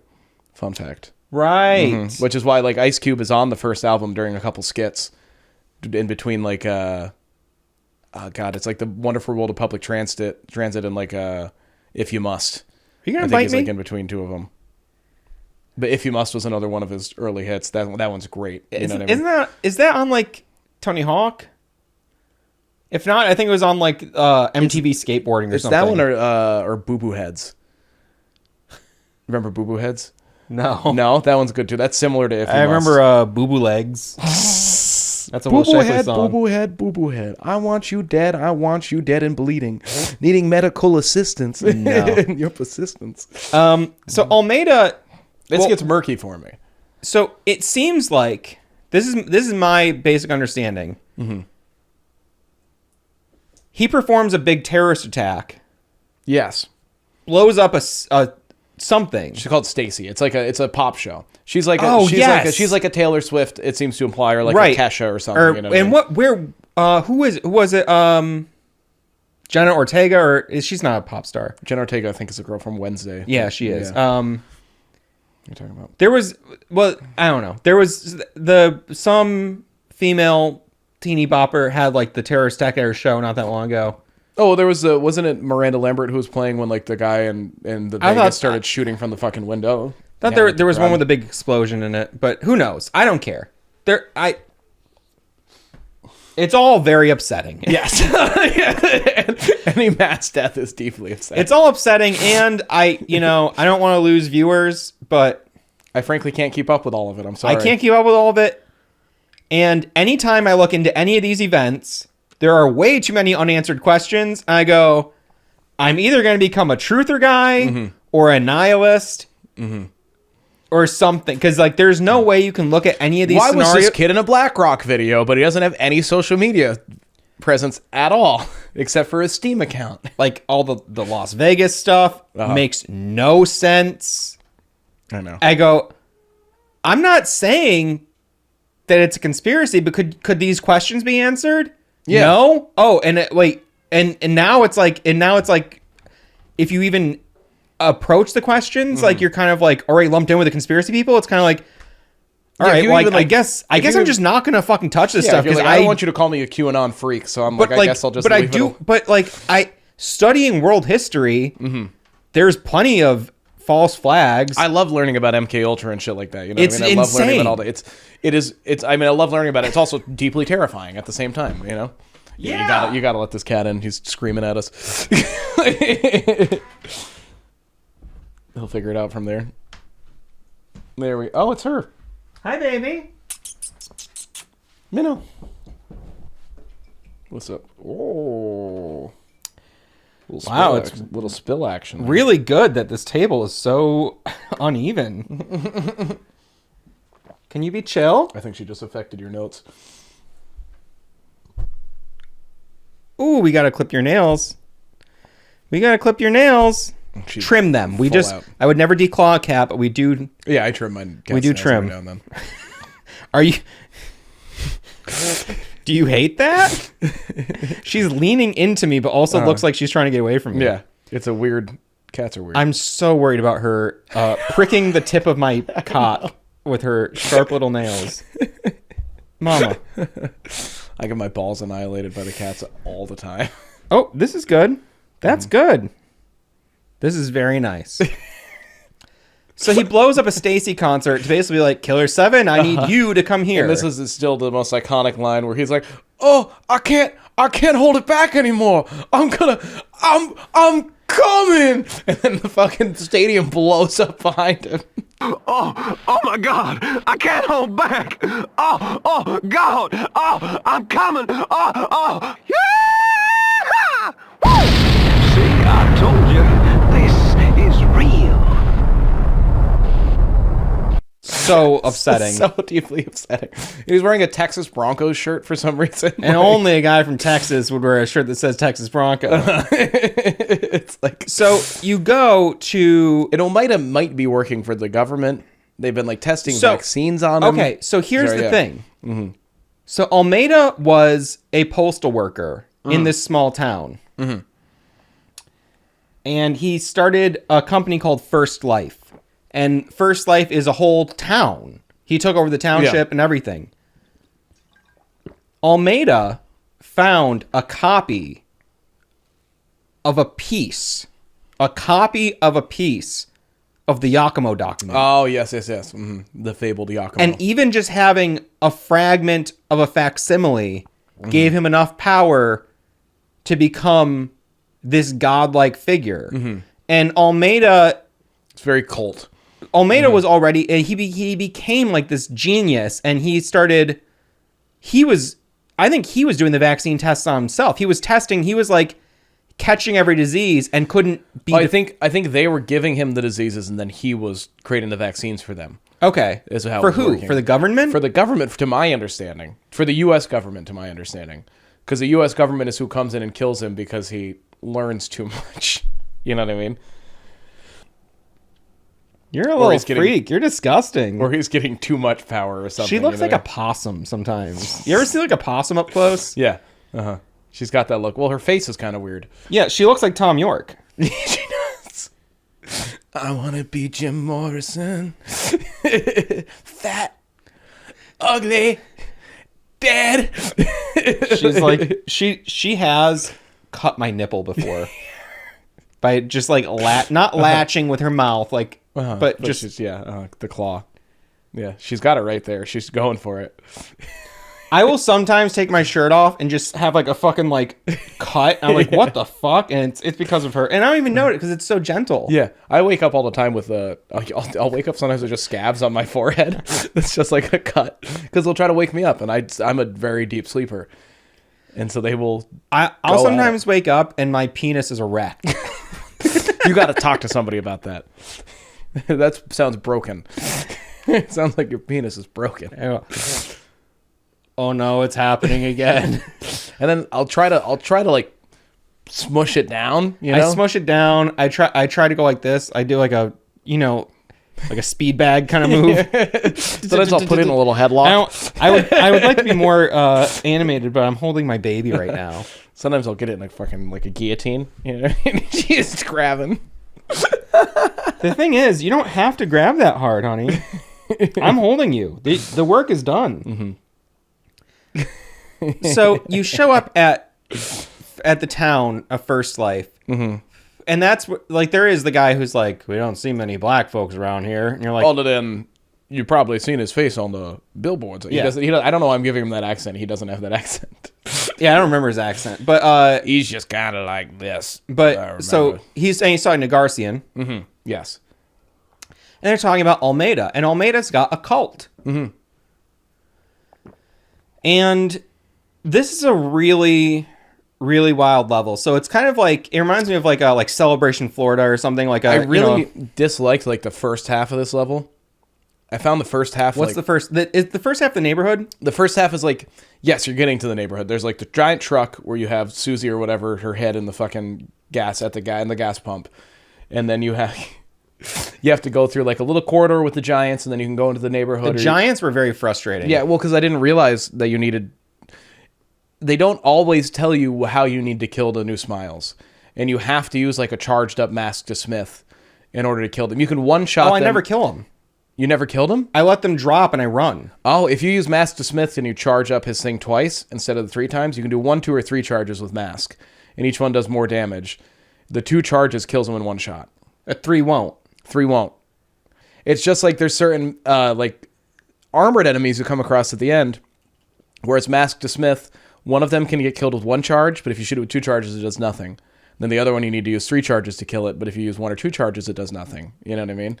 That's funny. I always let them drop. I lure them, let them drop, and then run away. That's the other, from the video I watched today, that's the other strategy it seems to like imply you use, because it's so hard to switch between the characters quickly, and some people seem to be really concerned about like your critical streak. You can get like a streak or whatever in the games. Right, yeah. Which I don't know what that does. Anything. I have no fucking clue. I just think it's like a cool thing. You know what I mean? Because it also tells you how many Smiles you kill at the end of every level, but then I love that. I do like that. I think that's cool, but it also like has no bearing on anything that I love how it like flips over like a speedometer. Yeah. I just dropped condensation on her back and she was like, "What is that? What is that, father? Do you want to lick my cup?" She's not really... Sluggo would love to lick the condensation off a glass. Yeah. She, not so much. Anyway. Anyway. Was licking the condensation off my beer. I had a Red Stripe the other day, and she just came right up, and there was a little bit on the lip, and she just... I'm like, you'll die. Your liver can't process alcohol. Your tiny liver will fail. Man, you're such a little freak. You got a little goblin face. I love it.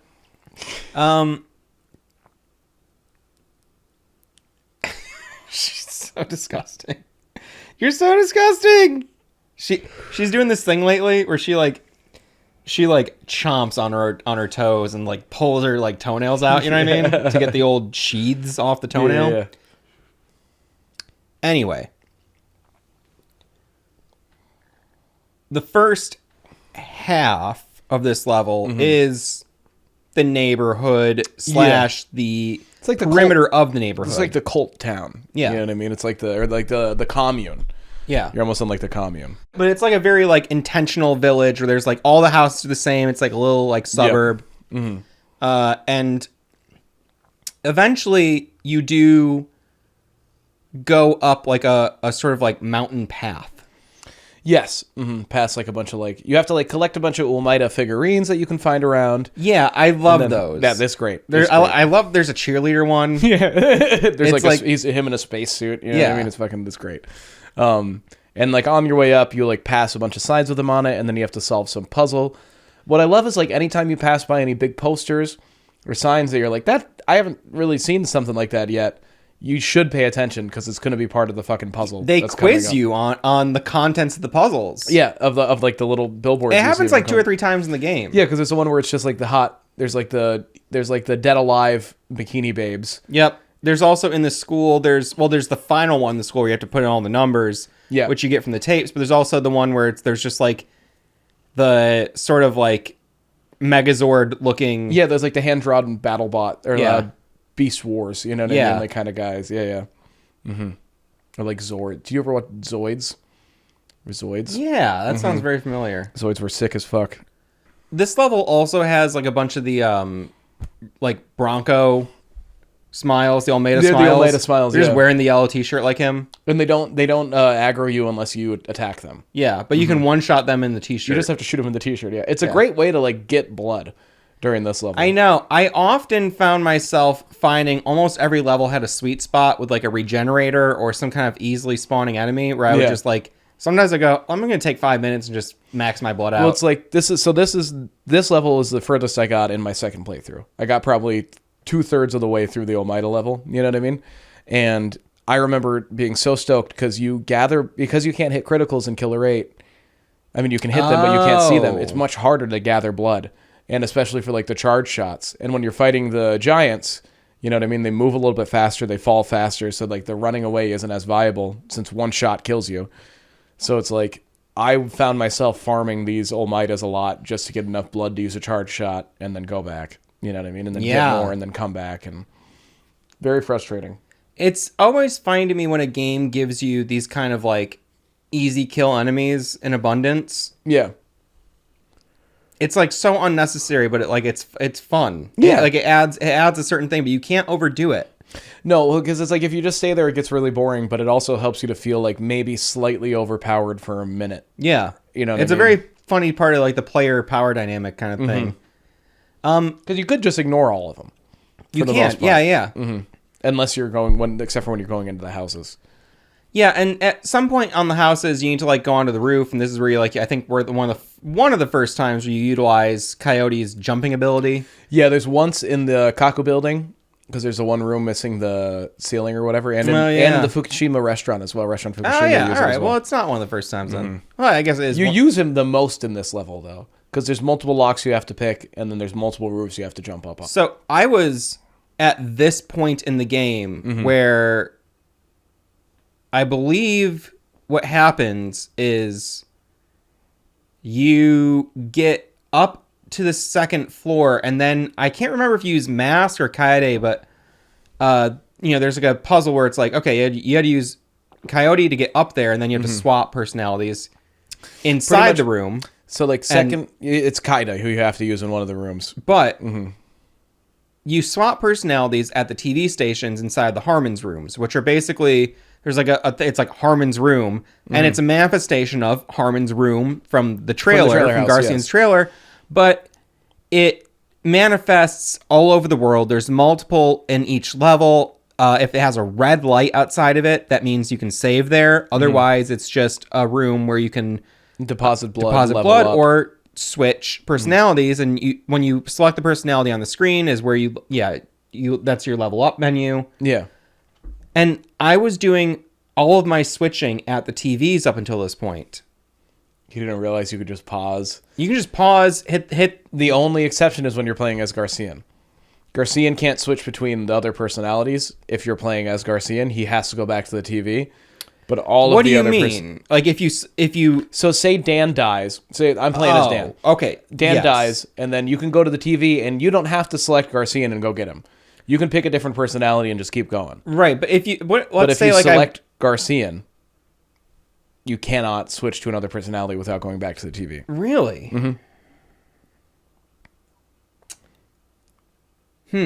I know. That adds some deeper significance to everything for me. Agreed. Wow. It's weird. There's so many... There's layers to this, and then there's some things that seem to contradict themselves, but I can't tell if it's just that I don't fucking get it, you know? And I know it's probably been said many times, but it's interesting just how some of the mechanics inform the story in certain ways, where it's like, oh, this person's limitations. But the other thing that like I didn't really think about too much until someone pointed it out, the fact that you're on rails, it's kind of like you're compelled toward a destination. Like you're predestined to be here. It's not your... it's your choice to move, but if you move, you're going there. Yeah, I would get that only if at the end when you finally kind of break from your control, then it wasn't on rails anymore. But it is on rails still at that point. It is. but that doesn't really contradict it for me, because it's like, even if he's broken free, but has he really? Yeah. You know, it's hard to say, because also the Hand in Killer 7 book gives you another 250 years of events after the end of the game. Jesus Christ. There's at least five versions of the Smith Syndicate documented. Christ alive. And we're on the second or third one in the game. I believe technically The second, these I are think. all, yeah, it's the second, because it's the whatever 7 that they were before. The Union 7, Union yeah. 7, yeah. So, yeah, I mean, it's just, totally. That's why I'm also like a little skeptical. Like, but also, like, did he really gain control? And if, control from what? And then the last part of the game, like, Kunlan, I think, says something like, or it's maybe Harmon. I don't remember who says it, but they say, like, the world doesn't change. It just keeps turning. It just turns. Mm-hmm. And it's like, it would make sense that, like, you wouldn't. I think that's young Harmon and the other guy when they're, like, sitting in when you find, like, the two guys. You know what I mean? I think it's repeated again at the end credits or something, somewhere. I might have missed that then. Yeah, and who's the guy next to young Harmon? That's another mysterious character. And how are you interacting with young Harmon? Doesn't make much sense to me. Well, I mean, we'll get there, but yeah, I don't know. The fact that you are on rails the whole time, and then I guess we'll just get there, because at that last point in the game is also the only time where you're actually, like, presented with a choice. Yes. Mm-hmm. And it's interesting that, like, that's the one time in the whole game, and it has huge impact on the game's world. Right. So when you eventually get through, I agree when you said you kind of didn't like that. You meant that very, very, very first section. The very, very first where you have section. to just, like, use mask to tug. Well, it's like you have to go around that truck like 3 times, and you have to, like, go back, and then, like, there's the enemies are kind of annoyingly placed, and you're first getting used to the idea of enemies running at you, like because there's, like, most of the smiles until now walk at you, and now suddenly one of them's running at you. Yeah, and I kind of hate his exasperated running noise.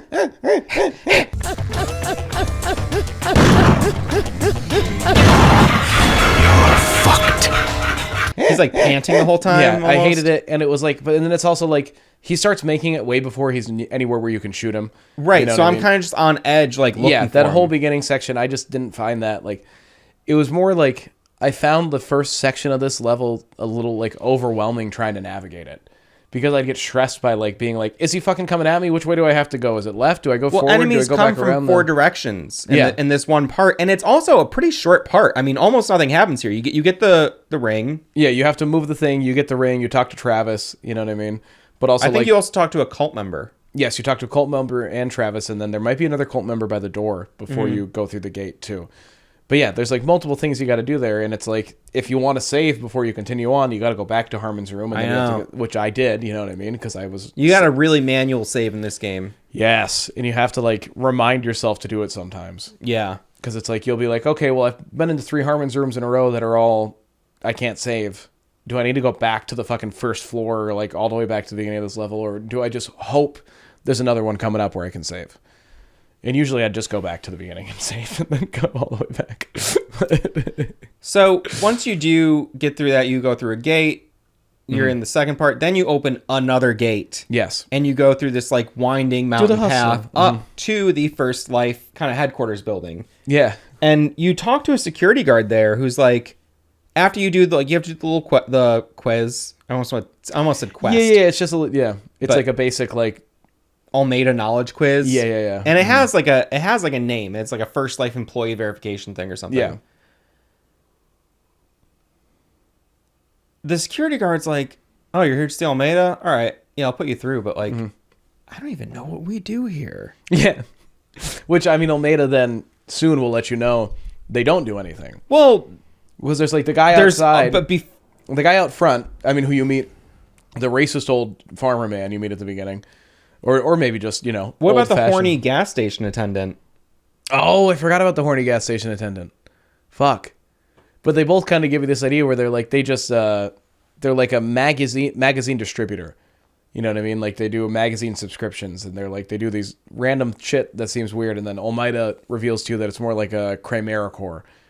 You know what I mean? Where it's just kind of like a shell company, where it's like we don't actually do anything. We just kind of funnel money through this. Well, you're getting ready to go into this big fucking headquarters, Yeah, and as soon as you pass the threshold, you turn around, and it's a what's that called? Like a flat. For like a movie production. Yeah, it's just like a flat. It's like a set. It's like a background set piece. Yeah, and it just fucking collapses, and you're just in a completely open desert. It's what I had planned for our set we were going to build. Oh, don't worry about that. That's how I had planned to build it. Was exactly like that. Was those little you know what I mean? The right angle triangle. What are those called? I don't know what they're called. As someone who's literally built those before, I don't know. They have a name. Yeah, I don't know why I'm going with flat, but it's I don't know that's what it is.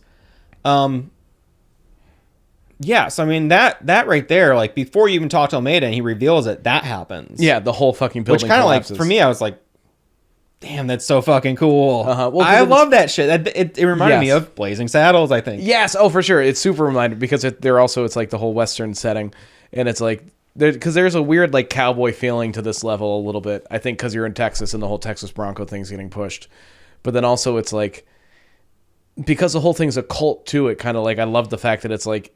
Yeah, all cults are this cult or whatever. It's just like it's all a front. You know what I mean? This thing that they're showing, it's just a front. None of it is real that's going on behind here. Yeah, I'm pretty sure what Almeida says is like we just run advertisements. Mm-hmm. We don't do anything. Yeah, we just get money. And as he's talking to you, he's like in a protective suit. It reminded me of the suit they make them wear at the I don't know what they are, if they're FBI agents or whatever, but the guys who come in and abduct E.T. at the end of the E.T. Oh, yeah. He's like in like a protective like hazard suit, but with a astronaut helmet on. Yeah. Yeah, like a dome. Glass circle. Looking like Mysterio. Mm-hmm. And Ray? No, I know. I understand. No, the other guy's Spider-Man looking like Rey Mysterio. Mysterio. Yes, that's true. Mask to Smith. As that's happening, I can't remember exactly how it gets triggered. I think an alarm goes off or something, but everyone clocks out for work. Mm-hmm. Out of work. Yes. He's like, don't worry. These aren't having smiles. These are good, upstanding citizens, you know? And, I guess right before this, that's when he's giving his background of the vaccines, and he's like, I need you to kill me if I catch heaven's smile. Yeah, he's like, I cannot live like and he's that. like, I know you're the only one who can do it. But then he says something like, oh, I've gotten everything, but that heaven's smile, it's like flirting with death. Mm-hmm. But then he makes one of his employees flirt with death. I didn't really understand he just seemed like he was totally out there. Yeah, it was like this felt more like a loyalty, a test of loyalty. You know what I mean? Like this more felt like cult leader action than it did like weird genius, you know what I mean, anti-government action. Yeah. This felt specifically like we're getting paid for you to do this, so you have to do this to prove your loyalty to me. Yeah, so he says... And then the guy survives. And what's his name? I can't remember because he becomes a new leader of the fucking... It's like Tyler or Trevor or Clement or Clements. It could actually be Clements, I think. Yeah, Gabriel Clements. Okay. Mm-hmm, there you go. My son Gabriel. I heard a rap upon the door. So he's like... No, I said, no, let the boy watch. Clemens... And Almeida talks like this. Yeah, he's like he just sounds like he's like so calm, but also on the verge of a breakdown. Yeah, like a cult leader would be. You know what I mean? Mm-hmm. It's just like boy, there's a lot of tension in your delivery. Yeah, and he's like Clemens here has a $5 million job, and he has to like drive this expensive car through a stretch of desert, and if he can get to the other side, then he wins. And it's called driving yourself to death. But it also like goes at like it's clearly like breaking land speed records. You know what I mean? And this guy's just like, you're watching him like all of his face is peeling back, and he's like, you're like, this guy's going to die, but he lives. He lives. But which proves I don't know what that proves. As this is going on, suddenly federal agents surround the place. This is the United States government. It's and I go, God, I never want to hear that again. It reminded me of, well, I don't know if you were there, but when we had the encampment, the reason we don't have an encampment anymore, it was a lot like that. It was very scary. I don't know if you've heard about Ruby Ridge, but let's just say that was child's play.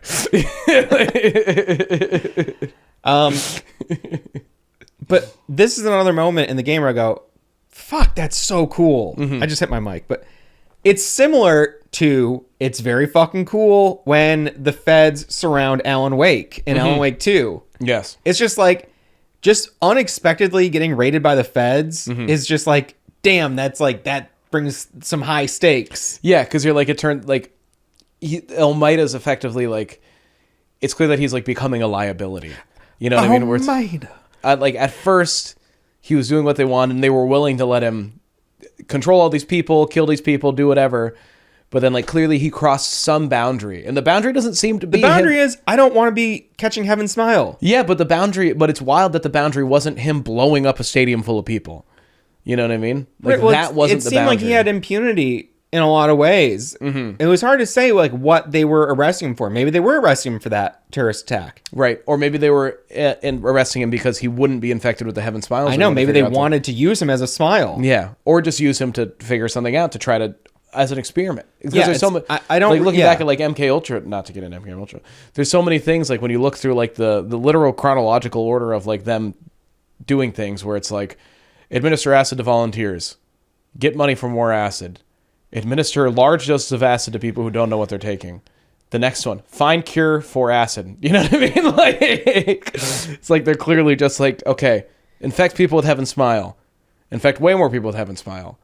Find out how to stop Heaven Smiles. You know what I mean? Like, yeah, it would be so crazy if there was like some like government lab where they were like doing tests to like make like a virus like more potent. That would be unheard of. If that kind of research would ever happen, it would blow my mind. Ricin? What if Ricin wasn't good enough? Like, there's a guy I think he's only done a handful of videos so far, but it's Flesh Simulator. I know him. Oh, okay. He's I like his content, but sometimes he's doing an Almeida almost. Yeah. Sometimes he seems like And he's like, sometimes- they're after me. And it's like, no, they're not. You're fucking, you have 10 videos on your YouTube Sometimes channel. his quality just sucks. Like Yes, like audio or video It'll quality. drop very quickly. It's just like it's like, dude, I know what it seems- costs to have a decent sounding show. It seems You like could he's do it. It seems like he's pretty new. He's got maybe 19 videos I on think his he's been channel. around for like 3 or 4 years. Yeah, he's got like 19 videos on his channel, and the first 2 are camera reviews. I would bet that he's just a little slow. I'm pretty sure it the could be channel like that style of content is several years old. Oh, okay. I could be wrong, but I've been following him for a minute now. Yeah. Okay, yeah. I know he makes music too, so God only knows. Oh, really? He's got like he's a one of those Spotify- types. He's got a Spotify page and stuff, yeah. What is it? Is it like deep trance? Oh, I didn't listen to any of it. I couldn't do it. I also just discovered a cousin of mine who I don't talk to anymore who's become he's called the Bearded Heretic on Facebook. He makes apparently he makes death metal music, and I was like, I got to check this out. He went to prison, became a born-again Christian, and then decided that all of them were hypocrites. Oh, that's a shame. It's really fun. It's been really fun to watch unfold. The feds swoop in, and they're going to take in Almeida. Mm-hmm. And Well, they're not going to take him and they infect him. well, with that's what I was going to say. Sorry, yeah. It looks like I was going to say it looks like they're going to get him, but then like a group fucking close up grabs him and they infect him. Yeah. And he becomes like the sickest Heaven Smile you've seen so far. He's got all the fucking tentacles coming out of his back and shit. Oh, so I guess I didn't really connect the dots there, but that's what you're saying. If that was the same entities giving him the other diseases voluntarily. Yes. My thought was I didn't pick up on it on that thread. I was because also he's a scientist himself. Yeah, but it seems so. like, It seems weird that he would be doing research, yet he would be doing his research as someone else's test subject. Instead, you know what I mean? Like, why aren't they doing the research? It was more like he was his own test subject for the research. You know what I mean? It was more like he didn't want to. It's more like he was testing himself by infecting himself and then trying to solve it.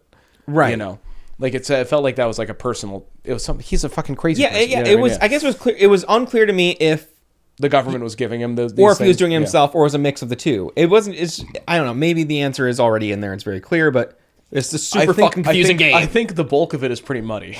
You know what I mean? Like, yeah. Tough Mudder, baby. Let's go mudding after this. Let's go mudding. All right. So he explodes. Subaru. Huh? Yeah. In my tiny super. He explodes. He becomes Heaven Smile. His head separates from his body. Yeah. His hair separates. And Which is kind of very funny. in a way, yeah. It's kind of very funny because he has the big afro the whole time, and it's funny that it's like that's a separate section of him.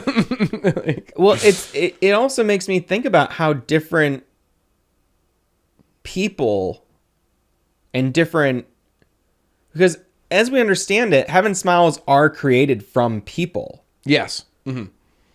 And so, like, every type of person would manifest these different types of, different genetic differences in a person's makeup would manifest seemingly different totally types. unpredictably in the Heaven Smile gene. However that works, Right. It seems like maybe with like the main ones that you're fighting, they've like worked it out through their child trafficking thing. You know what I mean? To a degree, yeah, because they can you still reproduce constantly multiples of the same, but you to seem have so many constantly get strands, variants. Yeah. yeah. So Weird.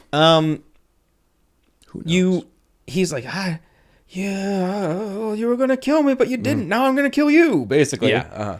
And I fucked this up a bunch, even though it's not that hard. So you just need to not move too fast. Yes, but you also need to like react quickly simultaneously. Yeah, you're in a. It's a bunch of blind corners. Yeah, you're in a.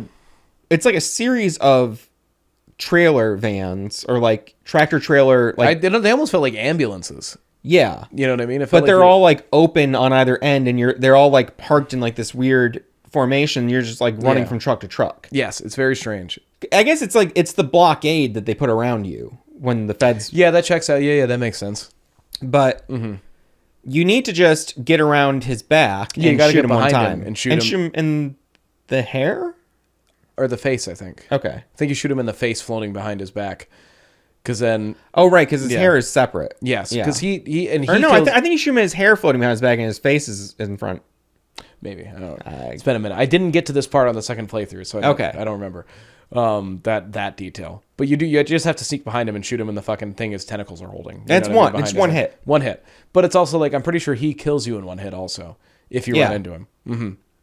Which I almost did a few times because each little corridor is a blind corner. You don't know what's going to be around the next one.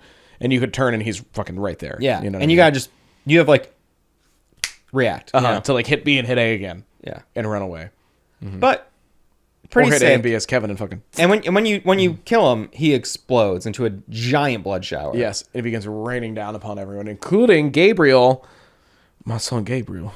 As we've already mentioned, Clements does a little.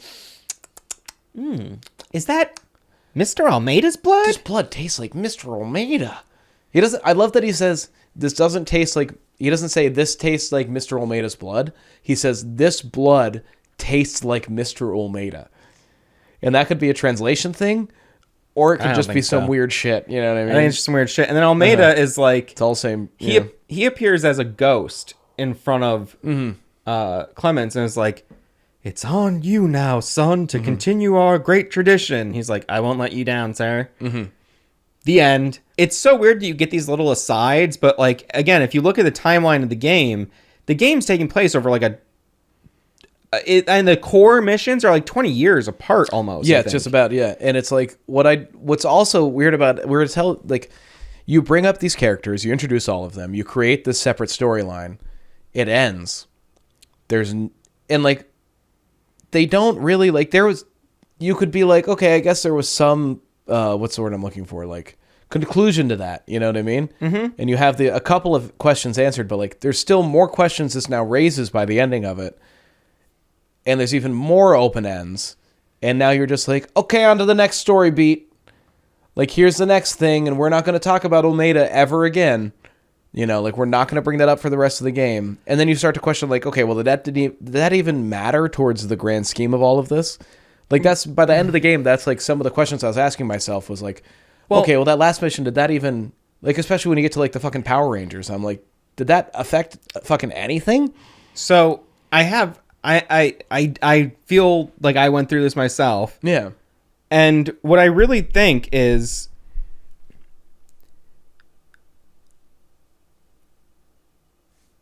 even though like the way we experience Almeida's story feels like this total pit stop that is like completely unrelated to the rest of the events of the game. Yeah. That entire segment serves to give you a clear illustration of just a fraction of the power of the Yakumo. Whereas in That's the rest fair. of the game, the Yakumo is just I guess- mentioned like 3 times. Like you're like, I guess ultimately I missed the significance of the Yakumo. I did too. You know what I mean? I'm saying Like- this totally in retrospect. I was like, like 'cause in after my- reading up. Yeah, because in my initial playthrough, like, I remember when you said Yakumo file, and when I watched the video on it, I was like, okay, yeah, I remember that. I remember hearing that, but the same way that I remember, like, Matsuoka. But they don't even say, and like- I remember Kaku, and I remember all these other, like, just words that represent something greater that I don't, you know? Do they even really directly say like what the Yakumo is? Like I don't think so. I mean, they talk about it a As someone who bunch. replayed the opening of the game again and watched, like, the whole, in 1998, the world declared. You know what I mean? Like, I've watched that 4 times now. You know what I mean? And I didn't know what the fuck the Yakumo was. well, So I think that was lost on me. I think that a lot of the missions that seem like they're totally non sequitur, once I went deeper into reading what everything meant, Yeah. not like the symbolism. No, even. no. I mean, like literally the characters go, oh, so that, like we heard like about this organization, and then it's like, okay, well here's like I said, like this is like showing Almeida got the Yakumo, Yeah. and he created all. We didn't of even this. get. Well, the thing is, he got like a yeah, a gram of the Yakumo. You know what I mean? right. Like, so like it's and then you also see through this that the government is infecting people with Heaven Smile. yeah, intentionally. Which was Through not like a- really illustrated to you so directly before this. No. Well, I mean, I get it. It was I feel like. I We feel didn't like see someone get jabbed No, with the no, needle. we didn't. You know what I'm trying to say? Yes, like when Omaida gets jabbed, that's the first time you see the fact that it's a literal disease they're infecting people with. You know what I mean? Right, because you almost think they're like monsters at first or something. Just Yeah, like, you're, yeah. it's just like I'm playing a video game like fantasy monster stuff. Yeah, like they're people, but like they're just being infected by these demons or Yeah. whatever. You know what I mean? Like they're called Heaven Smiles. There's heaven and hell. There's angels and demons clearly happening in here. You fight someone called Angel. You know what I mean? Like, Right. I'm like, this is clearly some supernatural thing going on here, and there's really not. Outside of like the No. clairvoyance that it suggests and like your weird persona, whatever thing. Outside of that, there's like nothing too supernatural. no, going on it's in just here. like, it's just, here's like a fucked up thing science did. Yeah, yeah, effectively, yeah. So target 303 is encounter. And so the first part of this is at ISZK land, which is like a... good. That's good. I loved those. So the first, and then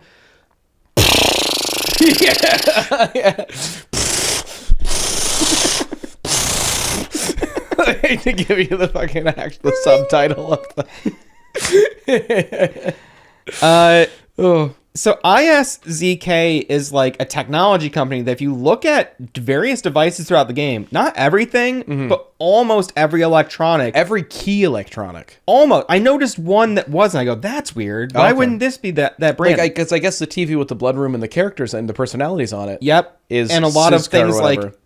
like the air conditioner that you use for a puzzle, or like The one for the candle puzzle, yeah. yeah, like all throughout the game. I think even the gate that you open to get to the last section of Almeida's place yeah. is also I'm sure it by is, them. yeah. So it's like you realize this company has its hands in everything, and it seems like it's like Sony or something. Yeah, like or more like aptly like maybe like a General Electronics, like a GE or something. You know what I mean? Yeah, which had like the House of Tomorrow and like these like exhibitions and stuff, at, like a World's Fair style thing. Yeah. So you're going and it's like there is like a bunch of amusement park style amusements. Yeah, there's like funhouse shit. Yeah. It feels like a boardwalk, like carnival kind of thing. Totally. And know? then there's also like this like string quartet playing, and you go into these theaters at It times. was one of the more like interesting up until now. This was probably the most interesting level, I thought. it had the most varied like environments where you'd go into a room, it'd be totally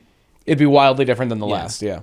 I mean, like the Fukushima was very cool too. Restaurant Fukushima, I think, was my favorite up until now. Great atmosphere, Kaku but it wasn't building was as like, varied. you know what I mean? The restaurant just had like the cool outside and a cool interior. But it was very like there was a lot of atmosphere. Yeah. Whereas this just had so many different types of things. Like eventually, when you do have to go through the fun house, Oh Christ! Yeah. like that's kind of the final gauntlet of the level. Yep. So many cool environments there. I remember having such anxiety on this level specifically that if I went in one direction, when you get to that like central courtyard area where you can head into like the three main directions to like the fun house, the House of Mirrors, or and then like I think to the Verniculum Gate. Yeah. This was the first time I had anxiety that I wasn't going to complete everything I could.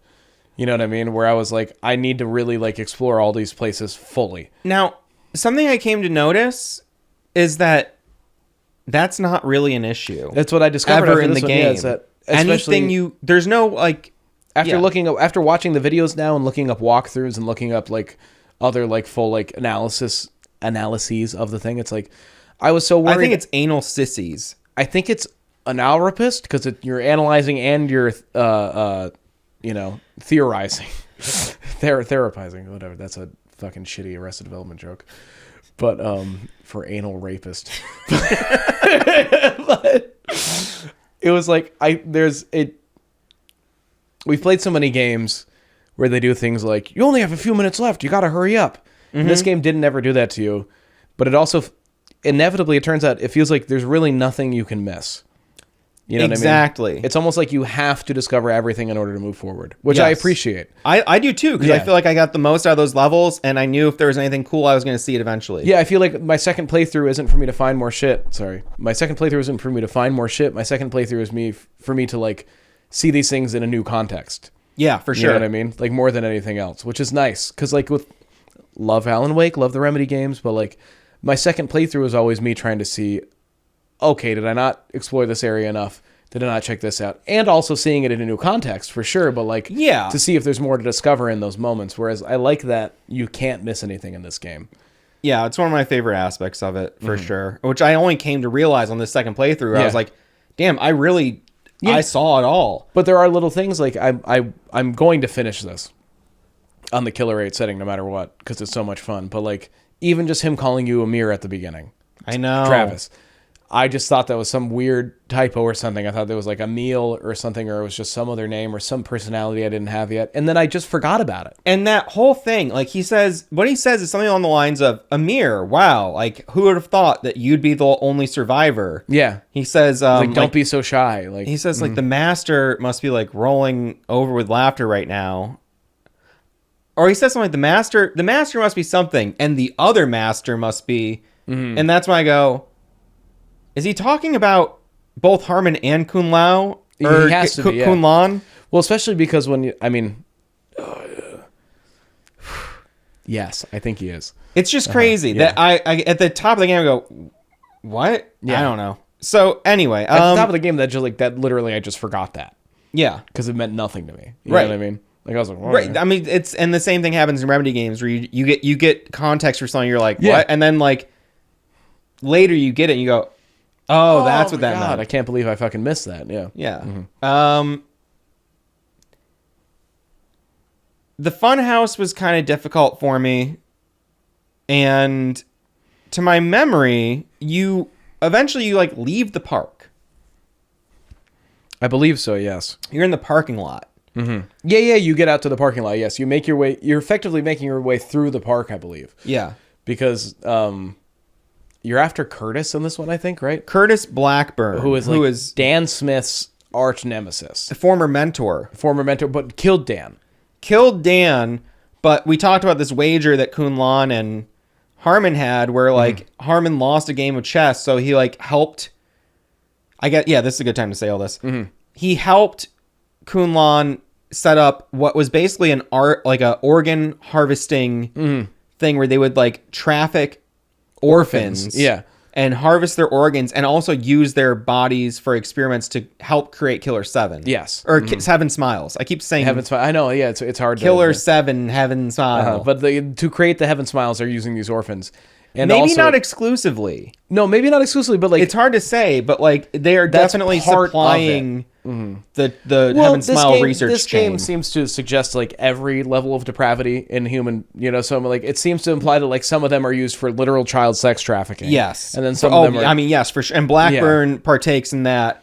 Oh yeah, mightily. it seems to really suggest or just directly say that it's like Curtis Blackburn is like the first like character where you're like, oh, this guy's evil. Yeah, truly evil. You know what I mean? Because it's like everybody else is kind of exists on a weird like fence of like, am I good or am I bad? Whereas this guy, there's no turning it either way. It's like this guy's disgusting. So you're chasing him. Ayami Blackburn is his protege, who's also a cosplayer. That's why she looks like the anime chick again. And this is a pretty difficult battle. I really struggled with this one at first until I used Mask. I was gonna say same. I had a hard time until I was like, what if I just fucking hit her with an explosion so I don't have to be that accurate? And then immediately way easier. Yeah. She like loops around a parking lot, and whenever she's under a street light, you can hit her, and when she's not, you can't. And then she like sprays bullets at you. Yeah. I've discovered that like it seems like the game really wanted you to use Mask, it seems. Like often. Yeah, based on like how how sucks much the most to use. Yeah, but like based on how much they like, because he's the only character whose appearance changes multiple times throughout the game. Mm-hmm. Everybody else has like, if you notice, like as you go through each level, some of the characters have different costumes. Like Kaido will be wearing that. Yeah, Kaido will be wearing a different tiny little cocktail dress. Coyote will be wearing a different like fucking Hawaiian shirt. You know what I mean? Yeah. I think Dan changes his suit or tie color. Yes, but like everybody has a little thing, and then Mask can like upgrade himself. Like when he gets a new outfit, it's not just a different outfit; it's like an upgrade. Where now he can either like charge his shot more, or I don't know. It's just cool. It's just cool. Yeah, you spilled a little. I didn't realize how much I spilled. I think it was when one of the cats jumped on the table, maybe. Oh, it could have been that. Yeah. I'm very embarrassed here, and I'm spilling more. I think as I do this. This table is usually very level. It's because you got it on both carpets. Oh. Let me try something.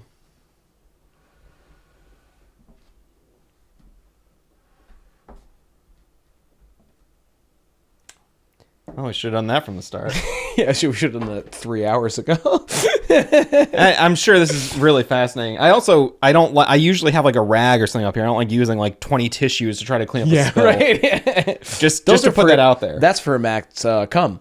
He didn't want you guys to see the tissues at the beginning of the video. Listen, I have no problem saying I jerk off, but jerking off into a tissue is that's a no from me, dog. That's not how I do it. I want you to know. I want anyone to know if there's lotion or tissues by my computer or bed.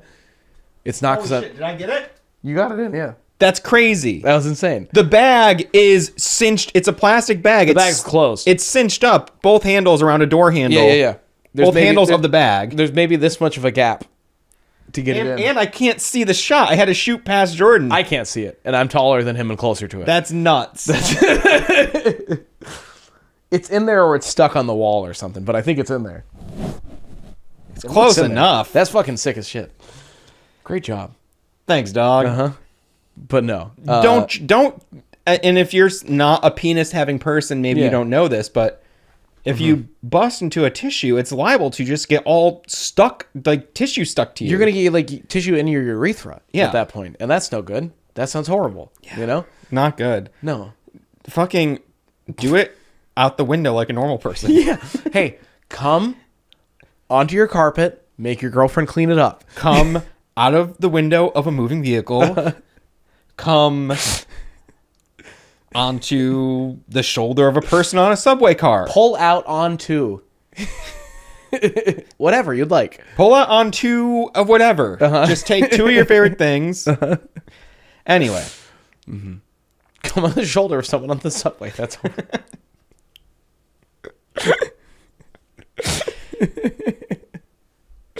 Don't do that. No, don't. So or do. You suffer the consequences. Ayami eventually just is like, fuck this, I'm leaving. Yeah. And then like, you I'm follow out. her to the Blackburn residence where he lives. Now, basically what I've come to understand is Curtis Blackburn, had a deal with a guy named Pedro. And Pedro kind of like turned on him in some way and tried to cut him out. racquetball, right? At the Yes. Yeah. He tried to cut him out of the deal Yes. with the organ harvesting. With the child sex trafficking, organ harvesting, whatever. Yeah. So, We fuck them till they die, then we take what's left. he goes into pretty much, yeah, it seems that way. He goes into some building. Curtis Yes. fires on everyone. Huge, just bloody massacre. A guy's playing racquetball, and he's like, "Oh, you looking? You up for doubles or something?" And he goes like, "Do I look like I'm here to play racquetball?" He's like, "Oh!"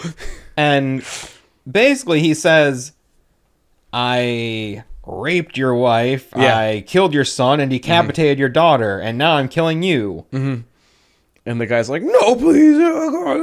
And he just gets his head blown off. Yeah. And it's just He does 2 guns to the back of the head in the racquetball court. in the Rocket League court. Sorry, I said racquetball. Racquetball. It's Rocket League. He's playing Rocket League. He's really good at it. I've never played it, but it looks cool.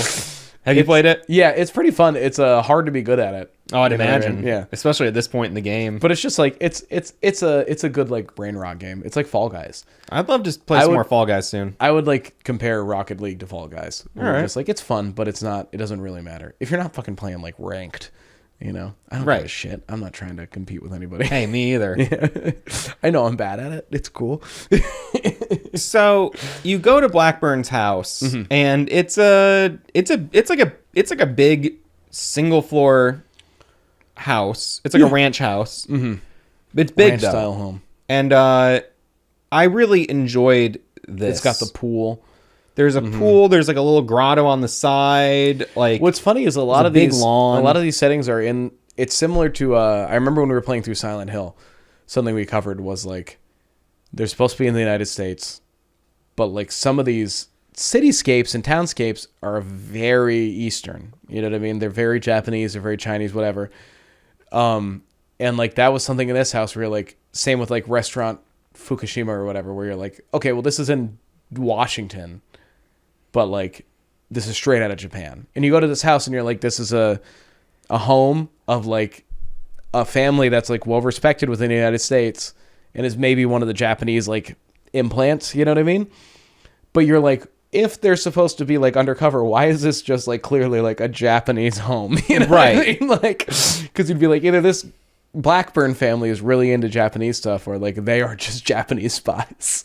Like, it's right. so- And then it's when so- like you might be like, oh well, I mean the designers probably just didn't know enough about Western architecture, but then it's Yes. like, well, also plausibly that they do say there's 10 million secret Japanese. Exactly. So that's why I'm like, is this just a? Because with Silent Hill, it was just the developers not knowing. You know what I mean? I guess it seemed that way, yeah. because it mentioned that like they went on location for a few things, but like for the It most didn't part, go too well for them. yeah, for the most part, they got robbed twice. Yeah. For the most part, they were like inserting their own experiences into Right. the, you know. Whereas this, you can't tell if it's that or if it is more intentional because there's so many. Yeah, you know? it's fun. So you go through this whole house. There's a bunch of puzzles. Oh my God, yeah. It's a cool level, but I mean, what can you say? Yeah. Eventually, you find a hidden pathway under a drained swimming pool. Yeah.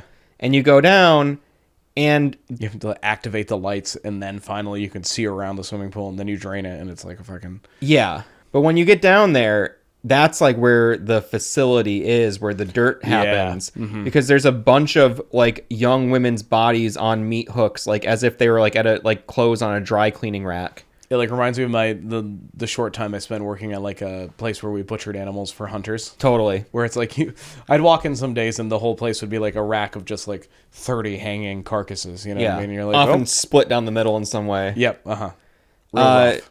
A pile of. I think I still have a photo somewhere because I wanted to. I was like, I thought my roommate at the time could use it as like a heavy metal album cover because it was just a pile of decapitated animal heads, like a literal pile, and I was like, gotta get that. You know what I mean? Like, When you get to Blackburn,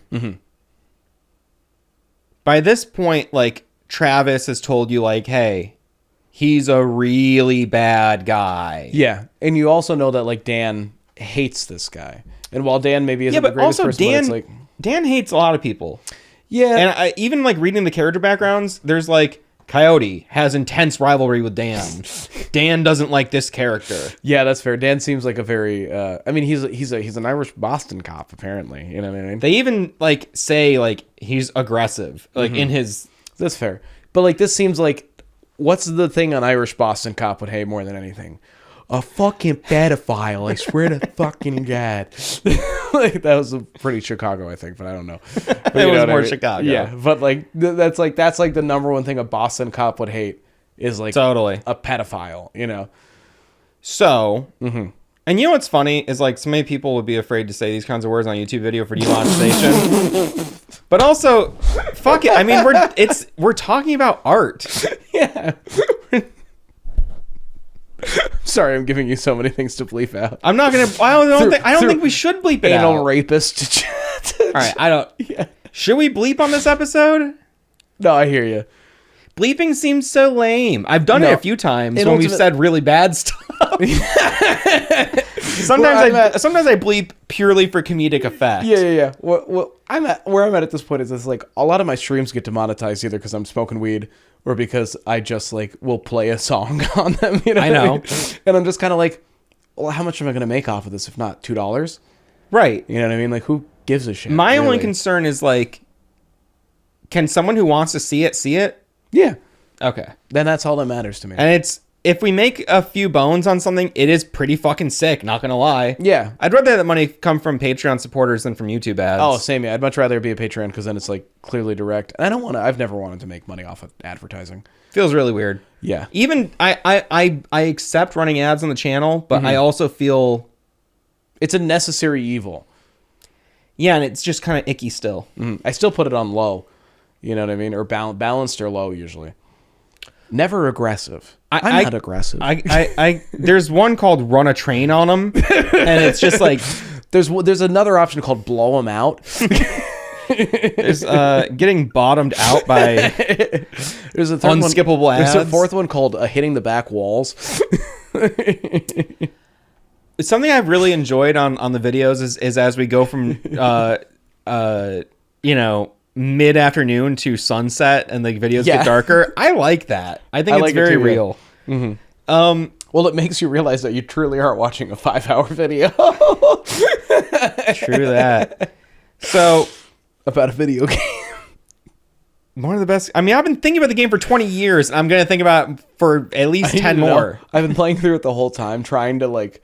I tried to talk to Sarah about it twice, and she just like it. I mean, I don't. She would love it, I think, if she would- was able to She would consume love it. the game if she was able to consume it with me. But I was already so far into it before we moved in together. You know what I mean? That I'm like, get into it now, but like, you're not going to get it. I don't get it. You know what I mean? I'm all the way in it, and I don't get it. I You're think gonna you have need no to fucking watch clue. it. I mean, you could watch a Let's Play if it was like heavily narrated. Yeah. But and I've heard there are several good heavily narrated Let's Plays of this game by some lore experts. But this battle with Blackburn has to happen with Dan, because him and Dan have that rivalry. Or Curtis. Yeah, Curtis Blackburn. Yes, sorry. I forgot they were both named Blackburn. Yeah. Oh, you do fight Ayami a second time in Later. a room that has like Big blind, like shutters. yeah, Metal and like shutters. they open up and you have to hit her when she's in the light. But that's kind of like the mid-level boss for Like one of his the final- complex. Yeah. Mm-hmm. And Oh, then- it is on this one. Yes, it is. That's right. Fuck. So many levels blend together a little bit. Yeah, for sure. But when you finally hit him down in the basement, Dan's like, well, we gotta settle this rivalry. And it's very reminiscent of a later boss fight you're going to get into. Yes. And what you have to do is he has a bird on his shoulder. And doesn't the bird like coo and then fly away? It has a give. It like flies and then coos. If it just flies, it's going to land back on his shoulder. Right. But when it flies and then coos, that's when you can shoot. Yeah, and you can only shoot him when the bird flies away. And there's Yes. like that's something you need to figure out either through trial and error or through kind of vague which context. I clues. definitely lost the first round. Yeah. And then I won the next 3, I believe. Because like I remember getting shot once because he took off and I was like, Yeah. And then I was like, fuck, it was just going. And it's up kind of just down. like a quick draw. Yeah. You know, it's a duel. It's just a straight up duel. And then Yeah. when you do kill him, he's like, there's like, I don't know what this is. It's like a giant purple drill, like guts him. There's this moment where Dan goes, you don't get to die. Like, you don't get to, trying to make it more dramatic or something like that. Oh yeah, because he's like, kill me, like, you know. He wants you to kill him in a specific way, and you're like, Like as an assassin's death. You know? But you're like, fuck you, I'm not letting you have this dramatic flair to your death. And then he has the weird machine set up to kill him anyway, so it is dramatic and over the top. It is, but that's the machine they used on the victims. Oh, yeah, fair. So he gets... Maybe it's poetic justice. He gets treated like... Like, treated like a prostitute. It's like Rick. Yeah. Intense. Now, at this point in the game... Yes. Is where you'd have to take out the first disc and put in disc 2. Oh, pop in disc 2. This was a really good first disc. Do you know what I mean? Like in the initial experience. Yes. That's pretty fucking heavy shit. And then... Well, I mean, it ends on such a heavy note with Curtis. Yes. Because Curtis is like, we mentioned at the beginning of the game, I think, but he's like the really like one of the few evil characters you encounter. Yeah, horrible. And when you see him in action, he is like a ruthless killer. Yeah, he doesn't give a shit at all. So you pop in the second disc, and it starts with an anime cutscene. And you see Garcian animated, which is nice. You also see Samantha wrecking Harmon's balls. This is some solid CBT. For sure. For sure, CBT. I mean, this is Pain Olympics level. It's really intense. And then... There's like the fucking Power Rangers or Super Sentai or whatever you want to call it. Fat-titted Power Rangers coming out. They got the... dunk. Like the heavy saggers, swingers, you know what I mean? Yeah, when Otters. when they jump, it goes... Like these things are like the size of their torsos. Yeah. I expected the guys to to have like hogs. fucking big wiggly hogs. I expected at least to see like a large. You know I what did mean? too. Like I going down I the was like, thigh. that'd be so good. I mean, funny. the titties are much more socially acceptable or whatever. I mean, I don't think that... I think know. I think big hog bulge is funny though. Here's something I forgot to mention. I think there would have been. I think the game was. I think a lot of games have had male nudity censored Oh, I'm sure. Yeah. when female sexuality or female nudity wasn't. But one thing I found out. Do you remember at the end of the Almeida scenes, he's naked? No. Okay, well he I is. mean, I believe you. Yeah, but I just don't remember that. Yeah. When he transforms, he's naked. Oh, okay. Do you see his dick and balls? No, it's nondescript. But his original character design was always nude. Full dick and balls. No, No. I just saw a prototype drawing, but he was originally going to just be nude. Oh, okay. And who knows? Maybe they would have done dick and balls. Who I mean, knows? they should have. You know, they just should more often. I think there's a lot of humor. They're so funny. They can be so funny. Watching like Mighty Gemstones. Have you watched that show? Righteous Gemstones. Yeah. Where it's like no, I'm talking about the Mighty Mighty Boss Tones. Actually, I'm sorry. I love when the weird blonde, like maybe gay guy who's the friends of the one son comes out and he's wearing just the t-shirt and just the tip of his penis. Yeah. It's like coming up. That's hilarious. There's so many cocks in that show. Like that's so funny though. But that's so funny. It's always a funny use of a cock. So, like I love it. I want it. In the debauchery video where they're all at the hotel with the hookers and stuff. Yeah. Yes. It's just like, also in the Postal movie, one of my favorite films. I don't think you've seen it. I have not seen the Postal movie, no. Jesus Christ. I just got the 4K Blu-ray. I can lend it to you if you have a Blu-ray player. I don't. Oh, well. It's very good. I watched it with Eve and she loved it.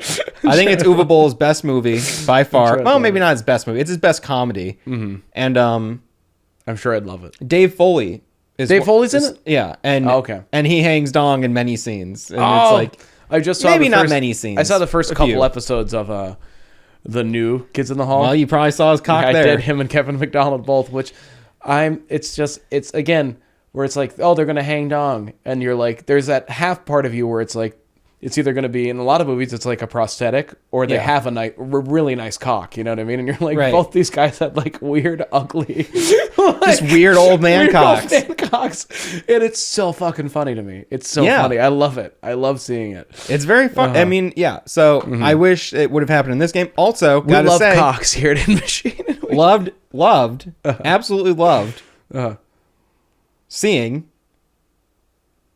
former FBI agent Robert Nightingale's cock in Alan Wake 2. Oh my god, yes. So, anyway, the handsome men Yes.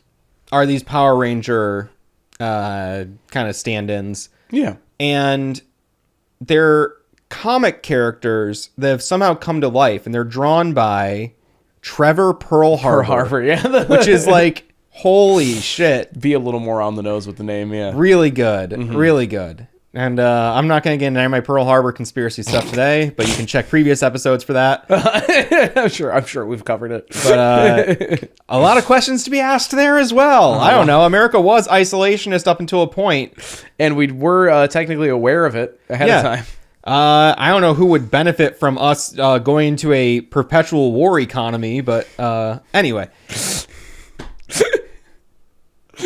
Well, I won't get into it. I won't get into it, but Trevor Pearl Harbor is the Clairvoyant author / illustrator of... he's the Alan Wake. Yeah, he is the Alan Wake. Or if you ever watched He's the Sutter Supernatural, Kane. Oh. he's the Eric Kripke or whatever. In Supernatural, they have Kripke, Krip you. there's a Supernatural has a similar character to Alan Wake, where it's like, it turns out that like the two main guys you're following the whole time have a whole book written about them, and then you find the author writing the book, and he's a clairvoyant. You had me. These two guys have a hole. So that's where Tumblr found him too. That's frankly, that's what got Tumblr too. It's these two guys have a hole. So the handsome men they kill a Democratic Party member, Yes, like a of the prominent United States. Yes. and so they're terrorists. So Yeah. you're contracted to take So out. like, say you're the Killer7s in the United States. Japan has the handsome men. You know what I mean? That's your fucking. Those are the two groups. Seems like it. And so when you get contracted, it's kind of like, what? Comic book guy? Gotta Yeah. fucking get... But the characters are like acting out what the author wants them to do. And like you just said off camera in the scene that I've since deleted. Quick moment. But the comic books depict Harmon being captured and infected with the Heaven Smiles disease or whatever. You know what I mean? Becoming a Heaven Smile. They're trying to take out the Killer7, so you have to go take out the artist, Trevor Pearl Harbor. So you go to the Dominican Republic, and there's like a guy playing like flamenco guitar on the street, and like he has this like long, intense conversation with Dan.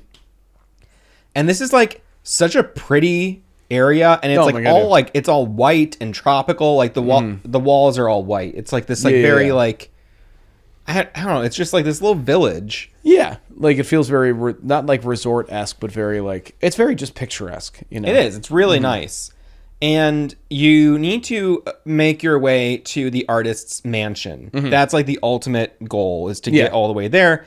But to do so, he has a very special lock on the front of the building, and you need to find all these color palettes. And then when you get all the color palettes, it like matches all the different like color tones of the Oh yeah, the 8 handsome men. Yes. But Iwazaru has those for you, and you as you travel through, this whole level is basically just like explore every nook and cranny and find Iwazaru, get the thing from him, and then get to the end of the level. Yes. It's really not that complicated. It's mostly just like a big maze. And then the second half of this is even shorter. The second half is super short, Yeah. but so this is like where I feel like I love this game. No shade, but there is a clear kind of like decline in the complexity of levels, and Uh-huh. almost not. I don't want to say the quality, but like the Depth. depth for sure, the depth and like what's cool about them changes. Whereas like this one has so much great atmosphere and so many awesome animated cutscenes. Yes. Like the handsome men stuff is really cool. It's But very the combat imaginative.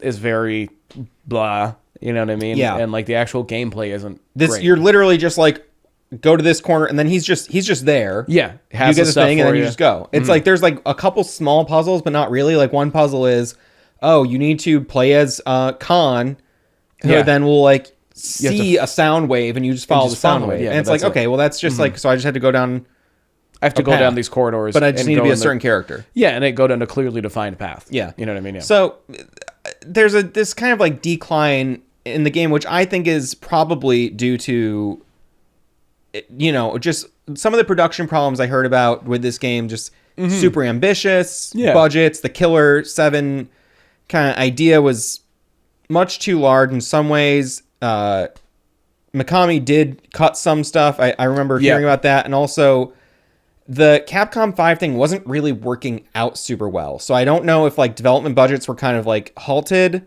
or if like the grandiosity of things like didn't really, yeah. because Resident Evil 4 is like the only, super success in those 5 games In a mainstream sense. And like yeah. Beautiful Joe is probably the next most popular one, which is still kind of like a cult title. Yeah, Beautiful Joe is not. It's certainly not like a. Even though it had Mario like a or- Saturday morning cartoon. Yeah, but it's also not like it's not Mega Man or Sonic. You Right. know what I mean? It's just not. So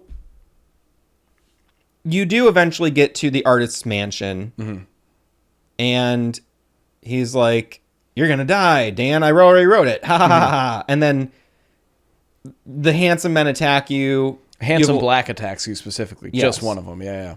and each one is handsome color. Yes. There's And some of their handsome light colors are brown. like, yeah. I love that. Yeah. A handsome light brown. You're like, just a big titted woman. You're like, Jesus Christ. They accidentally kill, it seems, Trevor, seems but then they're accidentally. like, no, they did it on purpose, basically. Well, because what you discover is that like this whole comic book is just a propaganda, like a vehicle. You know what I mean? A vehicle for propaganda. And he only this Pearl Harbor guy only had like slight clairvoyance, and it's actually this girl you're going to meet in a moment who was actually writing all of this. You know what I mean? And actually had the clairvoyance and was actually not so much seeing these things, but like suggesting them into existence with a small amount of clairvoyance. You know, it's weird. Very confusing to me. Yes. Uh-huh. But essentially, he gets shot by a power blast or some Yeah. shit. And then it's like, we need to put an end to this. And they're like, all right, we'll meet on this day at this time in Broadway in New York City. Yeah. And you just do. Yeah, then you just go, and then you just have a one-on-one series of bouts, Of like shootouts. Yeah. which are entirely scripted. That's what it seemed like, and especially from the video I watched, because I remember playing through it and being like, how am I not winning a couple of these? That's how There's I got to felt. be a way, and I was like, fuck, I can't believe I'm about to lose this, and then you inevitably win. And then when watching the couple of videos I watched on it, they won the same ones and lost the same ones I did. And they also had the same thought where they're like, maybe there's a weak point I missed, but maybe it's just scripted. It's totally It's just scripted. scripted, yeah. And at the end, Masked A. Smith gets killed by, like, I think by Light Brown Smith or something. Yeah. And he, like, drops dead, but then, like, takes a new form. Just respawns as like this new super luchador guy. Which I think at that point he, like, doesn't need to reload anymore. Yeah, you don't need to reload. You just have unlimited shots of the fucking... I mean, it's still kind of... Your fire rate's kind of slow. And then you're firing at this guy. This took me forever to figure out. You need to hit him with a charge shot to kill him. Yes, But I was just shooting him. I shot him for like 3 minutes. I was like, what am I doing Well, wrong? and then I had a thought of like, well, was I supposed to use a charge shot on some of the other characters too? And I didn't, you know what I mean? And so I was like, I don't know. But I don't think so. So I took this from the wiki because I thought this was so confusing. The Killer7 proceed to travel to Broadway, where they are confronted by the Handsome Men. The two teams engage in battle, 8 versus 8. Harmon Smith takes part as well. Although the outcomes of each round are actually scripted and cannot be changed. When Garcian faces off against Handsome Pink, she instead transforms and reveals herself to be Love Wilcox, a 16-year-old girl, and a prodigious talent for hacking. She explains that she produces propaganda for Electro Inline Incorporated, an electronic communications and marketing company who was trying to buy out ZTT Comics, which was the comic company the Handsome Men was part of, and implies that they were the ones behind Pearl Harbor's death. She vows to get revenge on them. Garcian says that her passion is, quote, inspiring to us all. Love then vanishes in a beam of light. Then the credits for Killer7 hard-boiled shooting action online game. And you see like 8-bit sprites of all the characters, like a character roll, like credits roll, like at the end of, like Mario 2 or something. Yep. And then at the very end, Kun Lan throws down his controller in frustration, which this says in the wiki, implying that the entire battle between the Killer7 and the Handsome Men was yet another proxy fight between him and Harmon Smith. That's what I meant by their relationship seems so competitive. It's not like they actually want to kill each other or anything, or they hate each other. It's like a competition. Right, and especially if they seem like immortal to some degree, it's not really about, killing one another. Yeah. So that was so fucking weird. I didn't know. And then I'm like, was that the end? Because a credit roll happens. Yeah. And it's like, oh no, Target 5, smile. Yes. Minnow is so pissed that she's not in here. She's losing her mind. So at the top of this mission is where you are with Mills in the first part of the mission. Actually, you see You're in Garcian's trailer house. before that even, Yeah. the guy Matsuoka? he throws a gimp off a roof. Oh, okay. I don't get what that's about, or if that was implied to be. It was Aru or something, or who knows? This is how weird she is being is coming across. She's fully flexing on me right now. I can see, she's got your shirt at a And then- death grip. And then Garcian is in the trailer. You go into Harmon's room. Samantha, dead, mouth open, pants unbuckled, implying something fucked up. Some hardcore SA, maybe. So after that, we get a cutscene of Kun Lan. I want to say Kun Lao. It's Kun Lao. Is it? I thought it was Kun Lan. I think it's Kun Lao. No, it's Kun Lan. You're right. Who's Kun Lao? Kung Lao. I'm thinking of Mortal Kombat. Yep. They're playing chess. And this is where something that I was like, what the fuck is this? They're like, there was once a boy. He was very gifted. Everything was going good. And then his mother molested him and he killed her. You're like, okay. No.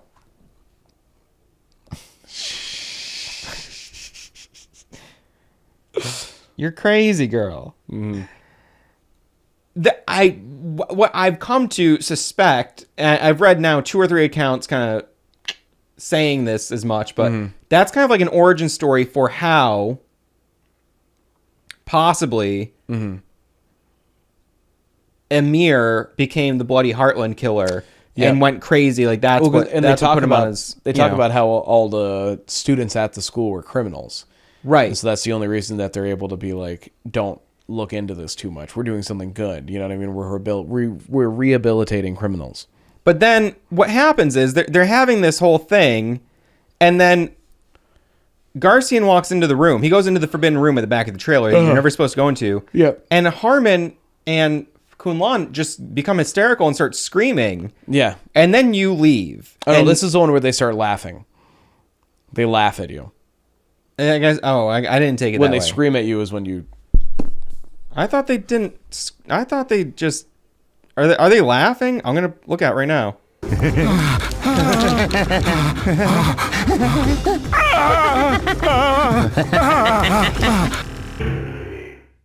Okay, we just watched the clip. Yeah, they're both laughing and sounding scared It simultaneously. sounds like Kun Lan's laughing and Harmon's just going, ah, ah, which I can't, yeah, maybe they are mocking him. It's very weird. But also, Kun Lan, like, vaguely implies that he may have been instrumental in the events that led up that to he this. just described. Yes, You know, the mother and the child and everything. So anyway. You then go out to another cutscene with Mills, And he basically says, I gotta tell you something. 30 years ago, you and Harmon, and then he's assassinated. Shot and they sniped right in the fucking forehead. And like Garcian has to like fucking like jump off an overpass to try to escape this scene. Yeah. So the next part here is where you have to go through the entire hotel. Top to bottom. Top to bottom. And essentially all you're doing is just getting to a room, collecting a soul shell, and moving on. It seems very innocuous at first. You know? You're just like, oh, I've been finding soul shells this whole time. Whatever, I'm just finding more soul shells. So Minnow is showing butthole directly to the camera now. Why don't you... We're going to get taken down. I'm just going to cover that up. There you go. Protect her privacy. I know. I wish you were a little more Maintain her modest. dignity. It's a demure girl winter. Didn't you hear? Minnow. It's not very demure to show your asshole. It could be. So you get to the end of the level, and I'm trying to remember what exactly happens at the end of the level. You do see one of the handsome men. I believe When you get all the way through, get all the soul shells. so when you meet the this talk, but is- it's this is- Matsuoka and the guy who's like clearly young Harmon, but maybe not young Harmon. Right, you see Mills a couple times as a ghost. Yes, yeah, And, on the way up. And you know, he's like, you ready? You ready to kind of say more about this? You know, talking about state elections and stuff. And Yeah. what does this all mean? And then yes, you do go into the room. You talk to young Harmon. You talk to young Sheldon. There's another guy who is Demetrius. I think Demetrius Nightmare is his name. Okay.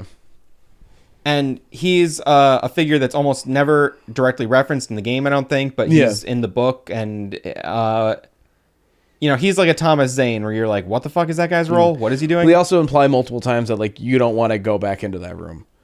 Yeah. Once you meet these two guys, you're like, I don't want to run into those two again. You know what I mean? Like that's not going to be good. So that's the first part of this mission. Smile is split into 3 parts. The second part is you need to go to the Colburn School. Yep. And the woman who killed Mills gives you this mission. Yeah, her name is like Lovelace, something Lovelace. Linda Vermillion. Linda Vermillion. I'm thinking Linda Lovelace. All right, so... All right. Matt's been watching too much vintage porn. I'm thinking of a David Allan Coe song they wrote about her. So...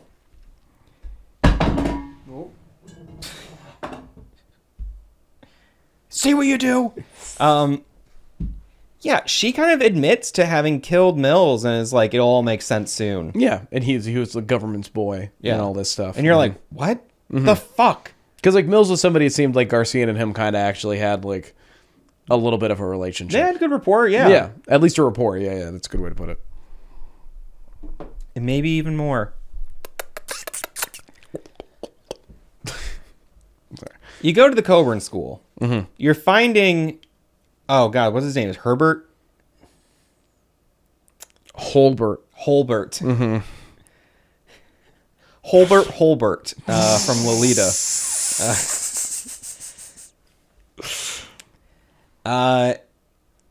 Yeah, you go to the school. There's not that many enemies in this level. This is again the first part of this mission in the hotel. Super linear. Yeah, There's and, I mean like, there's 2 or 3 having smiles on every floor, but you just shoot them, You grab just your go to soul the shell, go back next to the floor. elevator, go up. same thing every time. Yeah, Barely any backtracking. You're just going very Yeah. linear. each one has a Harmon's room. I Not believe. not all our save rooms, but you can dump your blood every time you need to. Yeah, and it turns out if you die or if you get shot, you start back in a Harmon room even if you couldn't save there. Yeah, I think the last one you exited. Yeah. So this school seems like a big, basically abandoned elementary school, but you find these tapes from an FBI agent named Holbert, who's realizing like, holy shit, like over the course of like a dozen tapes, Yes. you find out that this is a school that was a front for a government operation or something where they were like taking troubled youths and turning them into killers, like you mentioned earlier. Yeah.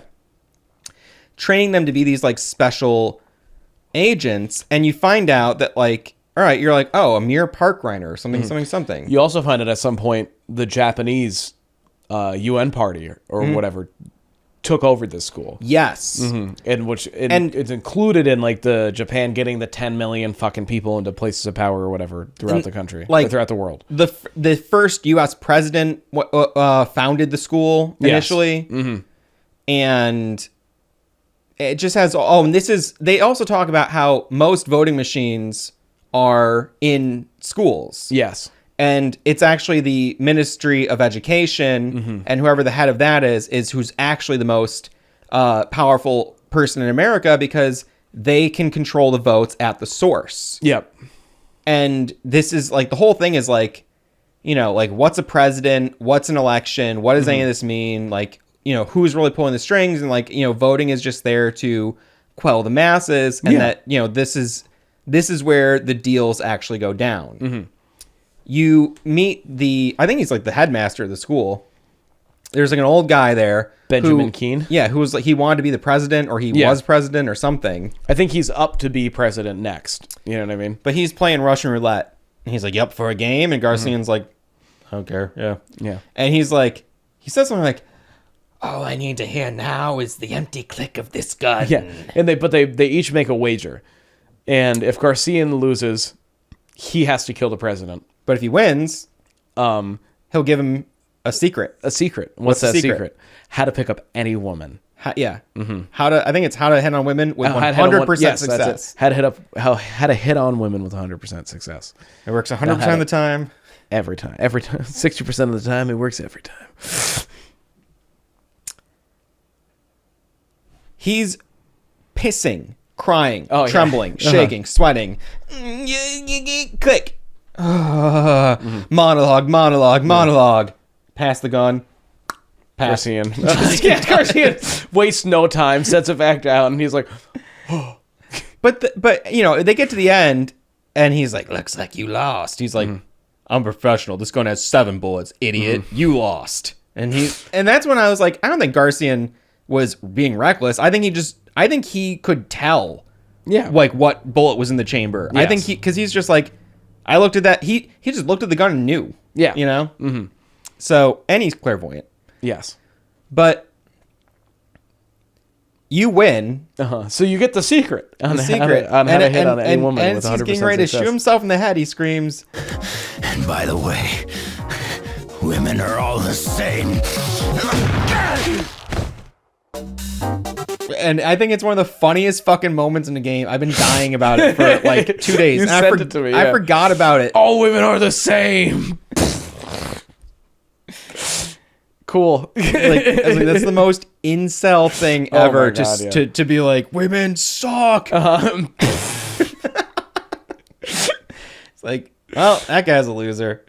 Now you have to go to the gymnasium, and Travis is like guiding you there. So you find out that Amir Park Reiner was not yet. You find out that Amir Park Reiner was an assassin who was trained at this school and everything, and because he's like, oh wow, well, he died in this year, but someone's using his papers, and oh no, he's right behind me, isn't he? And the last tape is the FBI agent Humbert getting domed by Engelbert Amir. Humperdinck, And FBI so agent. But at this point in the game, I believe, is when you have to use your vision ring as like a key to the gymnasium. Well, first you put the odd engraving in to unlock the gymnasium door, but I think at the end is when you lose your vision ring to actually open the door. Because you don't have it after this.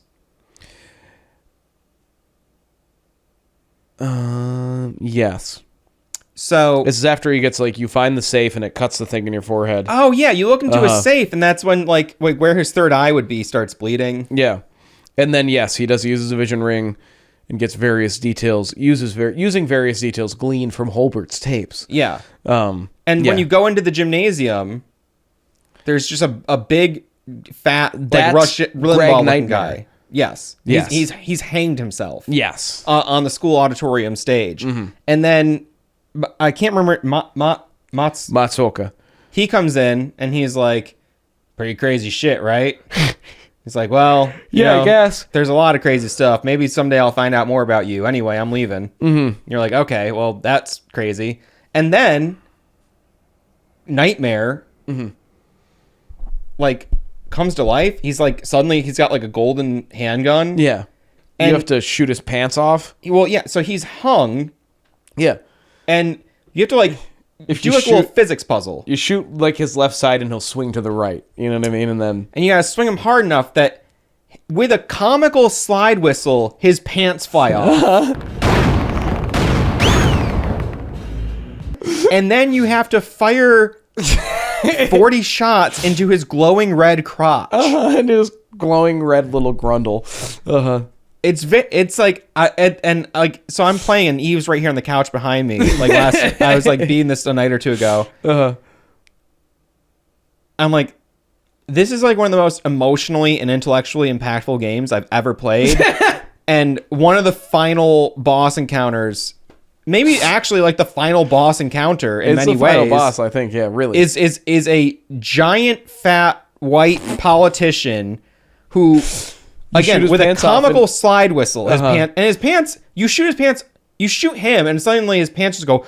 And then it reveals they that like fly the lower away. half of his body is that of like a demon. Yes, With a weird glowing swollen red crotch. you blast his crotch, and then he explodes into a bloody mist. You blow his dick off and he It's blows. disgusting.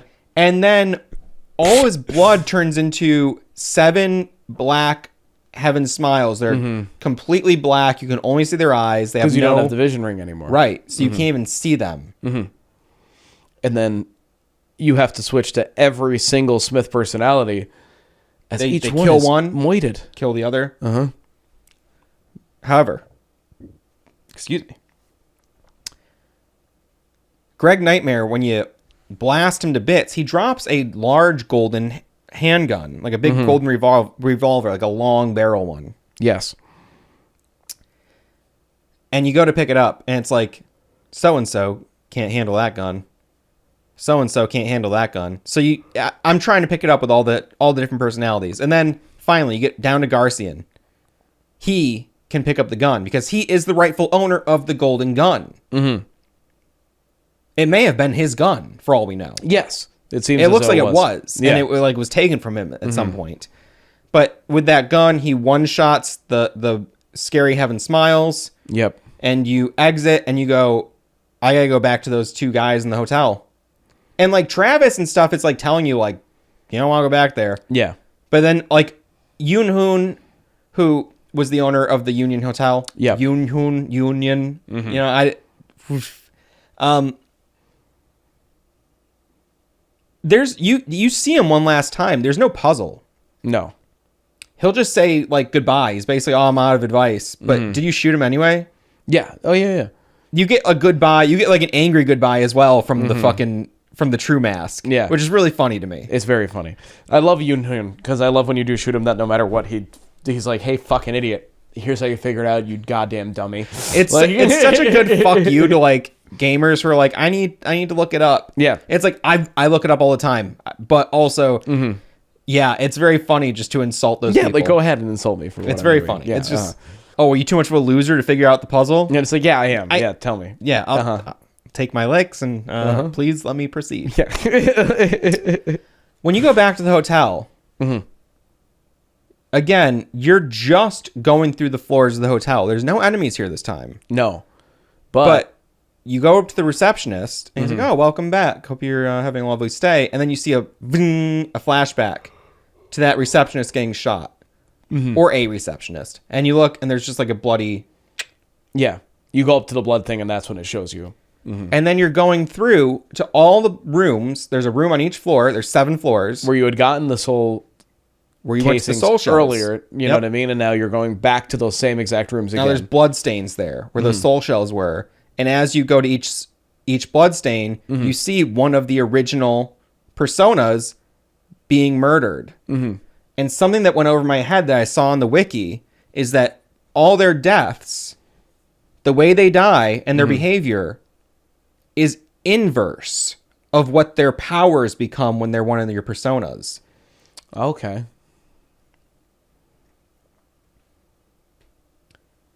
Oh, I remember Khan getting like shot in the back and falling like through a window Because he couldn't hear. because he couldn't hear. That's true. But yeah. but his superpower is he has extremely good hearing. You know? Right. Dan is very like braggadocious and powerful. Yeah. And, you know, but he like just fucking got like immediately domed. Yeah. He's like, you're not gonna fucking kill. Like so one of the characters who's like, you know, like Mask gets killed without his mask on. Right. While he's in the shower. Yeah. someone else is like trying very poorly to hide, but then they like can like, you know, like turn invisible or something. It's like Kevin or someone. Right. It's just like I read a little thing on the wiki, and this could be total fan conjecture, but it to me that checks thematically out, it makes though. sense. Yeah, that checks out though. and it's that's really cool. And what you And you kill Iwazaro too, who for some reason in this scenario is Kunlan. that's way at the end. That's way at the end? That's the very final thing in the game. My bad. I thought that was when you kill all these guys. So Fuck!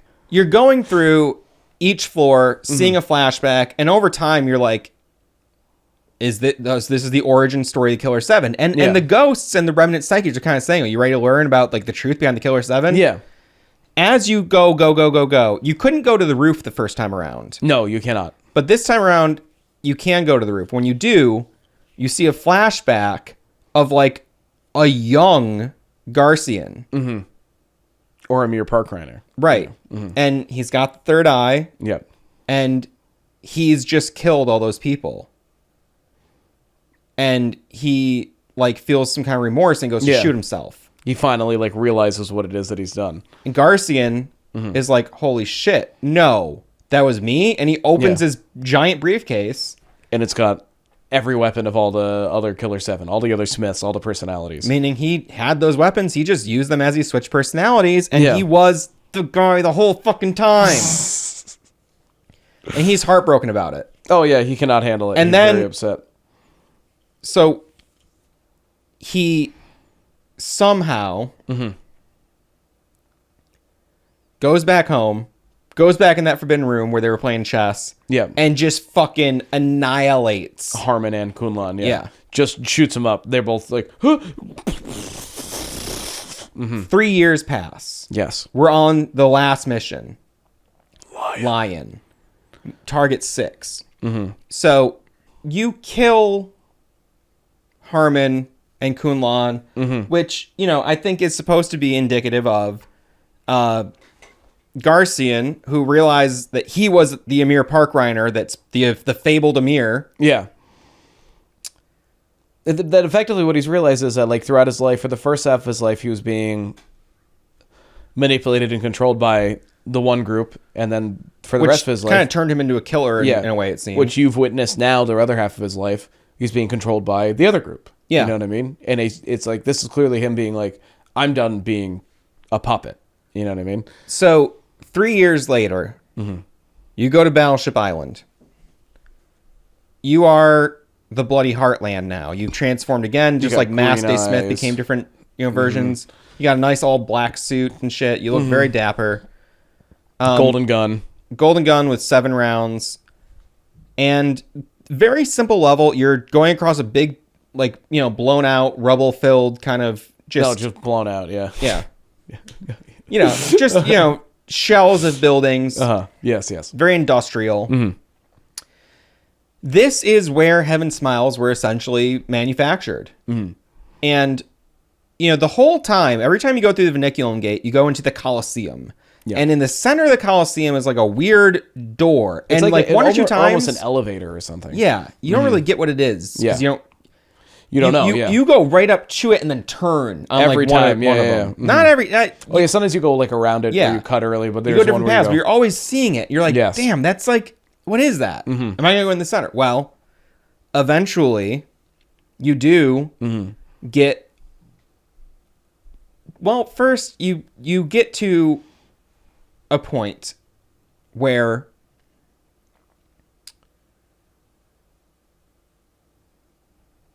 Mats I can't remember his name. Matsuoka? Yeah. Uh-huh. He's sitting there. He's there at Battleship Island. Yes. And he's like, basically like, man, this was fucked up, wasn't it? Well, like, you could either like kill me and, you know, get away with it all, or you could not kill me and face Japan's wrath. Yes. I did both. I didn't kill him so I could kill the Heaven Smile and accept, like, my punishment. You can, if you kill him, you can still go through. I figured, but there was a part of me that was like, I think Garcian, to a degree, you know what I mean, feels like he should in some way. Should not kill him. Should not kill him, yes. And should let things play out now in the way that they should. Finish the original job he was hired for, kill the Heaven Smiles, which he thought he was doing the whole time, and not affect anything else. So he's like, yeah, he's basically behind this door. Behind me is the last Heaven Smile. Yeah. I don't know if before this or right after this is when you go into the Coliseum.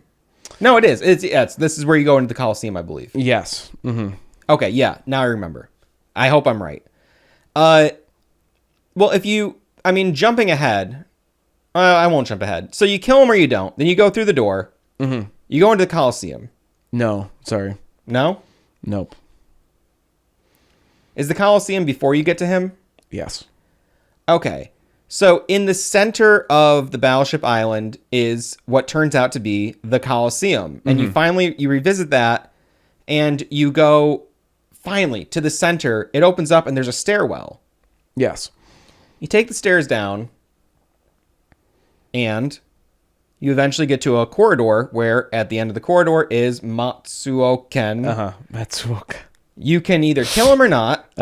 Which we just talked about. You did both. I didn't kill him. Are you sure? You seem a little nervous. And when he's like, behind this door is the last Heaven Smiles, you can fully eradicate terrorism. Finally. Yeah. It's been years. 16 at this point, or whatever. Yeah. From 98 to 2014. So you go through the door.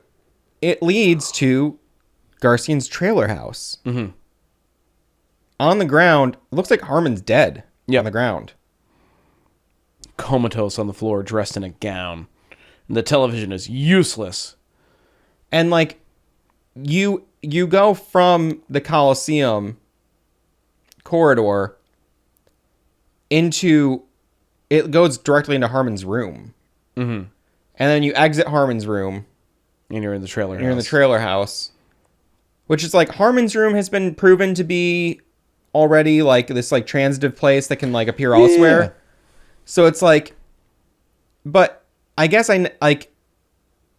normally that's it. It's not connected to the trailer house. It doesn't teleport you anywhere though. Right, You know but what I mean? this version is connected to the trailer house, which means like, was the trailer house always connected in one way or another? Was there always a threshold there between this and Battleship Island? Is it? I don't know how literal that is. That part's kind of hard to comprehend. It's very hard to read a lot of those things where you're like, how literal is this? Is this the case the whole time? Is this just something for this plot point? You know what I mean?